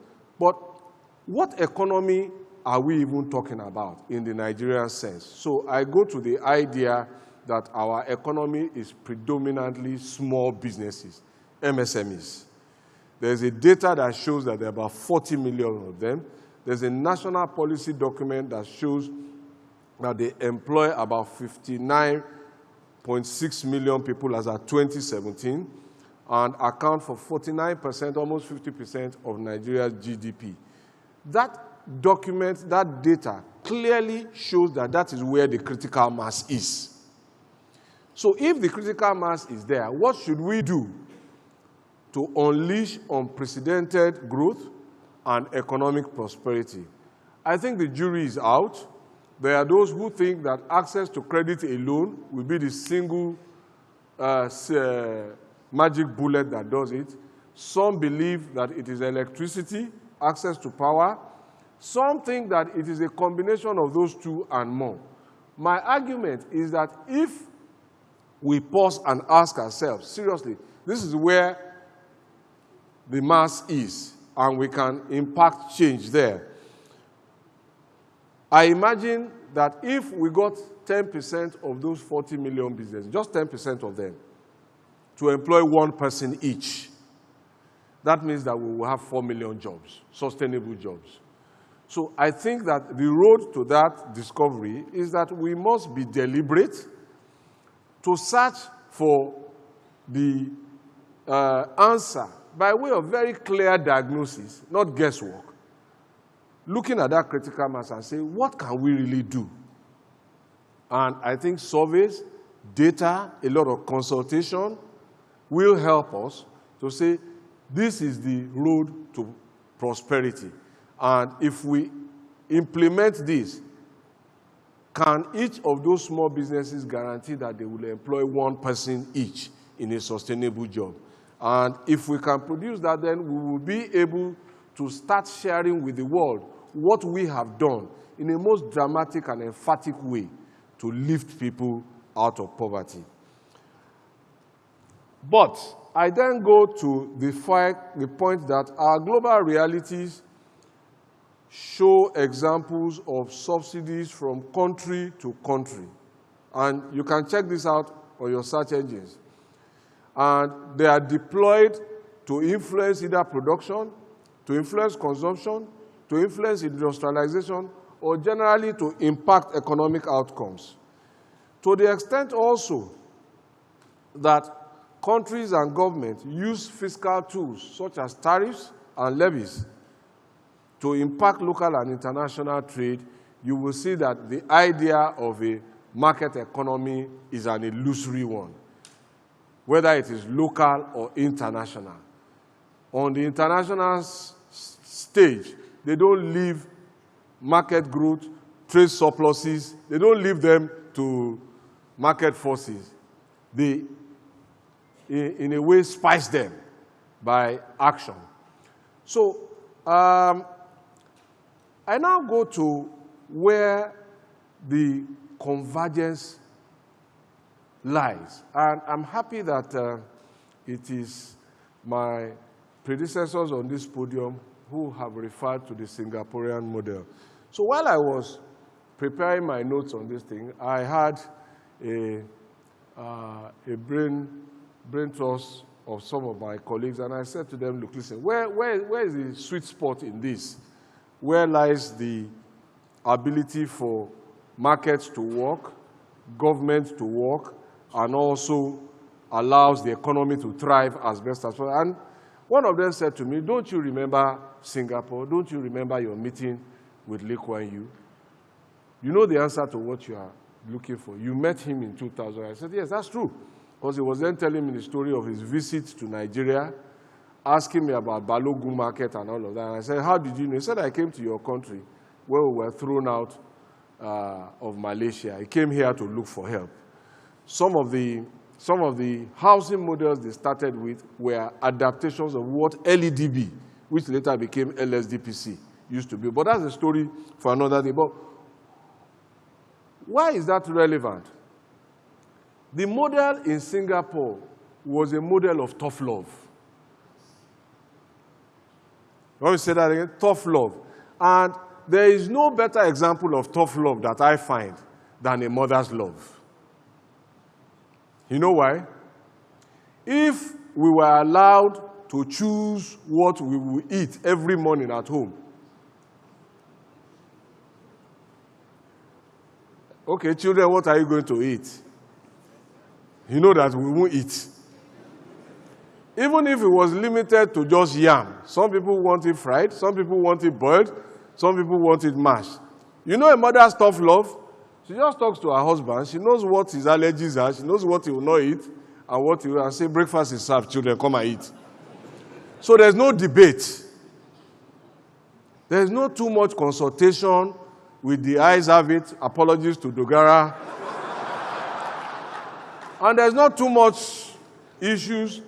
And so I think there lies what I think is a convergence. And the road to that convergence is that today, my interactions with some of the officials long after that first meeting showed me that in their country today, once price rises, within 90 days, they index it, whether it goes up or down. So once global oil prices goes up or energy prices, they just index it within 90 days. Everybody carries on because there's sufficient knowledge, there's sufficient education, there has been enough time to integrate into the practice of democracy and the realities of market economy. Now, that is the kind of knowledge that I would like to see in this country, to understand that, look, why are we hiding behind a finger? Is there anybody here who has not adjusted cost of living prices at his home? I'm sure Mrs. Oyemade agrees that Mr. Oyemade has increased the housekeeping allowance because some things have moved. So how are we expecting that it will be different in the real world out there? So I close with two examples about this. So recently, government, through the regulator, NERC, announced an increase in our electricity tariffs. Not so? But what did we get? Apart from many voices of dissent, there was one from Parliament, our Parliament. Motions and resolutions for the suspension of the tariff. Really? But we seem to have forgotten that that tariff came into life as a result of the law that Parliament itself made. So that cannot be the answer. And I think that in future, the answer should be to get involved in that process very early. Because if things have changed in real life, the conversation we should then be having is that, look, what is the quantum of change? Not that it should not change. I think that's the conversation we should be having. Because if we can't produce that power for ourselves, if we went to buy all the components, the gas, the transmission line, how then can we expect somebody else to do it at a lower price? The second example, and I will close. Recently, we had an amendment to an existing Cybersecurity Act, and it led to the imposition of a levy of 0.5%. Excuse me. So that is a law that imposes a tax. Not so? Now, that's the principle of representation, age-old principle, taxation and representation. But what did we get? A trade union came out and said that there will be a murder of all strikes because a tax had been imposed. And they were going to shut down the country. Is that the answer, really? And I'm saying this so that we understand how democracy works. But thankfully, I was watching Seun Okinbaloye's program on Politics Today, and he very sensibly asked one of the intending protesters that, is it the Nigerian government, qua the executive, that has offended you, or your legislator? Why don't you go and call your legislator back to say you don't want this levy, and they should get back to repeal it? And I think somewhat he saved the day. Again, these are some of our extreme and default positions to government or legislative or regulatory action that we don't understand how the process plays. So sometimes, like playing a sport without knowing the rules, you are likely to commit fouls.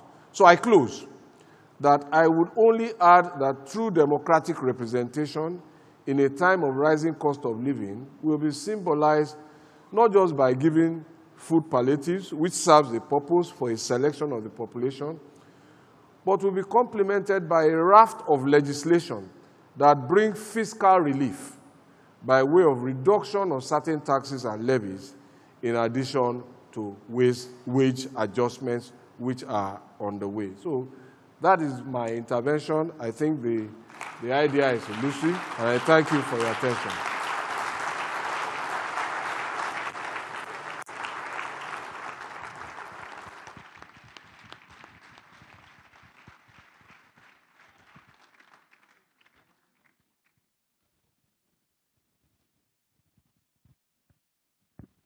Thank you, Your Excellency, for that powerful intervention.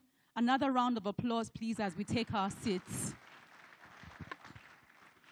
Very fundamental thoughts and questions, one of which lingers in my mind.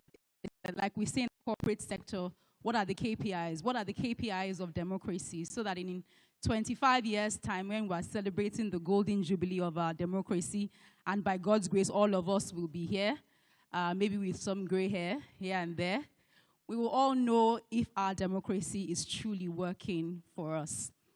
Just as we come down the home stretch, this is a global media event. The platform is streaming on YouTube, on Facebook, and so please join the conversation online. You can join the conversation sharing your thoughts as you hear them, posting your selfies, yours and your neighbors as you take them. Post them online using the hashtag #ThePlatformNG and the Platform 36. So for those of us who do not know, this is the 36th edition of the platform. So the hashtags are the #ThePlatformNG and the Platform 36. Join the conversations online and also invite others to join as we invite our final speaker for today, Professor Charles Chukwuma Soludo, CFR.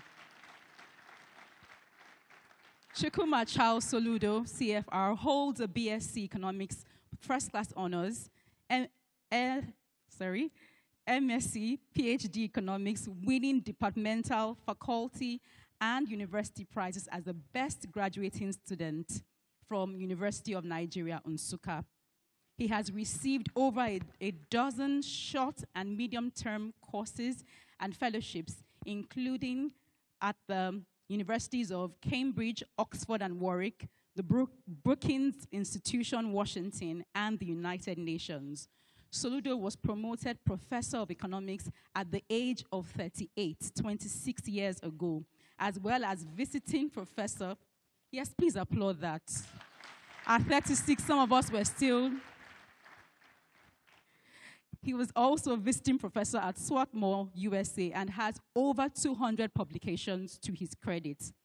Before joining government in 2003, Professor Soludo had lived and traveled to 45 countries as an itinerant scholar and consultant to 21 international financial and development institutions, including the World Bank, the IMF, AFDB, EU, USAID, UK, DFID, UNCTAD, UNDP, to mention a few. Professor Soludo had been called upon to serve the nation in various capacities. In 2003, he was Chief Economic Advisor to President Obasanjo, as well as Deputy Chairman and CEO of the National Planning Commission. He later served as the Central Bank Governor, Chairman of the Board of Nigerian Security Printing and Minting Company, PLC. He was also the co-founder and founding chairman of Africa Finance Corporation. His distinguished national service, especially the transformation of the banking and financial system, earned Soludo over 160 national and international awards, including being the triple winner of African and Global Best Governor of Central Banks for 2005, 2006, and 2007 by the London Financial Times Banker magazine and Euromoney. In gratitude for his service, he was honored with the third highest national honor, Commander of the Order of the Federal Republic, in 2006. Since 2022, Professor Soludo has been governor of Anambra State, where in 2 years, without borrowing, he is proven to be a game changer and winning multiple laurels, including being the 2023 Governor of the Year on Infrastructure and Rural Development. The world knew Professor Soludo as Mr. Transformation. In Anambra, they say the solution is here. Please join me as we honor the presence of His Excellency, Professor Charles Chukwuma Soludo, as he joins us at the platform today.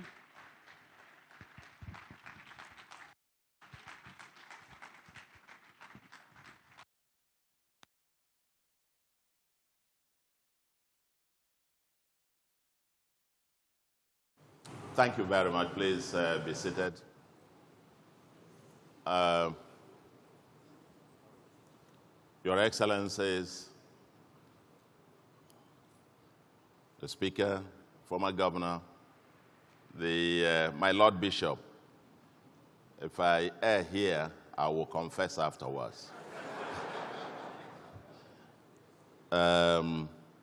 It's really a great pleasure to be here, distinguished ladies and gentlemen. I think after listening to the erudite scholars and statesmen a few minutes ago, in the last 2 hours or so, I don't really know what else to say or why I am here. I am supposed to be the one in government. As I looked around, I'm looking forward to finishing here and going back to my senior brother in this business, Governor Fashola, from whom I have been taking some useful notes. I will come back for my tutorials. I thought I was just coming here to just take notes and go away. But here I am, and as I was scribbling, just like Dogara, the notes yesterday, I told the pastor that last night when I came in, I was still busy even till a few minutes before coming here. They got to print it out for me, that I was still scribbling, and that I was going to stick to the script. So I don't see any headlines, Soludo said. So I will be able, even though it's still a zero draft, I can circulate it that way, at least quote what I have said. So I want to join all of you in saying Happy Democracy Day. Whatever, however it is and whatever, we'll still say in all things give thanks to God. So, and I commend Pastor Boju Yamade and the convener of this platform. You're really doing a very immense historic civic duty to Nigeria by having this platform. I'm happy to be here again after 5 years. And I would, in my remarks, which is written because I have limited time, I will just skip quite a few of areas because a lot of them have been covered. But just as I listen to all of this, and that's why I have the theme for this, 25 years uninterrupted democracy, 64 years of independence in October. In 2005, I delivered the Democracy Day lecture organized by the federal government of Nigeria. And the title then was The Political Economy of Sustainable Democracy in Nigeria. And today, 20 years on, I am here on another Democracy Day lecture to discuss democracy and free markets. And as I perused through that lecture, I came with it at the aircraft as I was coming in yesterday. I was perusing through that lecture I gave 20 years ago. I was really saddened by the fact that the key theses and recommendations of that lecture are even more relevant and urgent today. Over those past 20 years, in my view, we have made so much efforts, but still largely going in circles as a nation. In the brief remarks that I will make, I will argue that, yes, I've had all the arguments about democracy, free markets, whether there is, it's a spectrum. It's all work in progress everywhere in the world. But I will argue that democracy and free market, we need them as two sides of a vehicle for maximizing liberty, freedom, security, prosperity, and happiness of citizens. Neither democracy nor free market will endure if they don't deliver these objectives. So we will argue further that our democracy faces an existential threat of a potentially unsustainable economy. And we, all Nigerians, must brace up to save and sustain it. But before I even go much further, I need to put a little disclaimer. You know, I have to remind myself that I am here as a serving state governor, and therefore part of the governing elite. We are the ones who are, especially at a time when governors have become the easy scapegoats for everything wrong in Nigeria, I will then, by association, also take responsibility. It's not a good time to be a governor in Nigeria. I know that many of us actually who love this country to death, working day, having sleepless nights, trying to fix it within the perimeters of the boundaries permissible by the structure and the system and resources available to us. But here not to offer excuses or defense. Besides, I'm not here also to offer a treatise on what we must do to get Nigeria going. I think after listening to all the presentations, we'll just carry all of them and then send it there. I have access to them there. And you know, sometimes I have to remind them myself that I am part of them, that they have to tell. You know, say, okay, let's go and tell them. And they have to tell you again, but you are part of them. So being part of them, I have to be measured in what I can say publicly in terms of advice. You don't advise, I won't advise on the podium. I don't have that liberty anymore because I have access to share my thoughts in-house. So, and I'm calling on, doing my citizen duty to call on all of us as citizens to rise up to the occasion, because the challenges we face are obviously too big to be left to politicians alone. And I think that was your point about participation. We all have the responsibility. I have a section here that deals with the relationship between democracy and free economy and all of that. I won't waste your time on all of those and so on. But just to make the point that at the end of the day, they're all spectrum, whether democracy, free markets, there's none. There's no place in the world where you have any of the extremes, the textbook extremes. We are somewhere in the spectrum. But I want to share with you a thought about the correlation between democracy, the sustainability of democracy, and the economic conditions of a society. And I want you to pay attention to this. I am quoting a 1996 study published in the Journal of Democracy about the strength of economy and the sustainability of democracy. It's very important as Nigerians that we pay attention to this. Quote, once a country has a democratic regime, its level of economic development has a very strong effect on the probability that democracy will survive. Democracy can be expected to last an average of about 8.5 years in a country with per capita income under $1,000 per annum. 16 years in one with income between 1,000 and 2,000. 33 years between 2,000 and 4,000, and 100 years between 4,000 and 6,000.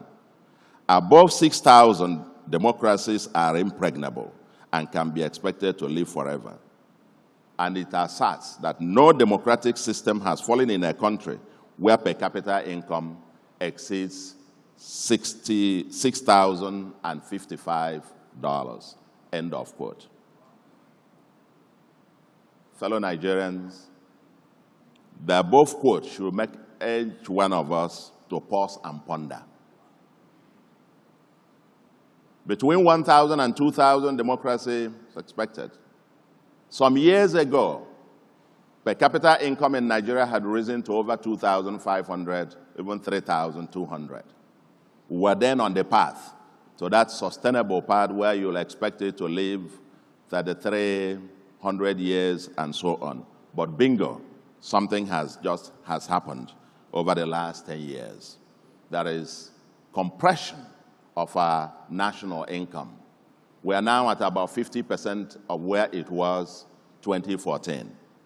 And per capita population ballooning and per capita income is now at about 1,200. Per capita income is now compressed again back to about 1,200. And therefore, yes, that empirical evidence might not be destiny, but if the correlation is as strong as stated above, then its predictive power implies that with Nigeria's current per capita income of about 1,200, then the sustainability of democracy in Nigeria will require an extraordinary effort.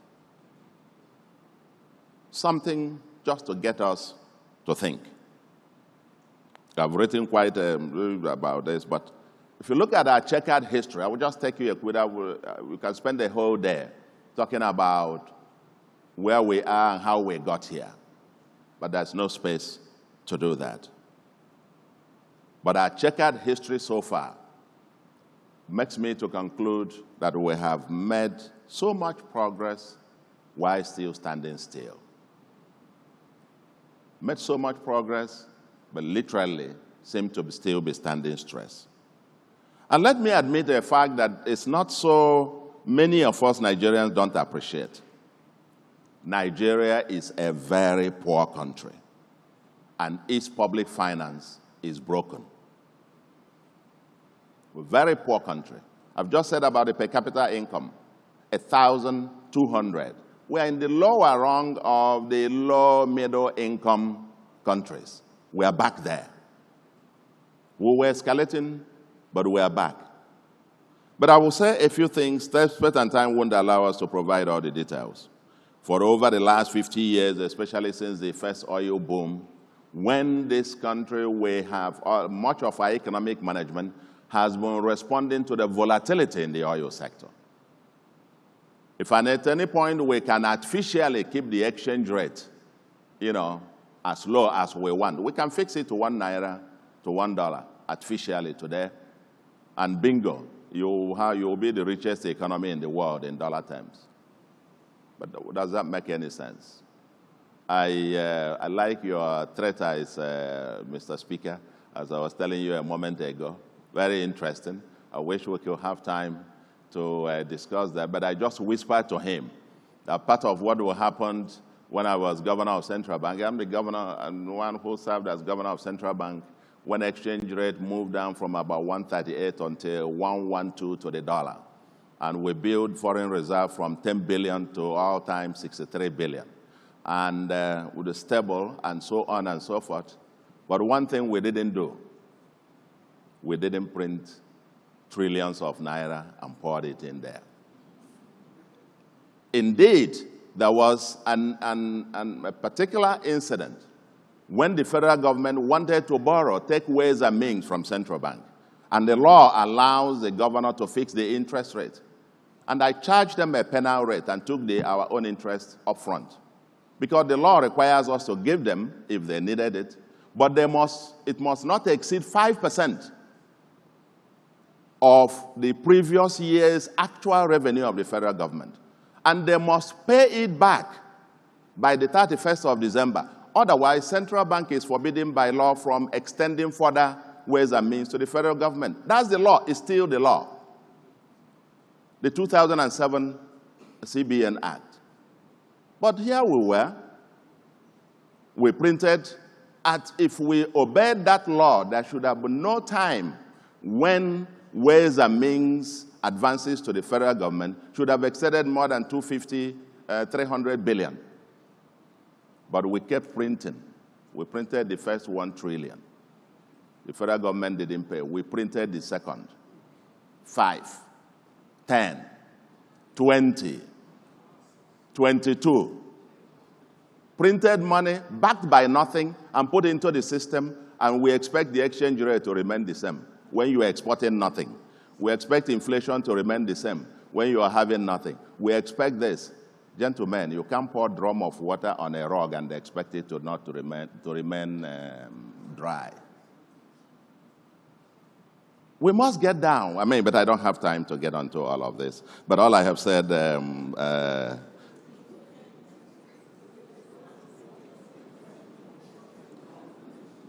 but let me say this. For me personally, on this kind of platform, I remember in the run-up to 2015 presidential election, I wrote a piece entitled Buhari versus Jonathan, Beyond the Elections. It made quite a lot of, generated quite a lot of noise. I think I will now restrain from writing these things in the run-up to presidential elections. Now, but one of the things I said there was that any of them that won that presidential election, it was going to be a Pyrrhic victory. Because I warned that the public finance was broken and that the economy was latently and structurally in avoidable crisis. The last administration, of course, won by President Buhari then, chose to play safe with the populist politics, with the economy, I would say against some advice, by illegally printing the more than 22 trillion that I just said, and amassing public debt at its own only way to stay afloat, and keeping the illusion of these phantom subsidies on petrol, forex, and electricity. Now the chicken has come home to roost, and Nigeria is paying the very high cost of delayed adjustment with escalating inflation, unsustainable debt service payments, depreciating exchange rate, rising interest rates and poverty and unemployment, a largely insolvent public finance, and compressed GDP in dollar terms. As your prices rise and the exchange rate adjusts, you're exporting nothing. Where's your foreign exchange? You have a reserves of about 30 or thereabout billion, and you have money supply almost getting to 100 trillion. You do the maths. Our population is growing, while insecurity threatens food security. Today, the once largest economy in Africa is now the fourth, with the dollar GDP lower than in 2010, or less than 50% where we were in 2014. While per capita income is now about 1,200, down from some over 2,500 some years ago.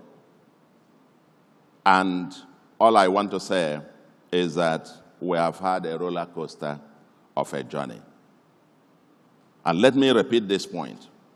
The size of government, and that is its revenue and expenditure, is too minuscule to move the needle. And the so-called increased revenue due to subsidy removal is nothing but money illusion. It's money illusion. And I think that point was made by a bishop when he said we got to realize that government just can't do it. And I just want to send this message that the government is too small. Just too small. And I want to share some numbers with us, because when I have some conversations, unfortunately, there are things I can now get out. I have to be reminded again, you are a state governor, so sit down. I can't get out now. So I actually resist engaging in these public debates or discussions about public policy. All the invitations by the televisions and so on, join this show or join the other show, I remind them that, no, I am part of them, so you people tell us. Consider the 2024 budget of the federal government. Just use it as an example. 28.7 trillion with projected revenue of about 18.3 trillion. And borrowing, that will be about 10.4 trillion. This is just about, if you take the exchange rate, approximately 1,500, of about just 20 billion US dollars, or 7% of our GDP. Check out global averages. Other countries around, even in Africa, their budgets as percentage of GDP of that country. 7%, one of the lowest in the world. For a country of about 230 million people, or our budget of about $83 per person per year. Approximately $6.9 per Nigerian per month. Compared to Kenya's 2024 budget of about 31 billion, ours is about 20 for 230 million people. Kenya's is about 31 billion for 54 million people. Kenya, I'm not talking about US, so don't give all this, Kenya. Or about $574 per person. Even this 28.7 trillion is largely unrealistic, as it will take a miracle to realize the projected 18.3 trillion if current trends persist. If current trends, my estimate is that they'll probably, at best, get 17 trillion. And from where will it borrow for 10.4 trillion with the current state of the money and capital markets? Even at that, the understated debt and non-debt recurrent expenditure totals about 18.1 trillion, meaning that at best, the federal government will still borrow to fund recurrent expenditure. At best, it will still have to borrow some money, even if it spends zero on capital. And I will tell you, that best estimate of mine, if current trends, unless something magical happens with the revenue profile, that 17 trillion will amount to 6,160 naira per Nigerian per month. That is, even if it were to bring all its revenue with the quantum this, the so-called revenue that boom, and put it on the table and share it to all Nigerians, everybody will get 6,160 per month. But it is from this 6,160 per person per month that it will have to pay the about 8.25 trillion as debt service. It will have to do the recurrent, including salaries, of about 9.92 trillion. my dear brothers,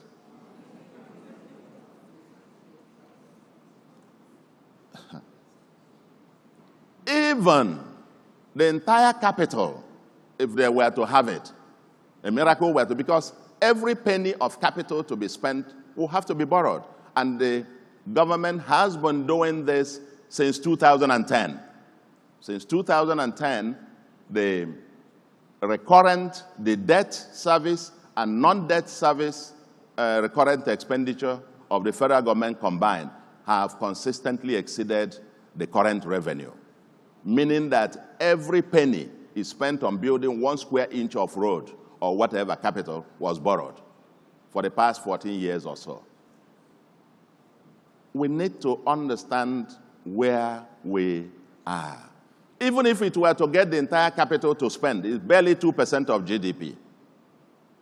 And I want to say that to move this economy at the pace that we expect it to move, the consolidated public sector capital spending, consolidated public sector, I mean states and federal government combined, should be between maybe 10 to 15% of GDP. Currently, both of them combined, it's less than 5% of GDP. And this to be borrowed. So, I can see some people shaking their head here. I don't mean to make you depress you. But even look at the quantum, because everybody I hear it always, oh, they remove subsidy and the government is getting revenue and so on. It's just nothing but money illusion. Money is what money can buy. As governor of Central Bank, I saw the exchange rate, like I said, at about 138, and I saw it coming down. At a point, it was 118 before it even got down to 112 at some point.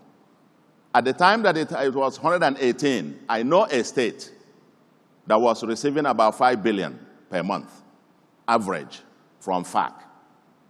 That 5 billion then was an equivalent of $42.4 million every month. Then cement was costing a few hundred naira, and diesel was less than 100 naira a liter. Today, that $42.4 million will be equivalent of about 63.5 billion. For you to put that state on the same level, comparatively, when it was receiving 5 billion, it needs to be receiving about 63.5 billion today. But that state is receiving barely about 10. Yes, it has doubled in naira term, but then it buys cement. It has to build roads and bridges, build schools and so on, and buy cement a few thousand per bag, and buy bitumen and so on, and buy diesel at 1,006, 1,007, and so on and so forth. At the end of the day, the same argument goes in circles. Even the governments themselves also spend money. I mean, they also incur in rising costs.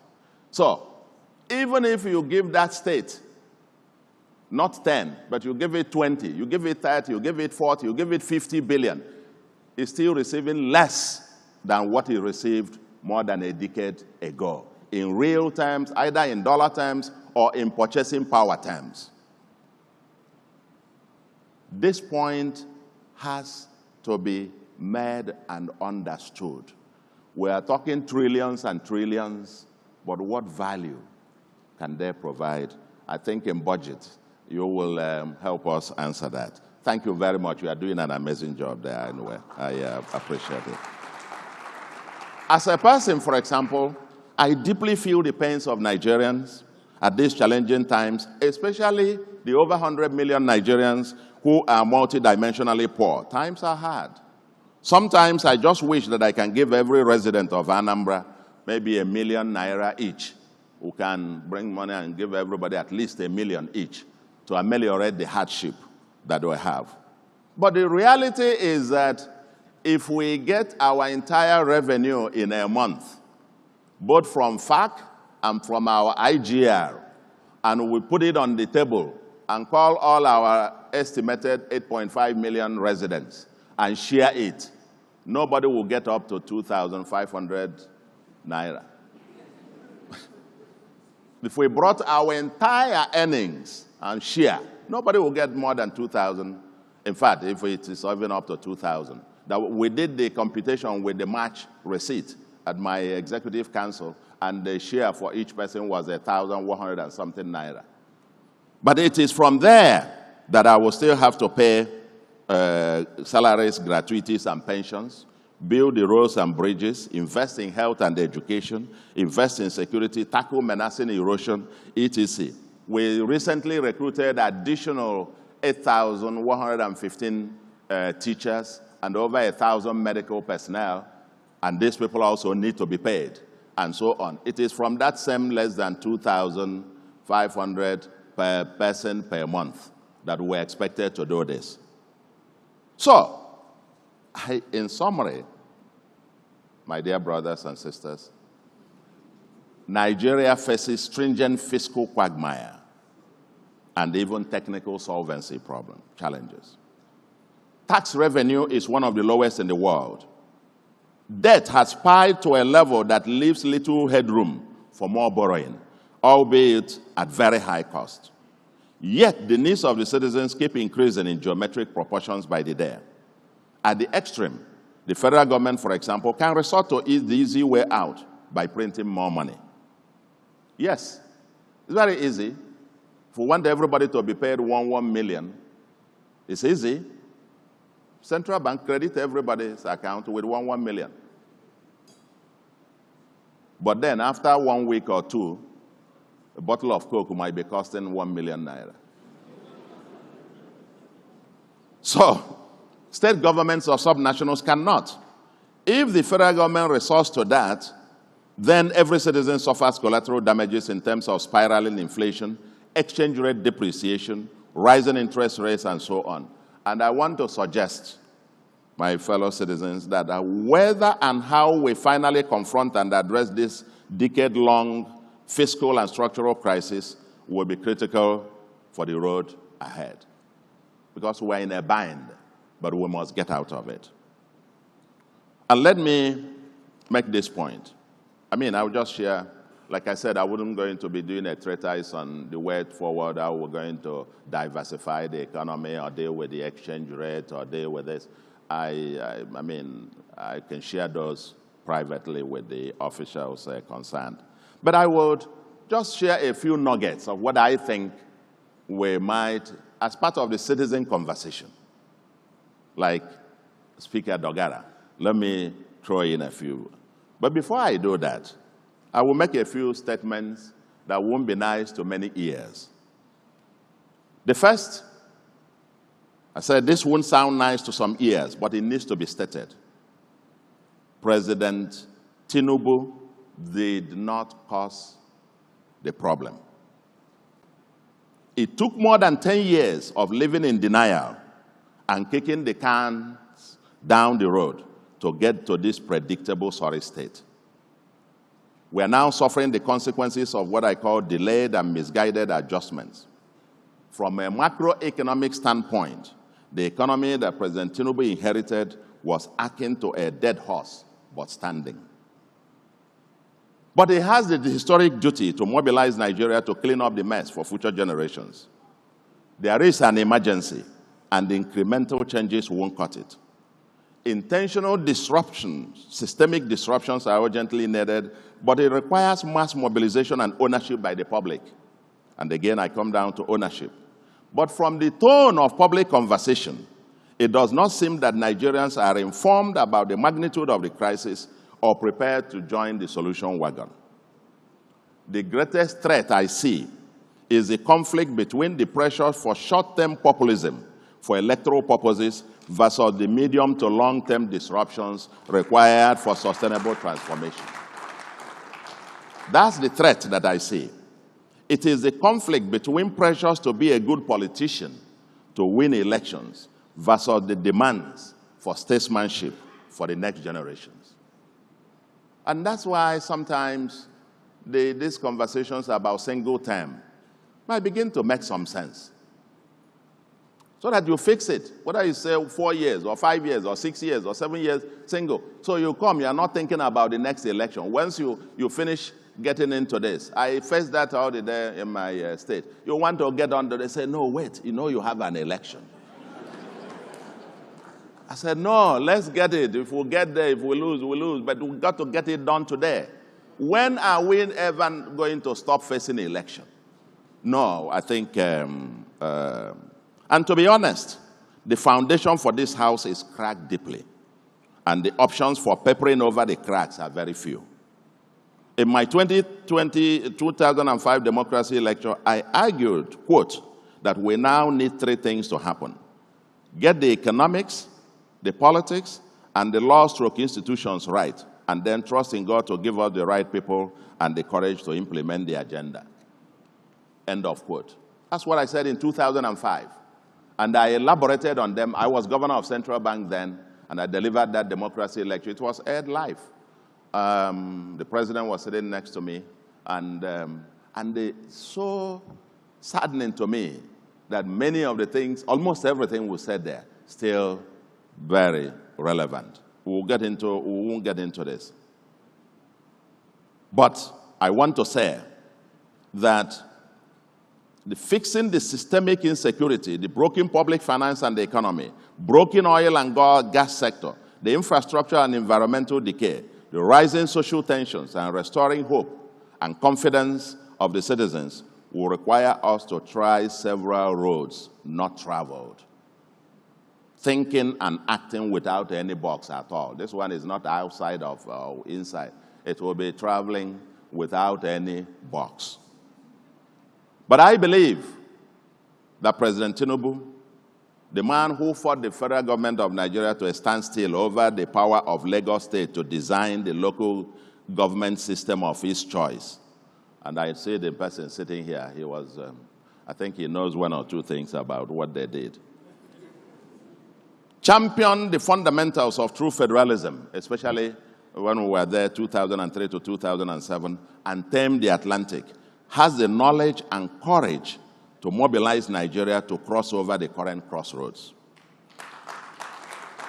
There are no easy or quick fixes, and he needs our collective support. And literally every sector requires a declaration of an emergency. We need working groups on security, on economy, oil and gas and natural resources, food security, etc. But there are 2 others I will just make a few statements about here that will shape the future. Number 1 of them is the devolution and building the foundations of a competitive and workable federation. And the second is a social contract with citizens to give everyone a stake in the future of Nigeria. And let me just, on this too. On devolving and building the foundations of a federation, ladies and gentlemen, we've just gone back to our national anthem, old one. It might just be a pointer that our future is in our past. That our future is in our past. This is a country that celebrates its past and not our future. So, the road to that future might actually be in our past. Our founding fathers negotiated competitive federalism as the appropriate framework for Nigeria. And since the military incursion, we have tried hard to develop with a unitary federalism and still moving in circles. It is an oxymoron to repeat the same thing and expect a different result. At my last appearance at this platform, I argued that Nigeria, quote, can't build a 100-story building on the foundation of a rickety bungalow, end of quote. For years now, discussions around restructuring devolution through federalism have refused to go away. Almost all the socio-political groups, Afenifere, Ohaneze, Ndi Igbo, Pandev, Middle Belt Forum, agree that there is no sustainable future without addressing the issue of Nigeria's structure. The Patriots recently reaffirmed the same stand. The APC, in its 2015 manifesto, identified the obtuse and inefficient Abuja as a constraint and promised to, quote, restructure Nigeria.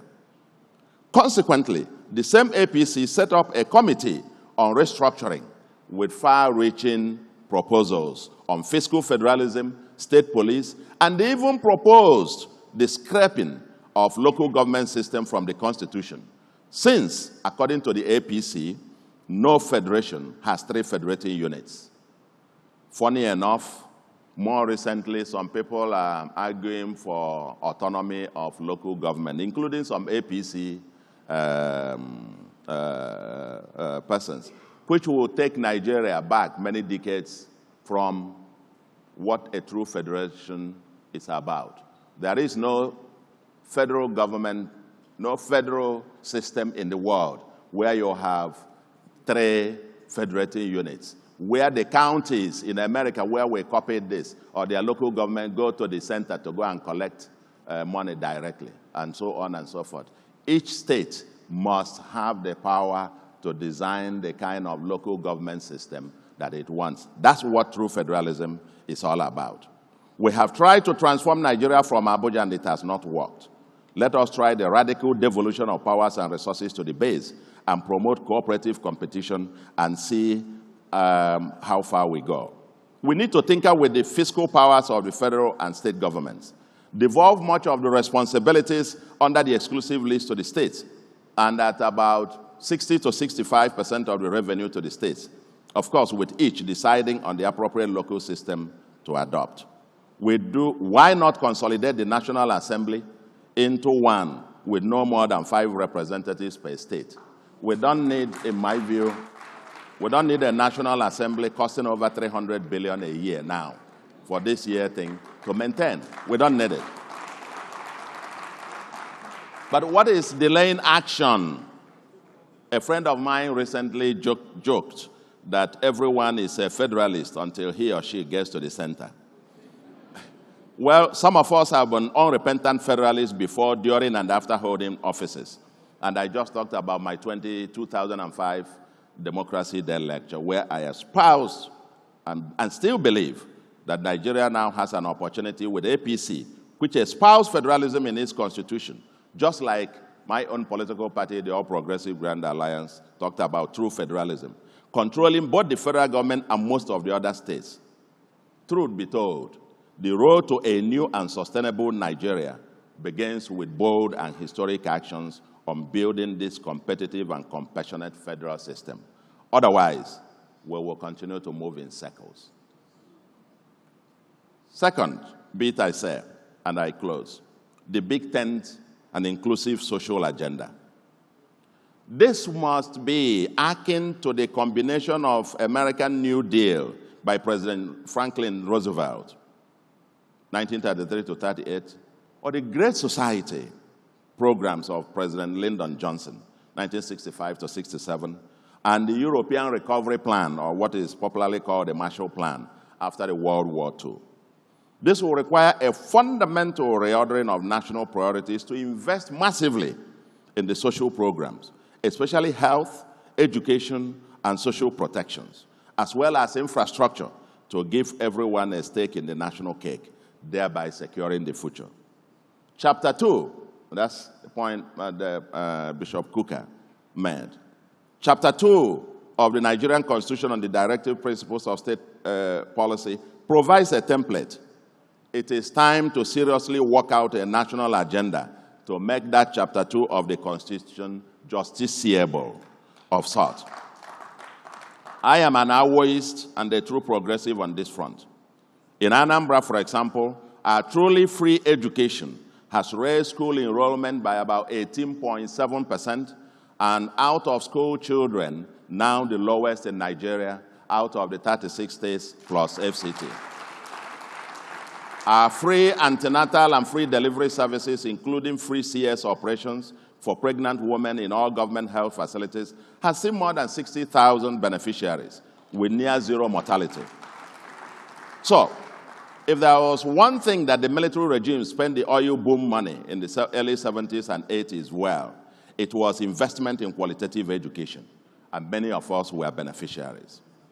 For that roadside pepper seller or hawker Even if we can't do anything to improve her condition, we must ensure that her children don't end up like her.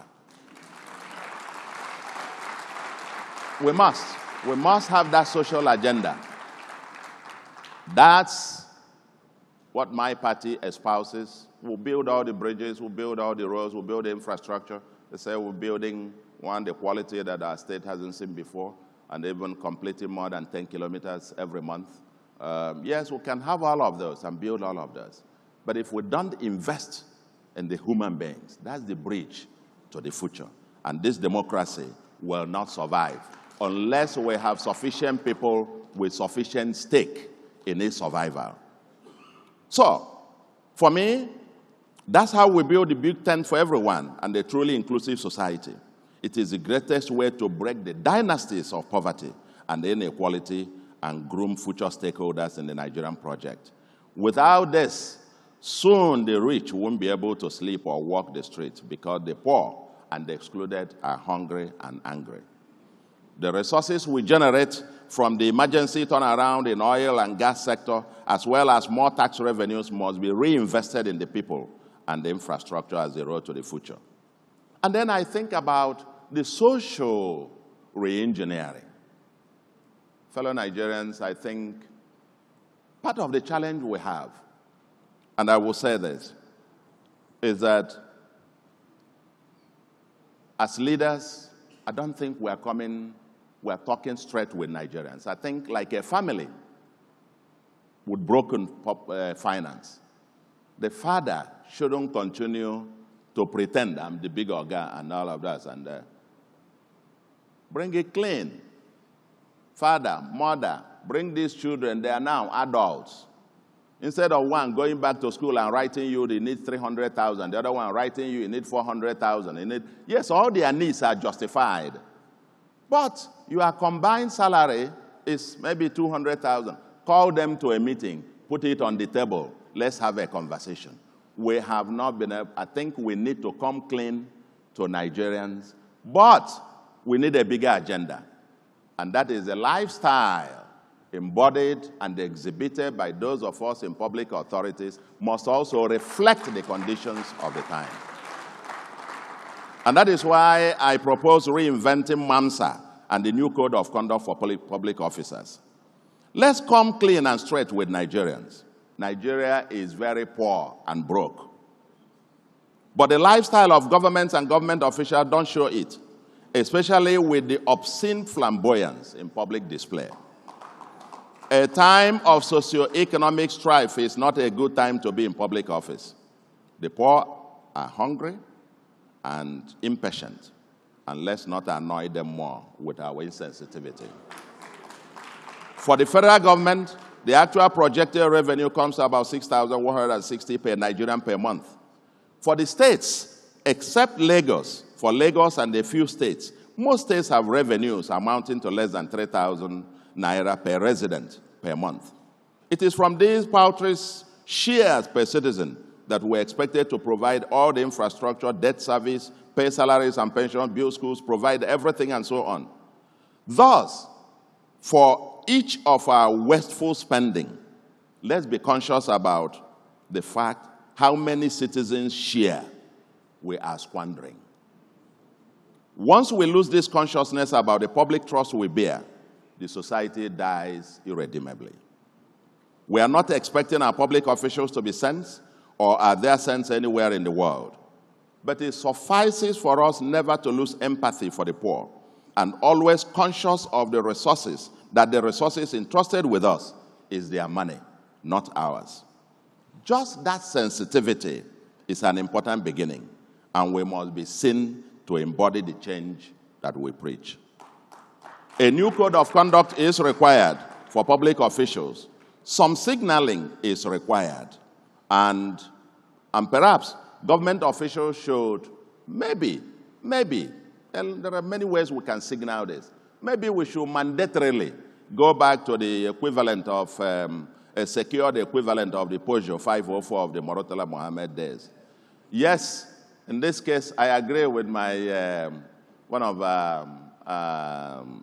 Reverend Fathers, Reverend Father Mbaka, when I just read a few days, he was saying that public officials should also, elected governors and so on, should also earn minimum salary, minimum wage. I agree that we should be paid that so we can feel that as well.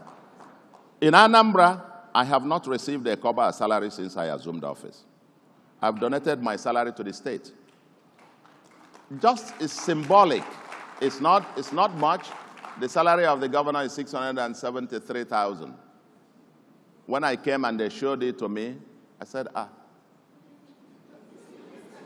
this is my salary. The system is in denial, actually.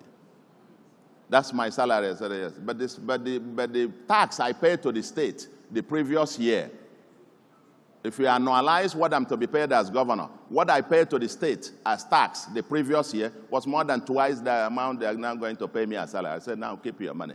We can do without it. I think generally the system is in denial. But there must be some signaling. It's just the symbolism of this. We need to reinvent something akin to the mass mobilization for self-reliance, social justice, and the economic recovery, MAMSA, of the Babangida days, and the new code of conduct for public officials. Both government officials and other citizens need to be constantly reminded of our respective sacred citizen civic duties and obligations, as well as the accountability requirements. We need to break the transactional bargain between politicians and voters that has become a debilitating circus. We all complain about corruption, but clap and bless the same public officials when they make public display of the process of corruption. Why the one who does not do so is considered, quote, wicked, or not generous, or even useless. In some sense, the citizens expect and even demand of public officials to be corrupt. And those who behave otherwise are considered either insane or stupid. Let's have this frank national conversation, because we all seem to be culpable. But we must break this cycle to make sustainable progress. We must rebuild a sense of nationalism and patriotism and reinvent the old slogan of black and proud. Let's mainstream pride in everything Nigerian. Let's drive only made in Nigeria vehicles and wear only made in Nigeria fabrics. Eat only made in Nigeria food and drink only made in Nigeria drinks. That's what we do in Anambra State. So when you see me wearing this Akwete fabric, handmade by the women of Akwete of Abia State, or wearing the eagle on my cap here, that is a Nigerian coat of arms, the eagle on Nigerian coat of arms, or driving a nursing vehicle as my official car, and so on and so forth, I am proudly advertising that, quote, I am Nigerian and proud. If all of us wear only Nigerian fabrics, if all of us wear only Nigerian fabrics, I can bet you the textile industry in Nigeria will create more than 10 million new jobs. Let's start from there. I'm sending the message that all of us have something to contribute to fix this country. So, we must intentionally build a sense of nation, not just a slogan, but an attitude. In Anambra, when we assumed office, we stopped this excellency business. So don't excellency me. You know, call me Mr. Governor. I leave all this, because sometimes we take this title to become achievement. You know, the Nigeria is the only place where somebody puts a poster. He wants to contest for Senate. They start at distinguished. He's already distinguished. He hasn't even gotten there. Yeah. And somebody print a complimentary card and give you, and they write, Your Excellency, the former gubernatorial aspirant of... So in Anambra, we say, leave this excellency. I'm Mr. Governor, and I have Mr. Commissioners. No honorable, no excellency, no this, and so on and so forth. I think part of it is in the conversation.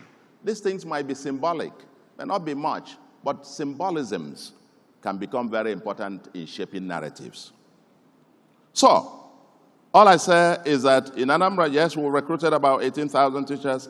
On merit, we must mainstream merit-based recruitment in our public sector in Nigeria. Yes, Bishop Kukah mentioned about building the public service. But you can't build that if we're doing this, a little, balancing, and then we don't recruit the best. In Anambra recently, we recruited 8,115 teachers and little over 1,000 medical professionals, strictly on merit. And our teachers crisscross about 18 states of Nigeria. Our teachers are drawn from 18 states of Nigeria. It's not about where you come from. What is the interest of the Anambra child? The interest of the Anambra child is to be taught by the best teacher in the world, not by the mediocre teacher from his village. That's what we must begin to program as a people, so to speak. And we appointed permanent secretaries, and we have people from both Abia, Oshun, and so on in our civil service, because they are the best that we could find, so to speak. So we must drastically reduce the cost of governance. In Anambra, for example, doing more with less is our slogan. Extreme prudence is the reason we are delivering historic results on infrastructure and all other sectors and still refuse to borrow a kobo in over 2 years.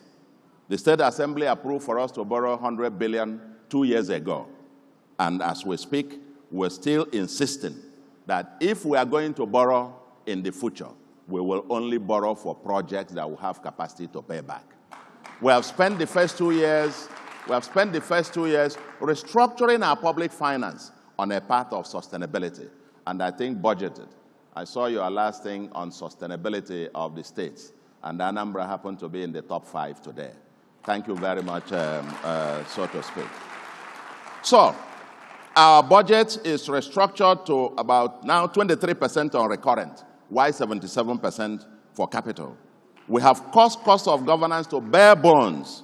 For example, it used to cost about 137 million a month just to clean offices and so on and so forth. We've cut it down to 11 million a month. That's what it is. We have no office of First Lady, and there is no appropriation for that. My wife drives my personal vehicles that I came into office with. And we don't do this to impress anyone, but out of personal conviction and knowledge that Anambra cannot afford the West. Currently, as I said, Anambra is ranked among your top 5 on fiscal sustainability. Our target is that and we'll probably achieve it sooner than later, our IGR should be able to pay for all our recurrent expenditures, while any penny we receive from Abuja will be devoted to investing on the future of the people. In sum, we must reorder our priorities if we must maximize values for our people, given, again, the point I made before that the resources are very little, very little. We must cut the fat, cut them off. So somebody comes to me and says, give us an appointment. And to be appointment for what? Give me SA or SSA. And I say, what will you be doing? What will you be doing for Anambra people? If I give you SA, you say, no, anything. And I say, no.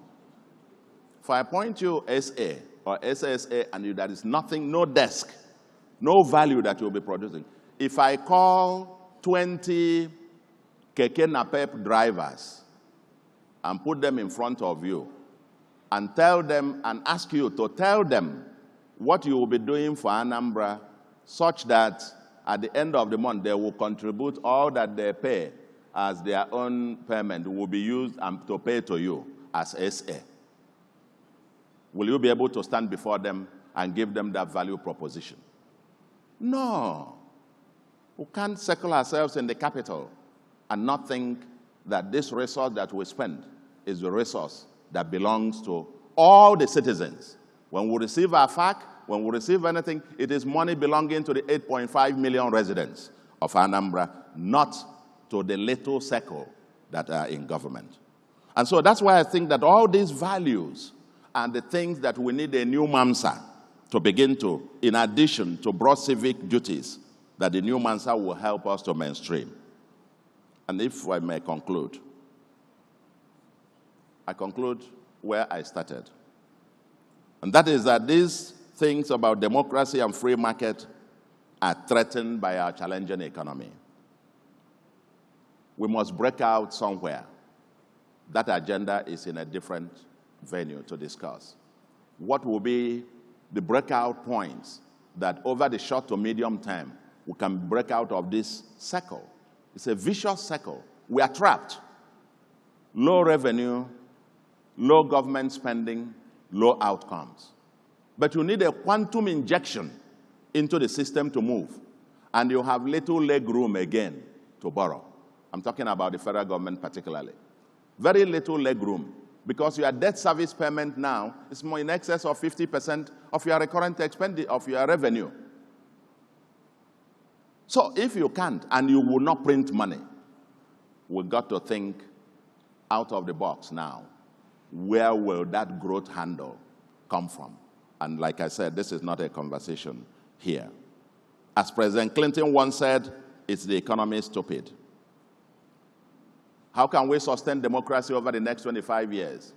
That in about 2050, we're expecting 440 million Nigerians. Not 2023, not 30 million. Are we going to be able to sustain it? I'm an incredible optimist in the potential greatness of this blessed country. That's essentially why I have persisted in public service and applied for my current job. I believe in the infinite possibilities and opportunities that Nigeria presents. Our youthful population, if unleashed, will definitely conquer the world, and the 21st century will be Nigeria's century. But building that next Nigeria will require a very determined and strong pull, very determined pull by all Nigerians. It is good to complain, but better to do something positive about it. We must turn our current challenges into opportunities. As I ponder the lamentations and the possibilities,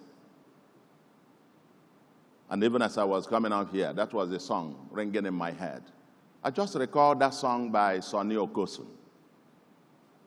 Some of you old enough remember that about 40 years ago, when Nigeria was barely 24 years of independence, the late Sonny Okosun sang a song of lamentations and hope.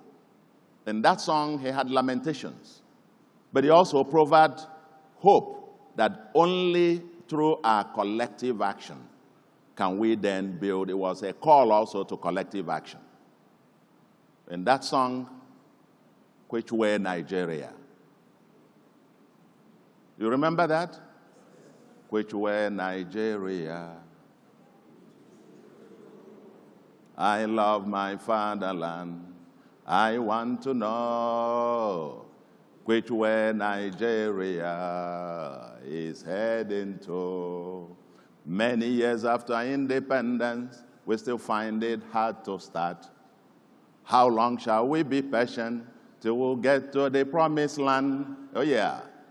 Let's save Nigeria so Nigeria won't die. Thank you very much, and God bless you.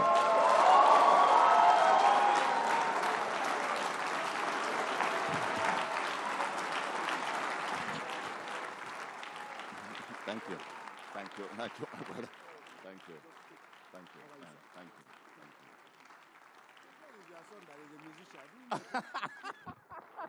I don't know. A well-deserved round of applause for His Excellency, not His Excellency, Professor Charles Soludo, Mr. Governor. Please, you may take your seats.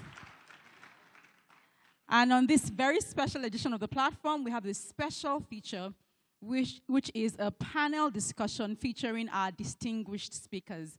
And to moderate the panel, let me invite Mr. Bolahon Joshua, who is going to be taking the panel discussion. But before then, let me just do a few reminders. I've been quite deliberate about not recapping all of the sessions because all of them are available on YouTube. So just search for the platform Nigeria. All of the sessions you've heard today are available for you to download, catch up on all the conversations, very interesting comments online as well. And you too can be part of the conversations by posting online using the hashtags the platform NG and the platform 36. It's very important. Remember, Bishop Kukah's books are also available in the foyer out there on your way out. But please just hold on as we get prepared for the panel discussion that's going to be moderated by Mr. Gbolahan Joshua. So without further ado, let me just welcome Mr. Gbolahan Joshua.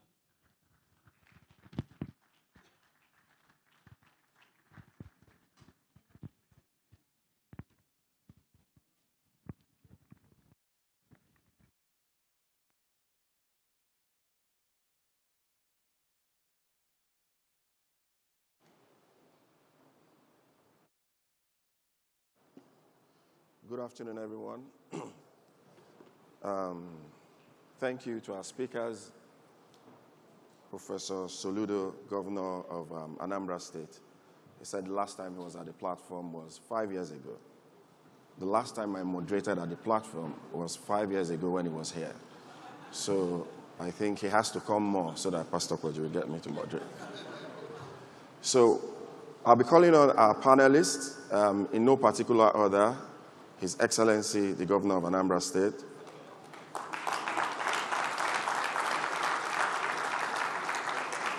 His Excellency, the former Governor of Lagos State.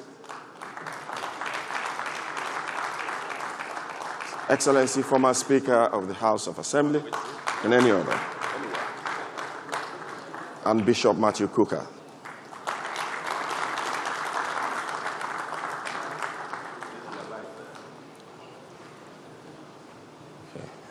Sir. Thank you. Hi, how are you doing? How are you doing?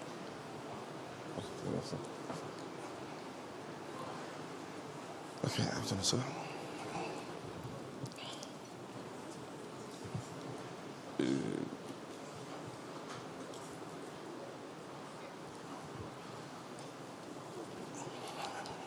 So while you were speaking, I was communicating with a lot of people online and asking them the questions they want to hear you answer.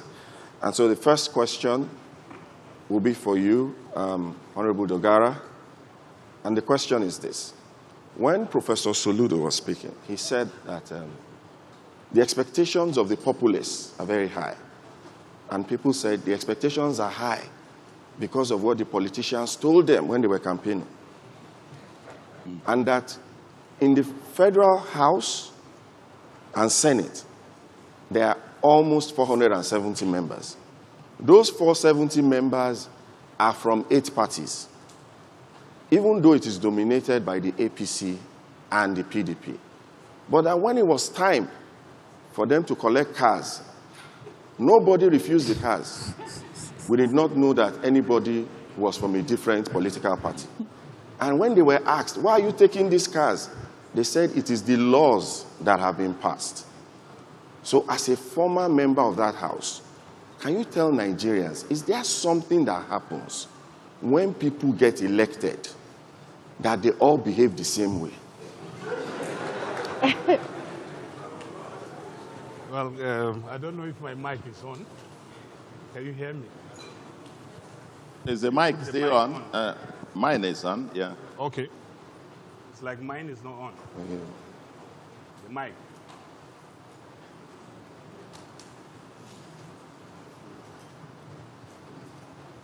Well, in answering this question, I think it's important first to state that I'm no longer in the House of Representatives. That's a good... Convenient. That's a good alibi. But I cannot deny the fact that that is my primary constituency, having served there for 16 unbroken years and having led the House. As a matter of fact, you know, when you are campaigning as a politician, virtually everyone operates by the level of light that is available to him. And sometimes there are projections, there are things you are looking at. It is only when you get to the office that you now realize that some of those things that you thought were possible are not possible. And in respect to the cars, I would say that it depends on the choices a particular set of members will make. the process of being in the House, I was chairman of House Services twice. I think the first to hold that position twice. And I remember sitting like this in an executive session with all the 360 members to take a decision as to what we must do. At that time, Onigbinde was not there, but Peugeot cars were available. But members had preferences for some other brands. And we sat there together with the leadership of the House. Then I wasn't the Speaker, to decide that no, we must buy Peugeot cars for honorable members of the House of Representatives. And so some didn't like it, but the Speaker then agreed. And if you check it in that House, it was Peugeot that we bought for honorable members of the House of Representatives. During my time as Speaker as well, we were exploring the possibility of patronizing Innocent Motors. But that time, I think they hadn't advanced to the level they have attained as of today. And I sat also as Speaker and said, if I could convince the House to take my decision to patronize Peugeot when I was House Services Chairman, then there's no way I can now go for Camry or some other exotic models. We must buy Peugeot. And the reason was simply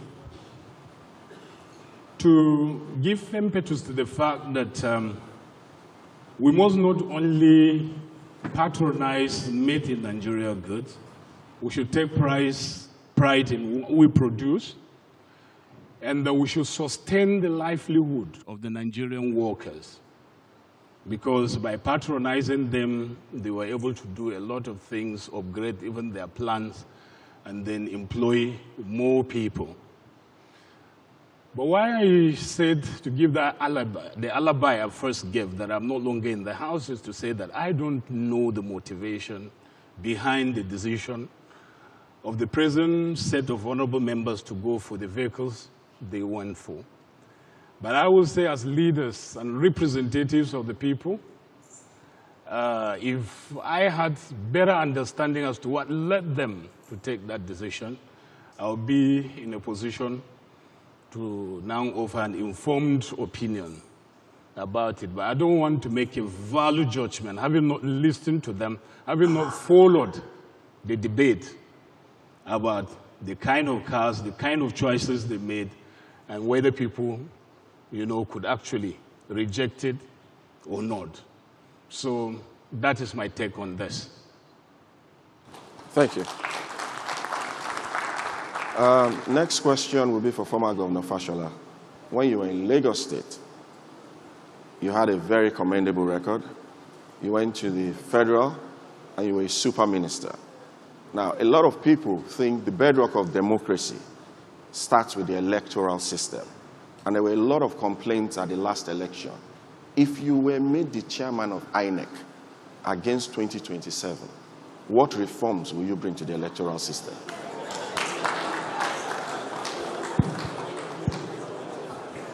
First of all, I don't want to be chairman of INEC.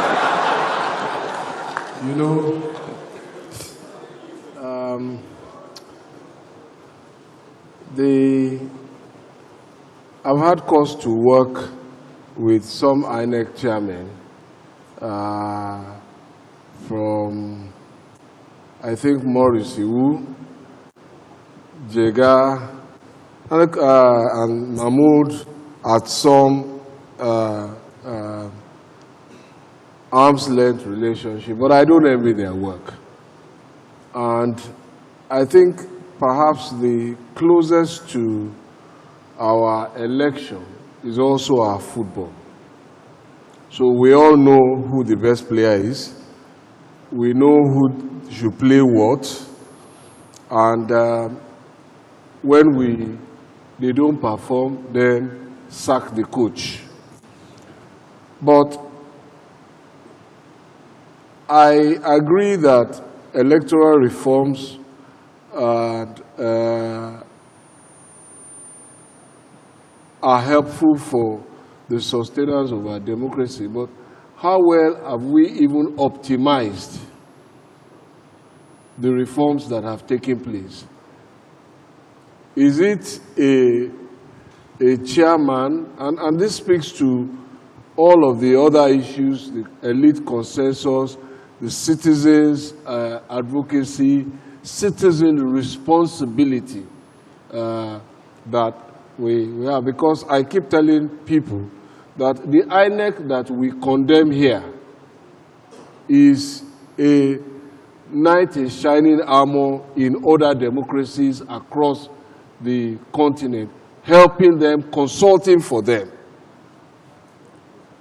And so, when we attack the systems, I think we should just look in the mirror. The work that INEC does, because I have been involved in not a few elections, is a logistics nightmare. So they need a lot of, and if you don't mind me spending a minute or two on this, people must understand it. The people who carry out election work on election day is a logistic nightmare.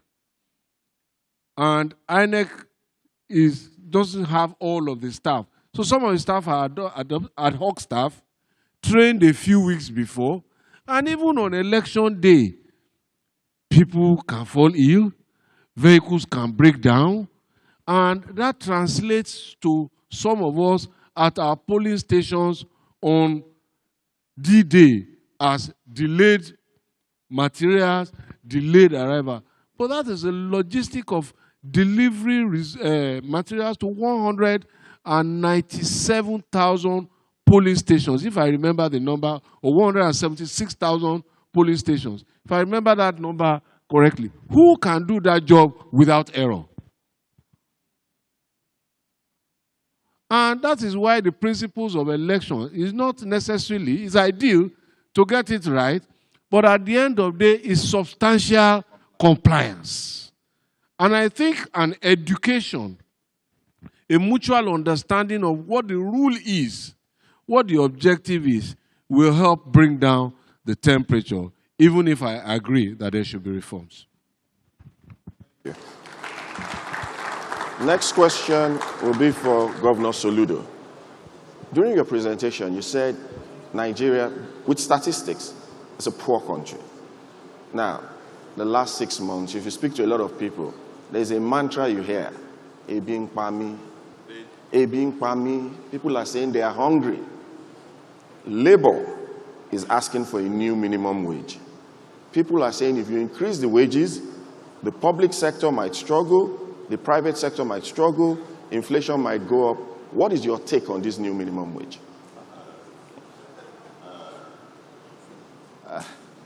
I don't know who sent you.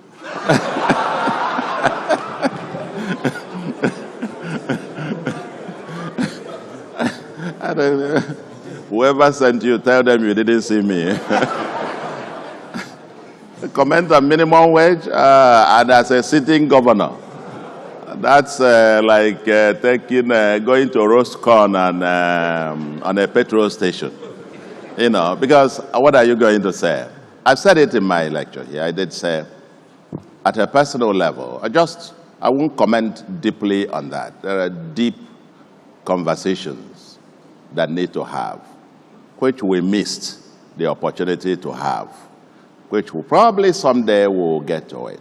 You know, discussion about minimum wage is a very emotional thing.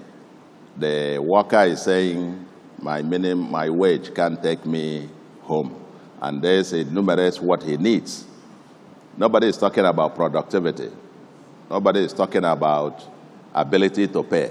Nobody is, and part of it, as I said during my presentation here, is the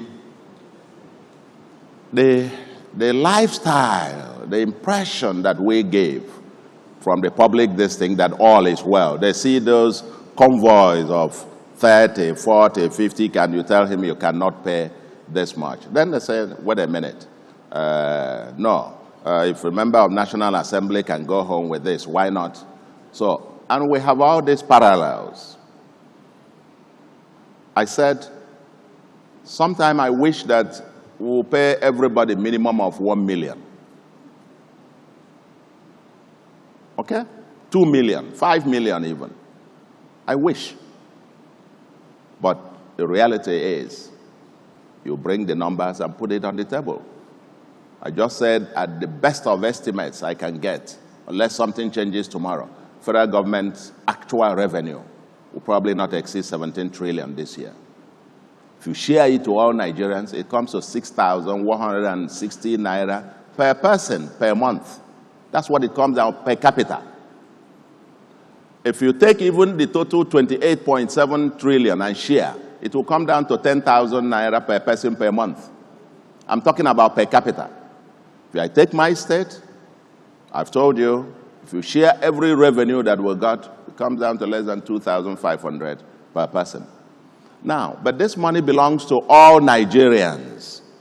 That's what you need to provide infrastructure, fix schools, fix states, fix that, and so on and so forth. So, there is that general conversation that we're going to have. We're not talking about benchmarks or to the rest of the world and where we are and so on and so forth.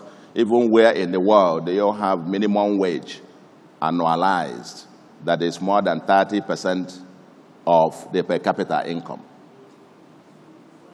It's talking about carrying capacity. So this conversation is a very deep one, but not one that I want to get into, but I just want to make 2 quick points about it. First, we must make distinction between a national minimum wage and discussions about civil service minimum wage. Because there was a confusion as if the discussion was a negotiation between government and labor. No, as Governor Fashola mentioned, MSMEs, I think you mentioned that statistics, employs about, I think, 49-point-something million. That's what I heard. They are the largest employers.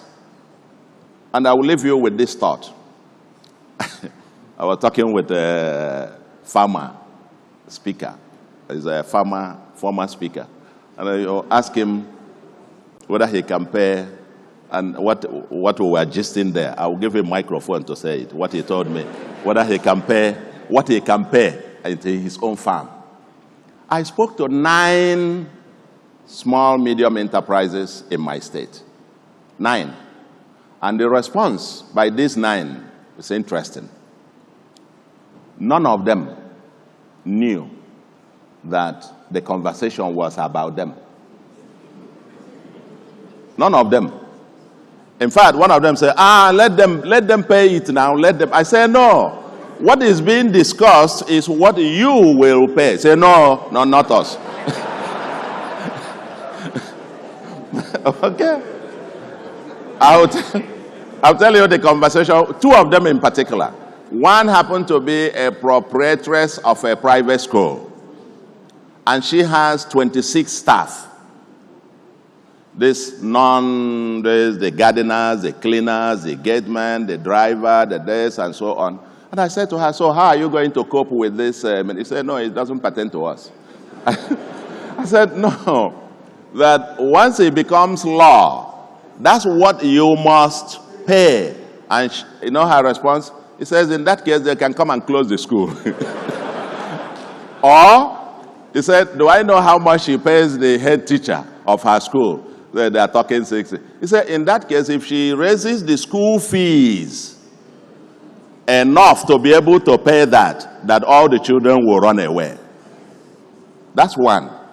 The second one happened to be one guy that produces some of this bottled water. And he has 33 staff. And you know, minimum wage applies once you employ up to a certain number, 25 or so. 10 or there, about 10 or 25 or whatever, it's mandatory. You will be prosecuted if you don't. So I said to the guy about him, he said, no, it's not for them, it's government. When I tried to convince him that it's also about him, what he's going to pay, his response was very interesting. He says, now, after buying diesel at the cost he's buying, that he's actually thinking of laying off some of the workers that they margin, because there is a limit to which he can increase prices. So the only thing he will do is to lay off some. He said, well, if they come and force me, then I close this place. Now, it's important that we understand that we are discussing the minimum. Minimum which everybody will have to pay. The churches, the schools, the roadside bakery, the farmers who employ a certain number, everybody. Those SMEs that employ the 49-point-something million, they must pay this. That's what it is about. Once we understand it, no problem. That's the point. It's a very important thing that we understand, because we're not discussing civil service minimum salary. Because they make it as if it is government versus us. Government versus, it's not government.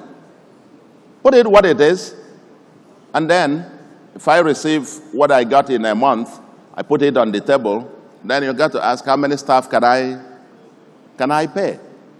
I have just recruited additional 8,115 teachers. For comparison, the Labour Party in the UK is proposing that if it wins the next election, it will recruit additional 6,400 and something teachers for the entire UK. In Anambra, in 2 years, I have recruited 8,115, and I have to pay them. So, the minimum wage thing, it goes, everybody is right. Everybody is right. The worker is right to say, what am I getting? Nobody is asking, what does the worker do? We're not asking that question yet. All we're saying is, how much does he need? He's right. And for me, even if you pay 1 million, 10 million, it's not enough. Fair enough. But on the other hand, you have to come back to reality. That we're talking about this MSMEs, the school, private schools, churches, so on and so forth. You have to pay your own driver that way. You have to pay your this and so on and so forth. We're all in it. Whatever they agree. We'll muddle through, so to speak. But maybe after 1 year, we will meet to discuss the consequences. The only challenge often is that, now talking about the consequences, I remind ourselves, in 1973, there was the famous Udoji Award. Udoji Award. Salaries were doubled. Yeah, workers and so on. The oil boom thing, what do we do with money? We double salaries. A few months after that, the average worker, about a year later, the average worker felt that he was better off before the boom. And so, I pity the president, because it will all be on his head.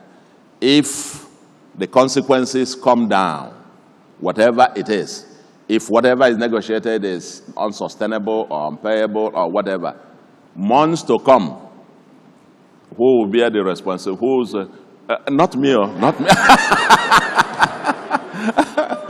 So, months later, it will still come back. It is Tinubu, since he did this one didn't. Just like we're talking about this removal of subsidy. I think as I was discussing with you before we started, the subsidy was actually removed by the previous administration. It was removed by the previous administration because by their 2023 budget, they said they couldn't go beyond June. So, by the law passed by the National Assembly, they had legislated that subsidy was going to end by June 2023 because we had reached the end. You couldn't go much further. But then, this president comes, just at the beginning of it, the thing, bah, I said, Tinubu, you remove subsidy.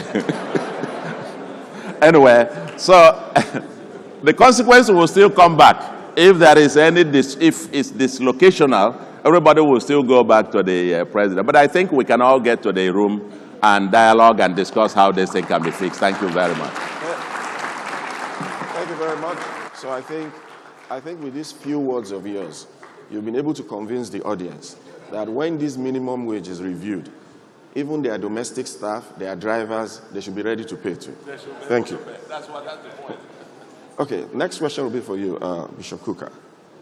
When Governor Fashola, former Governor Fashola was speaking, he said every country subsidizes a few things. You know, some countries subsidize agric, Nigeria was subsidizing petroleum products. But we have a peculiar case. There is no country where the richest set of people are in that sector that things are being subsidized. When you go to the UK, you don't find the richest people where they pay dole. In America, you don't find the richest people working where the subsidies are happening. Why do you think we have this peculiar issue? Well, I haven't run a government, so you should have asked Fashola this question. But I think, you know, fundamental to this conversation is that we are confusing a symptom with a disease. The bigger disease for me is that I do not see that there is enough intellectual input in public policy. Now, you can't, I remember I was listening to, I had a conversation, I listened to Yoweri Museveni when he gave a talk at NIPS, and he said something that caught my attention. He said, look, as the president of Uganda, I have the population of my citizens, it's before me.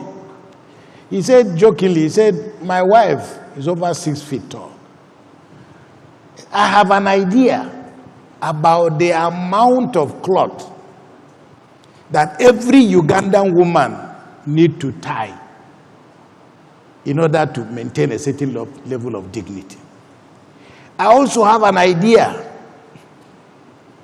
about the amount of ugali, which is like gari for us, that the average Ugandan needs to eat in order to go to sleep peacefully. In my view, I have not seen evidence that those who govern Nigeria are thinking about what should be, I mean, how many Nigerians can sleep peacefully with a meal? Because if you're thinking through all of this, and we're talking about minimum wage now, nobody is talking about 90% of the ordinary people of Nigeria who are not earning any wages. So when Labour starts some of this conversation and they do all this rigmarole with federal government, I'm like, hello, what about the farmers? What about all the people in the villages? Fashola's, Governor Fashola's friend, Hernando de Soto, you invited him to learn. Hernando de Soto, he wrote a book. The title of the book is The Mystery of Capital. Why does why capitalism works in the West and why it fails elsewhere? And it was a study of, I think, about 4 countries or so. They were miserably poor. But his argument was that, if I still understand, it's a long time since I read the book. But his argument was, look, how does it happen that what my father, you are not among, the fathers of some of us who are poor here, all of you, this looks like a senator, all these rosy children. The question was, he said, how does it happen that what the poor have in quantum, that is land?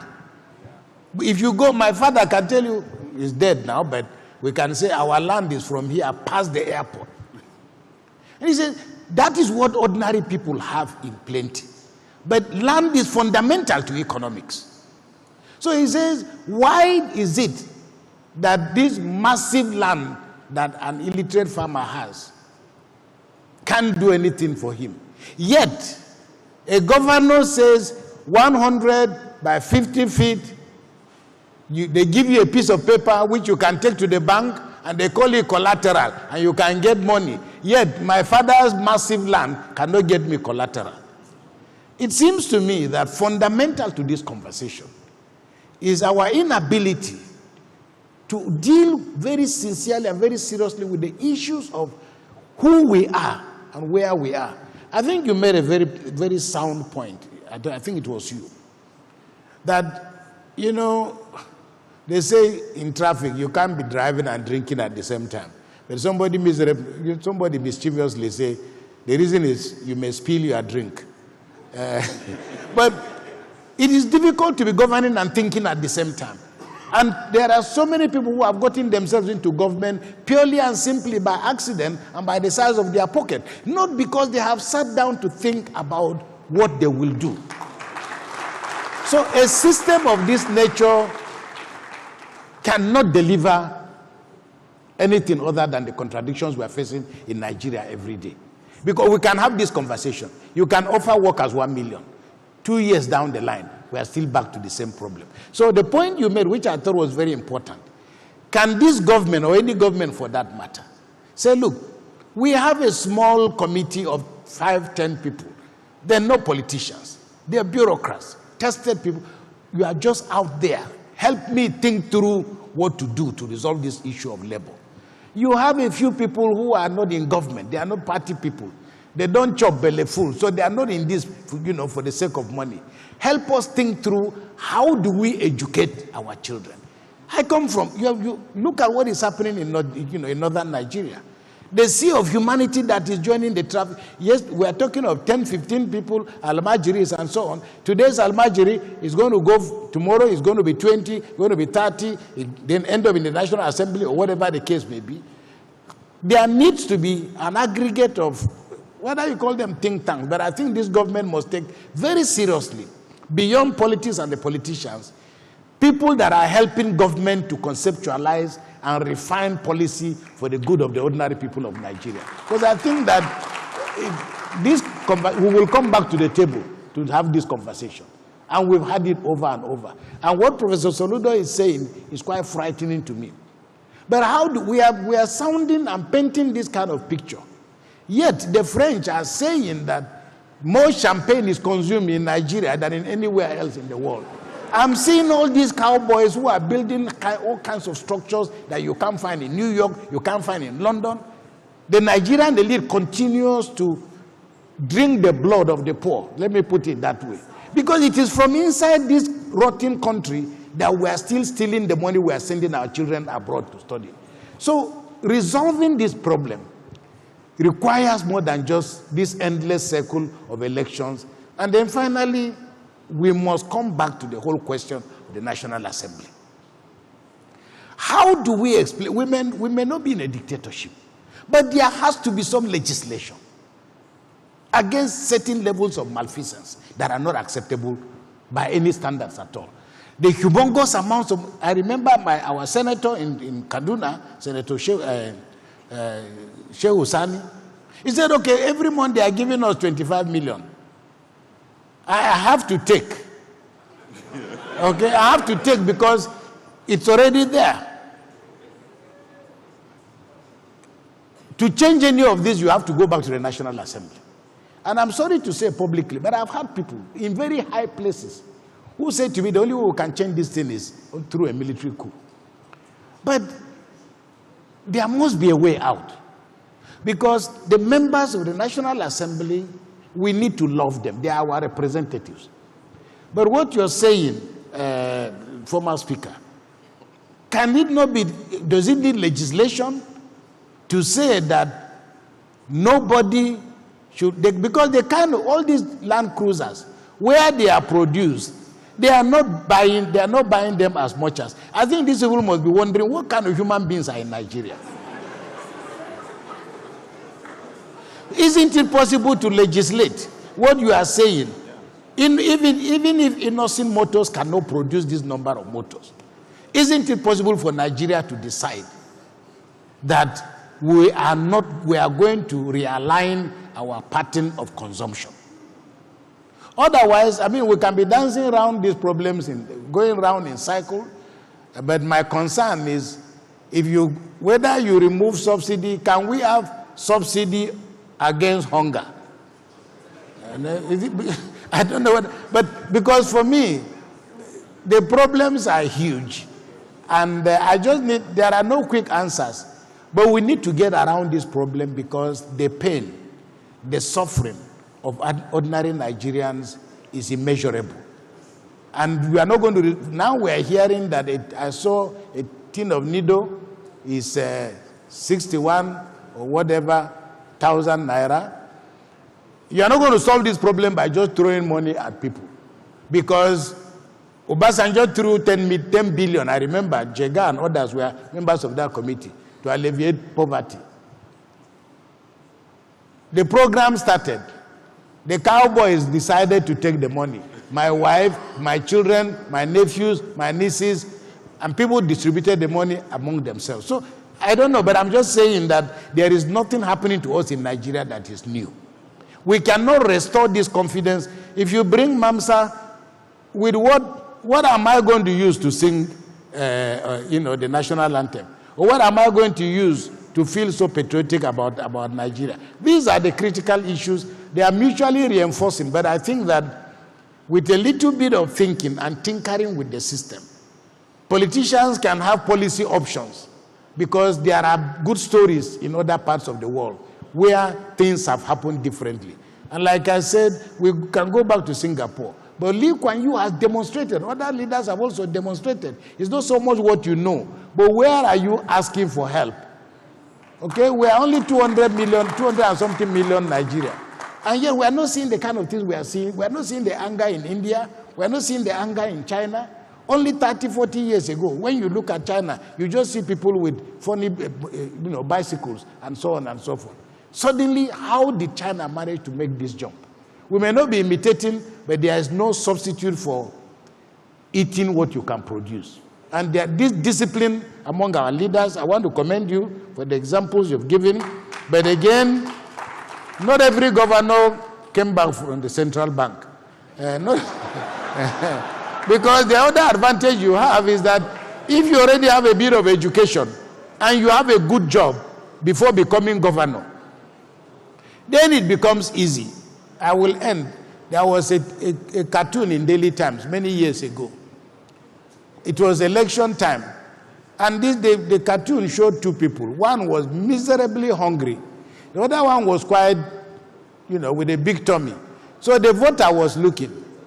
And he said, if I vote for this man, when is he going to chop belly full before he remembers me? And then he looks at this man. If I vote for this man who is used to eating, will he remember me at all? So, these are the distortions that are in our system. Thank you.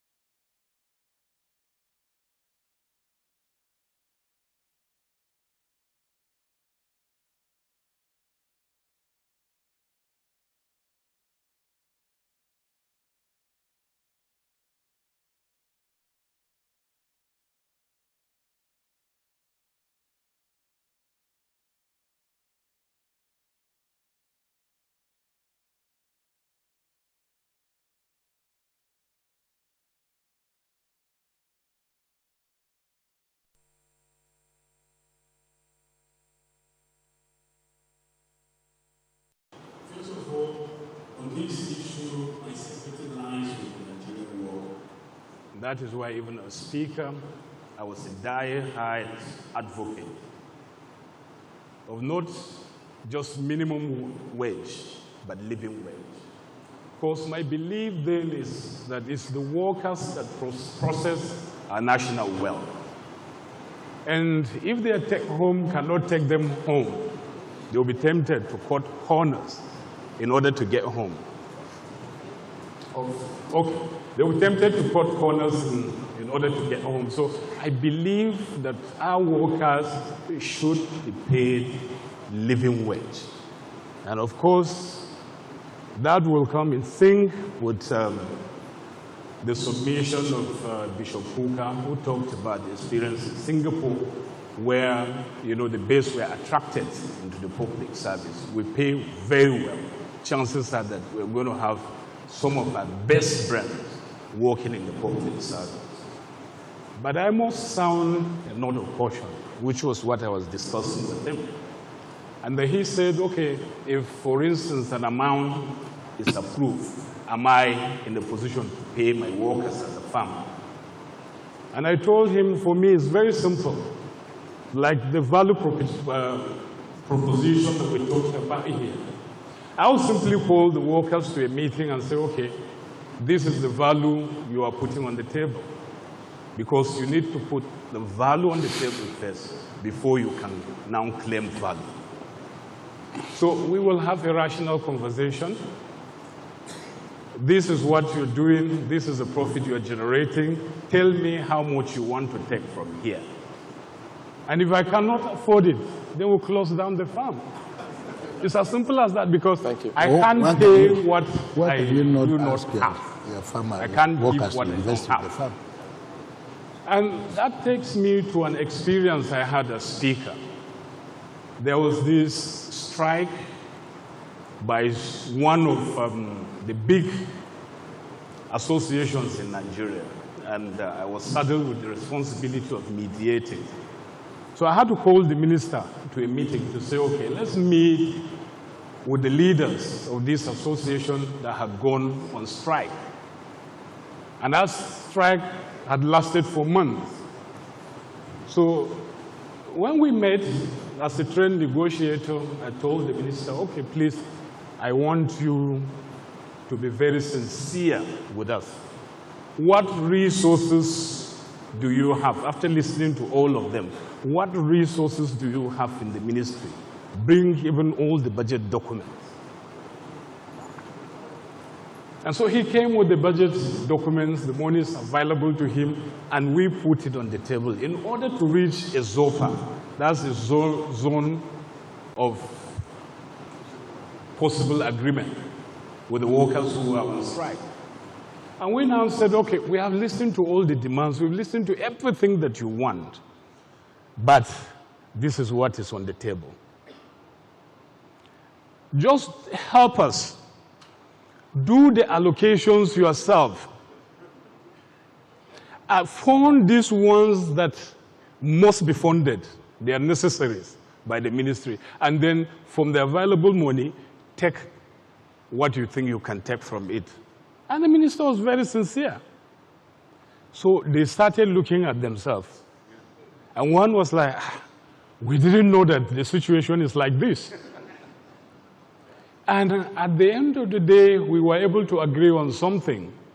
Even though it didn't meet the demand they had placed on the table, they took it. So we can extend this discussion to the present challenge that we have. Government should be sincere with workers. Let them bring the value that we have on the table. And let them talk about things that we must fund. It talks about infrastructure, we're talking about growing the economy, we're talking about so many things that will be done. As a matter of fact, we can even allow the labor leaders do the allocation. I'm for that. Take whatever it is that you think we can pay to the workers and what you want us to devote for roads, for power, for agriculture that we're about to talk about now, and the rest. And I believe we will have that solution if we ever hold that kind of conversation. About agriculture, I think there's no rocket science. It's a very simple thing. And to me, this is an area that doesn't even require electricity or all those other factors of production that we talk about. Take, for instance, if we want to bring revolution in agriculture, just the oil palm industry, just for instance. Malaysia was nowhere. They came here, took the palm oil seeds from Nigeria, and now they have planted 600 million palm trees, and they're the leading producer of palm oil in the world. Assuming you raise just 3 million families from the belt that produces palm trees, and say, okay, each of these families, government will empower to just cultivate 1 hectare or plant 1 hectare of palm oil trees. You know how many million trees that would be? From the middle belt, south-south, southeast, southwest, just 3 million families. And let each of these families be empowered just to plant 1 hectare of palm trees. How many trees would that be if you do the maths? And then it is proven that 1 hectare can generate from the red oil to palm kernel and everything between 15 to 18 million naira per annum. So you can imagine moving 3 million families, just lifting them out of poverty by this simple method of empowerment. Let me talk about this ranching or no ranching that we're talking about. By the year 2030, for instance, you can Google this or query your search engines.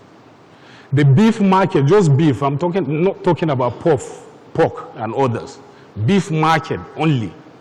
The global share of the market is going to grow to $1.3 trillion. And as we speak, Nigeria is nowhere in the chain. Take, for instance, dairy, just dairy and its associated products, milk, cheese, and others. By 2030, just that dairy market, the global market size, will be $1.2 trillion. And we're not doing anything about it. We're not preparing ourselves to inch into the market or capture, no matter how small, the size of that market. So we're talking about stopping banning open grazing, for instance. But what alternative are we offering? The people who have accepted this as their culture, who have lived over time practicing this, what do we want them to embrace? And I can tell you a very simple thing. If we can't follow the example of the palm trees that I talked about, look at families, millions of families, let's assume even if it is 1 million family. I don't even know the population of cattle in Nigeria. And say, okay, government is going to empower them to have the right kind of breed of cattle that generates beef. And then the right type of breed that gives milk. Do you know that by the time we transition from these traditional cows that we have to the ones that will really give us value, we have automatically killed open grazing because you can't even graze those cows. That will solve the problem. And in Nigeria, you don't have to even reinvent MAMSA. Once people perceive that a particular business venture is lucrative, they will just go into it. Like in those days, any community you go to, you find out new filling stations because people believe then that once you have a filling station, you will have money. Automatically, anybody who gets money was going into filling station. So when the cow Fulanis now see that I will have more beef if I rear this cattle, I will have more milk if I rear this particular breed of cattle, you will see that you don't have to preach to them. They will abandon these traditional cows that don't give us the meat we need, don't give us the milk we need, and embrace, you know, the new breeds. So to me, these are some of the commonsensical things that we can do in agriculture in order to bring revolution in that field, change the destiny of people, pull millions of people out of poverty. Thank you. Question. Either former Governor Fashola or Governor Soludo can take it, because you both have experience in that matter. One of the things people have complained about is that when governors leave office and there's a corruption probe, one of the areas it always starts from is the security vote.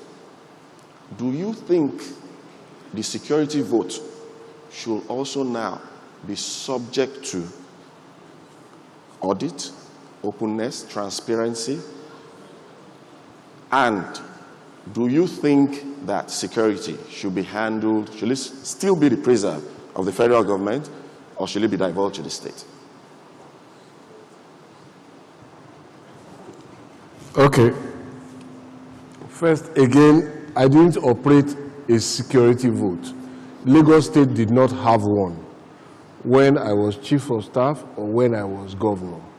All our procurements were done through the office of the Ministry of Economic Planning and Budget.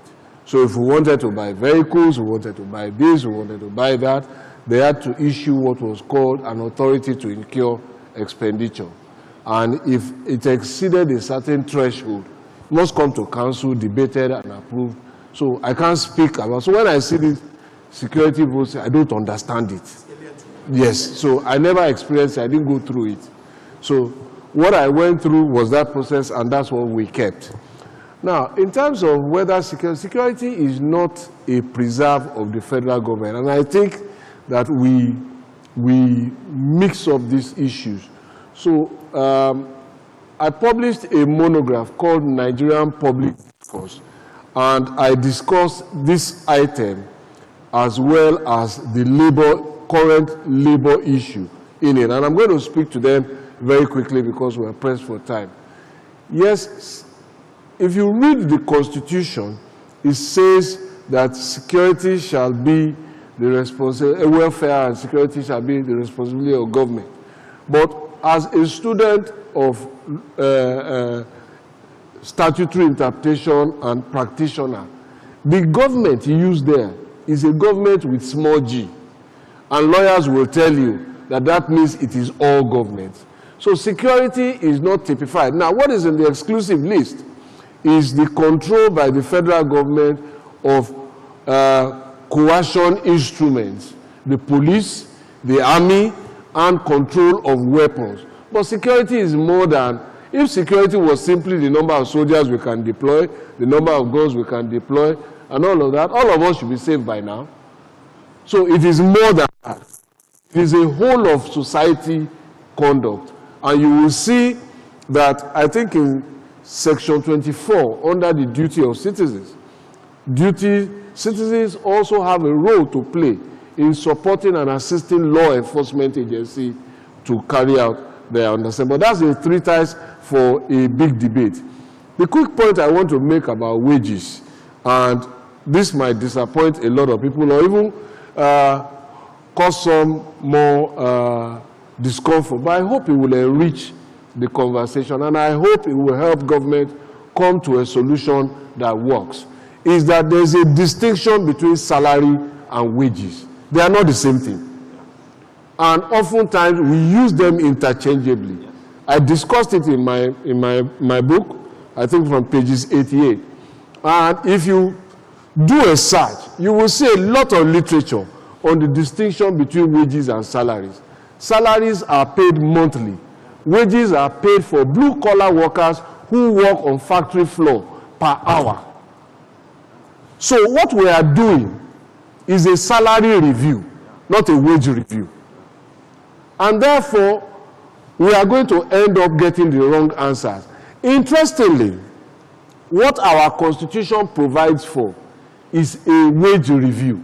It doesn't provide for a salary review. There's another mechanism that deals with that. And I've said sometime next week when I have some time, I'm going to do a treatise on it. So the problem, therefore, is not setting the minimum salary, because that's what we are setting. In other countries, once they set minimum wage, it's lock, stock, and barrel. Everybody pays so much per hour. So what the farmer can then do is say, look, you are not going to work 8 hours anymore. I need you to work 3 hours, and I'm going to pay the minimum wage. When you finish, go. So instead of 8 hours, you get more money for working for less hours, and you can do 3-4 jobs to make up the time. Okay? But what we are doing here, we are setting a monthly minimum salary unlike the setting of the minimum wage, it doesn't affect salary workers in that sense. But once you raise the minimum wage, now that's where the governors are saying we're having problems. Once you raise to 30, or from 30 to 60, it means that everybody above that must go right to the top, right to permanent secretary. And that's where the problem really lies. So in our rush to put some money in the hands of the most vulnerable, which is important, let us understand that we probably have to decouple this thing in a more holistic way and set, so that the people who are running businesses who are likely to be affected can say, look, we are going to pay minimum wage. So if you use the calculation for minimum wage as it is, what you will get is that our minimum wage actually is not 30,000 naira. That's not it, because if you want to get the minimum wage, it has to be done per hour. So you will divide the total annual amount by 52 and then divide by 40. If you do that, you will see that the minimum wage is currently about 173 naira per hour. So there's work to be done, and it speaks to bringing intellectual rigor and understanding to this. I've made this point, so this is not the first time I'm taking the point, but I couldn't carry my colleagues in cabinet when I raised this point, that what we're doing is not the right thing. And the process for passing the law must involve some of these considerations when it goes to Parliament. Thank you. Unfortunately, we're out of time. So I'll just leave 1 minute. Governor Soludo, your parting shots.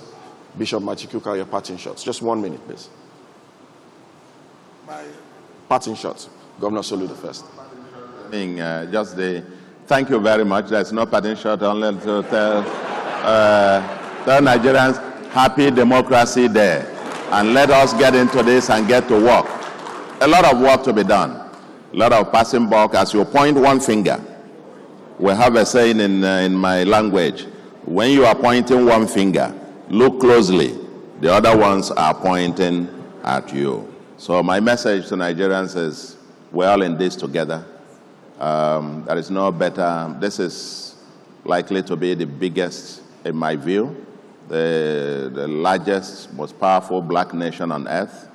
But for us to build it, will require all of us on it. But the leaders must come clean. We must come clean with the people, put it on the table, and let's have an honest conversation. Just like he said, my first meeting on this wage thing, I raised this question. Are we discussing minimum wage or minimum salary? Of course, it looked to be moving up people's head and so on. So you just let it be, because the minimum salary thing is not taking us anywhere. And but back again to our federal system, just like was made, I won't forget to put this footnote on our elections, I said. My own analysis is that our electoral system, with all the complaints and whatever, seems to still be getting better and stronger each regime. But we need to go back to a federal structure. We copied this from America. Independent National Electoral Commission should conduct federal elections, and state organs should conduct state elections. This will be part of the movement towards true federal structure. It cannot be from Abuja to be organizing election into so House of Assembly somewhere. We need to grow our institutions, let them mature, make our mistakes, learn from the mistakes, and let them evolve over time. Otherwise, we will be afraid of death and continue to commit suicide. Thank you very much, and God bless.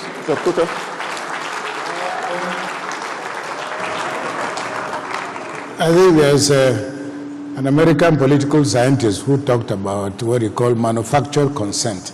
My problem, Prof, with this issue of state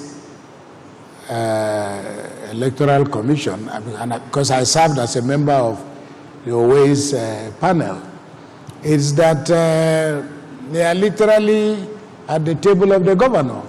And that is why when it comes to these local government elections, you may find when a governor is generous, he can give the opposition one local government. And I think Nigerians have massively agitated for the end of state electoral commission. I'm sure that you have enough imagination and experience to think about something more creative. But state electoral commissions are dangerous for our democracy in this present shape. The second point is I would like to recommend, and I hope that Shiwaju, the President, is listening to us, that, and I think you all will agree with me, that Fashola should be the national chairman of the Wages and Salaries Commission.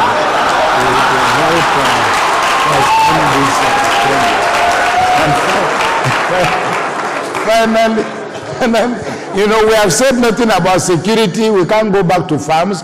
I think that I appeal to the federal government to find the means, wherever necessary, to give this nation between now and the end of the year. We want to see a total and absolute end to banditry, to insecurity, and we must reclaim our country from the clutches of these criminals who belong to a different world, not the world that we know. And for those of you whose pastors told you in January, the beginning of the year, that by the grace of God you will sing a new song, now learn the new national anthem.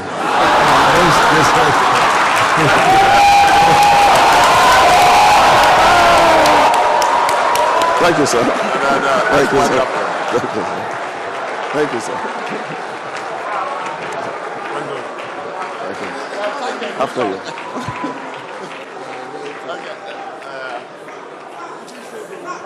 What?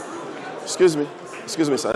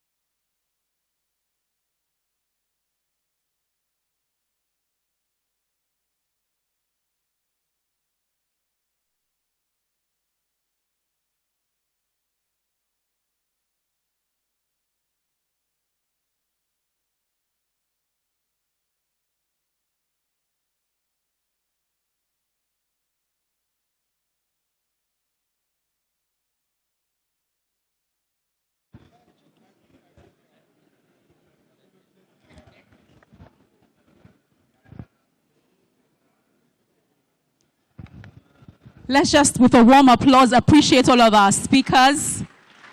It has been a long and packed day. Let's appreciate all of our speakers.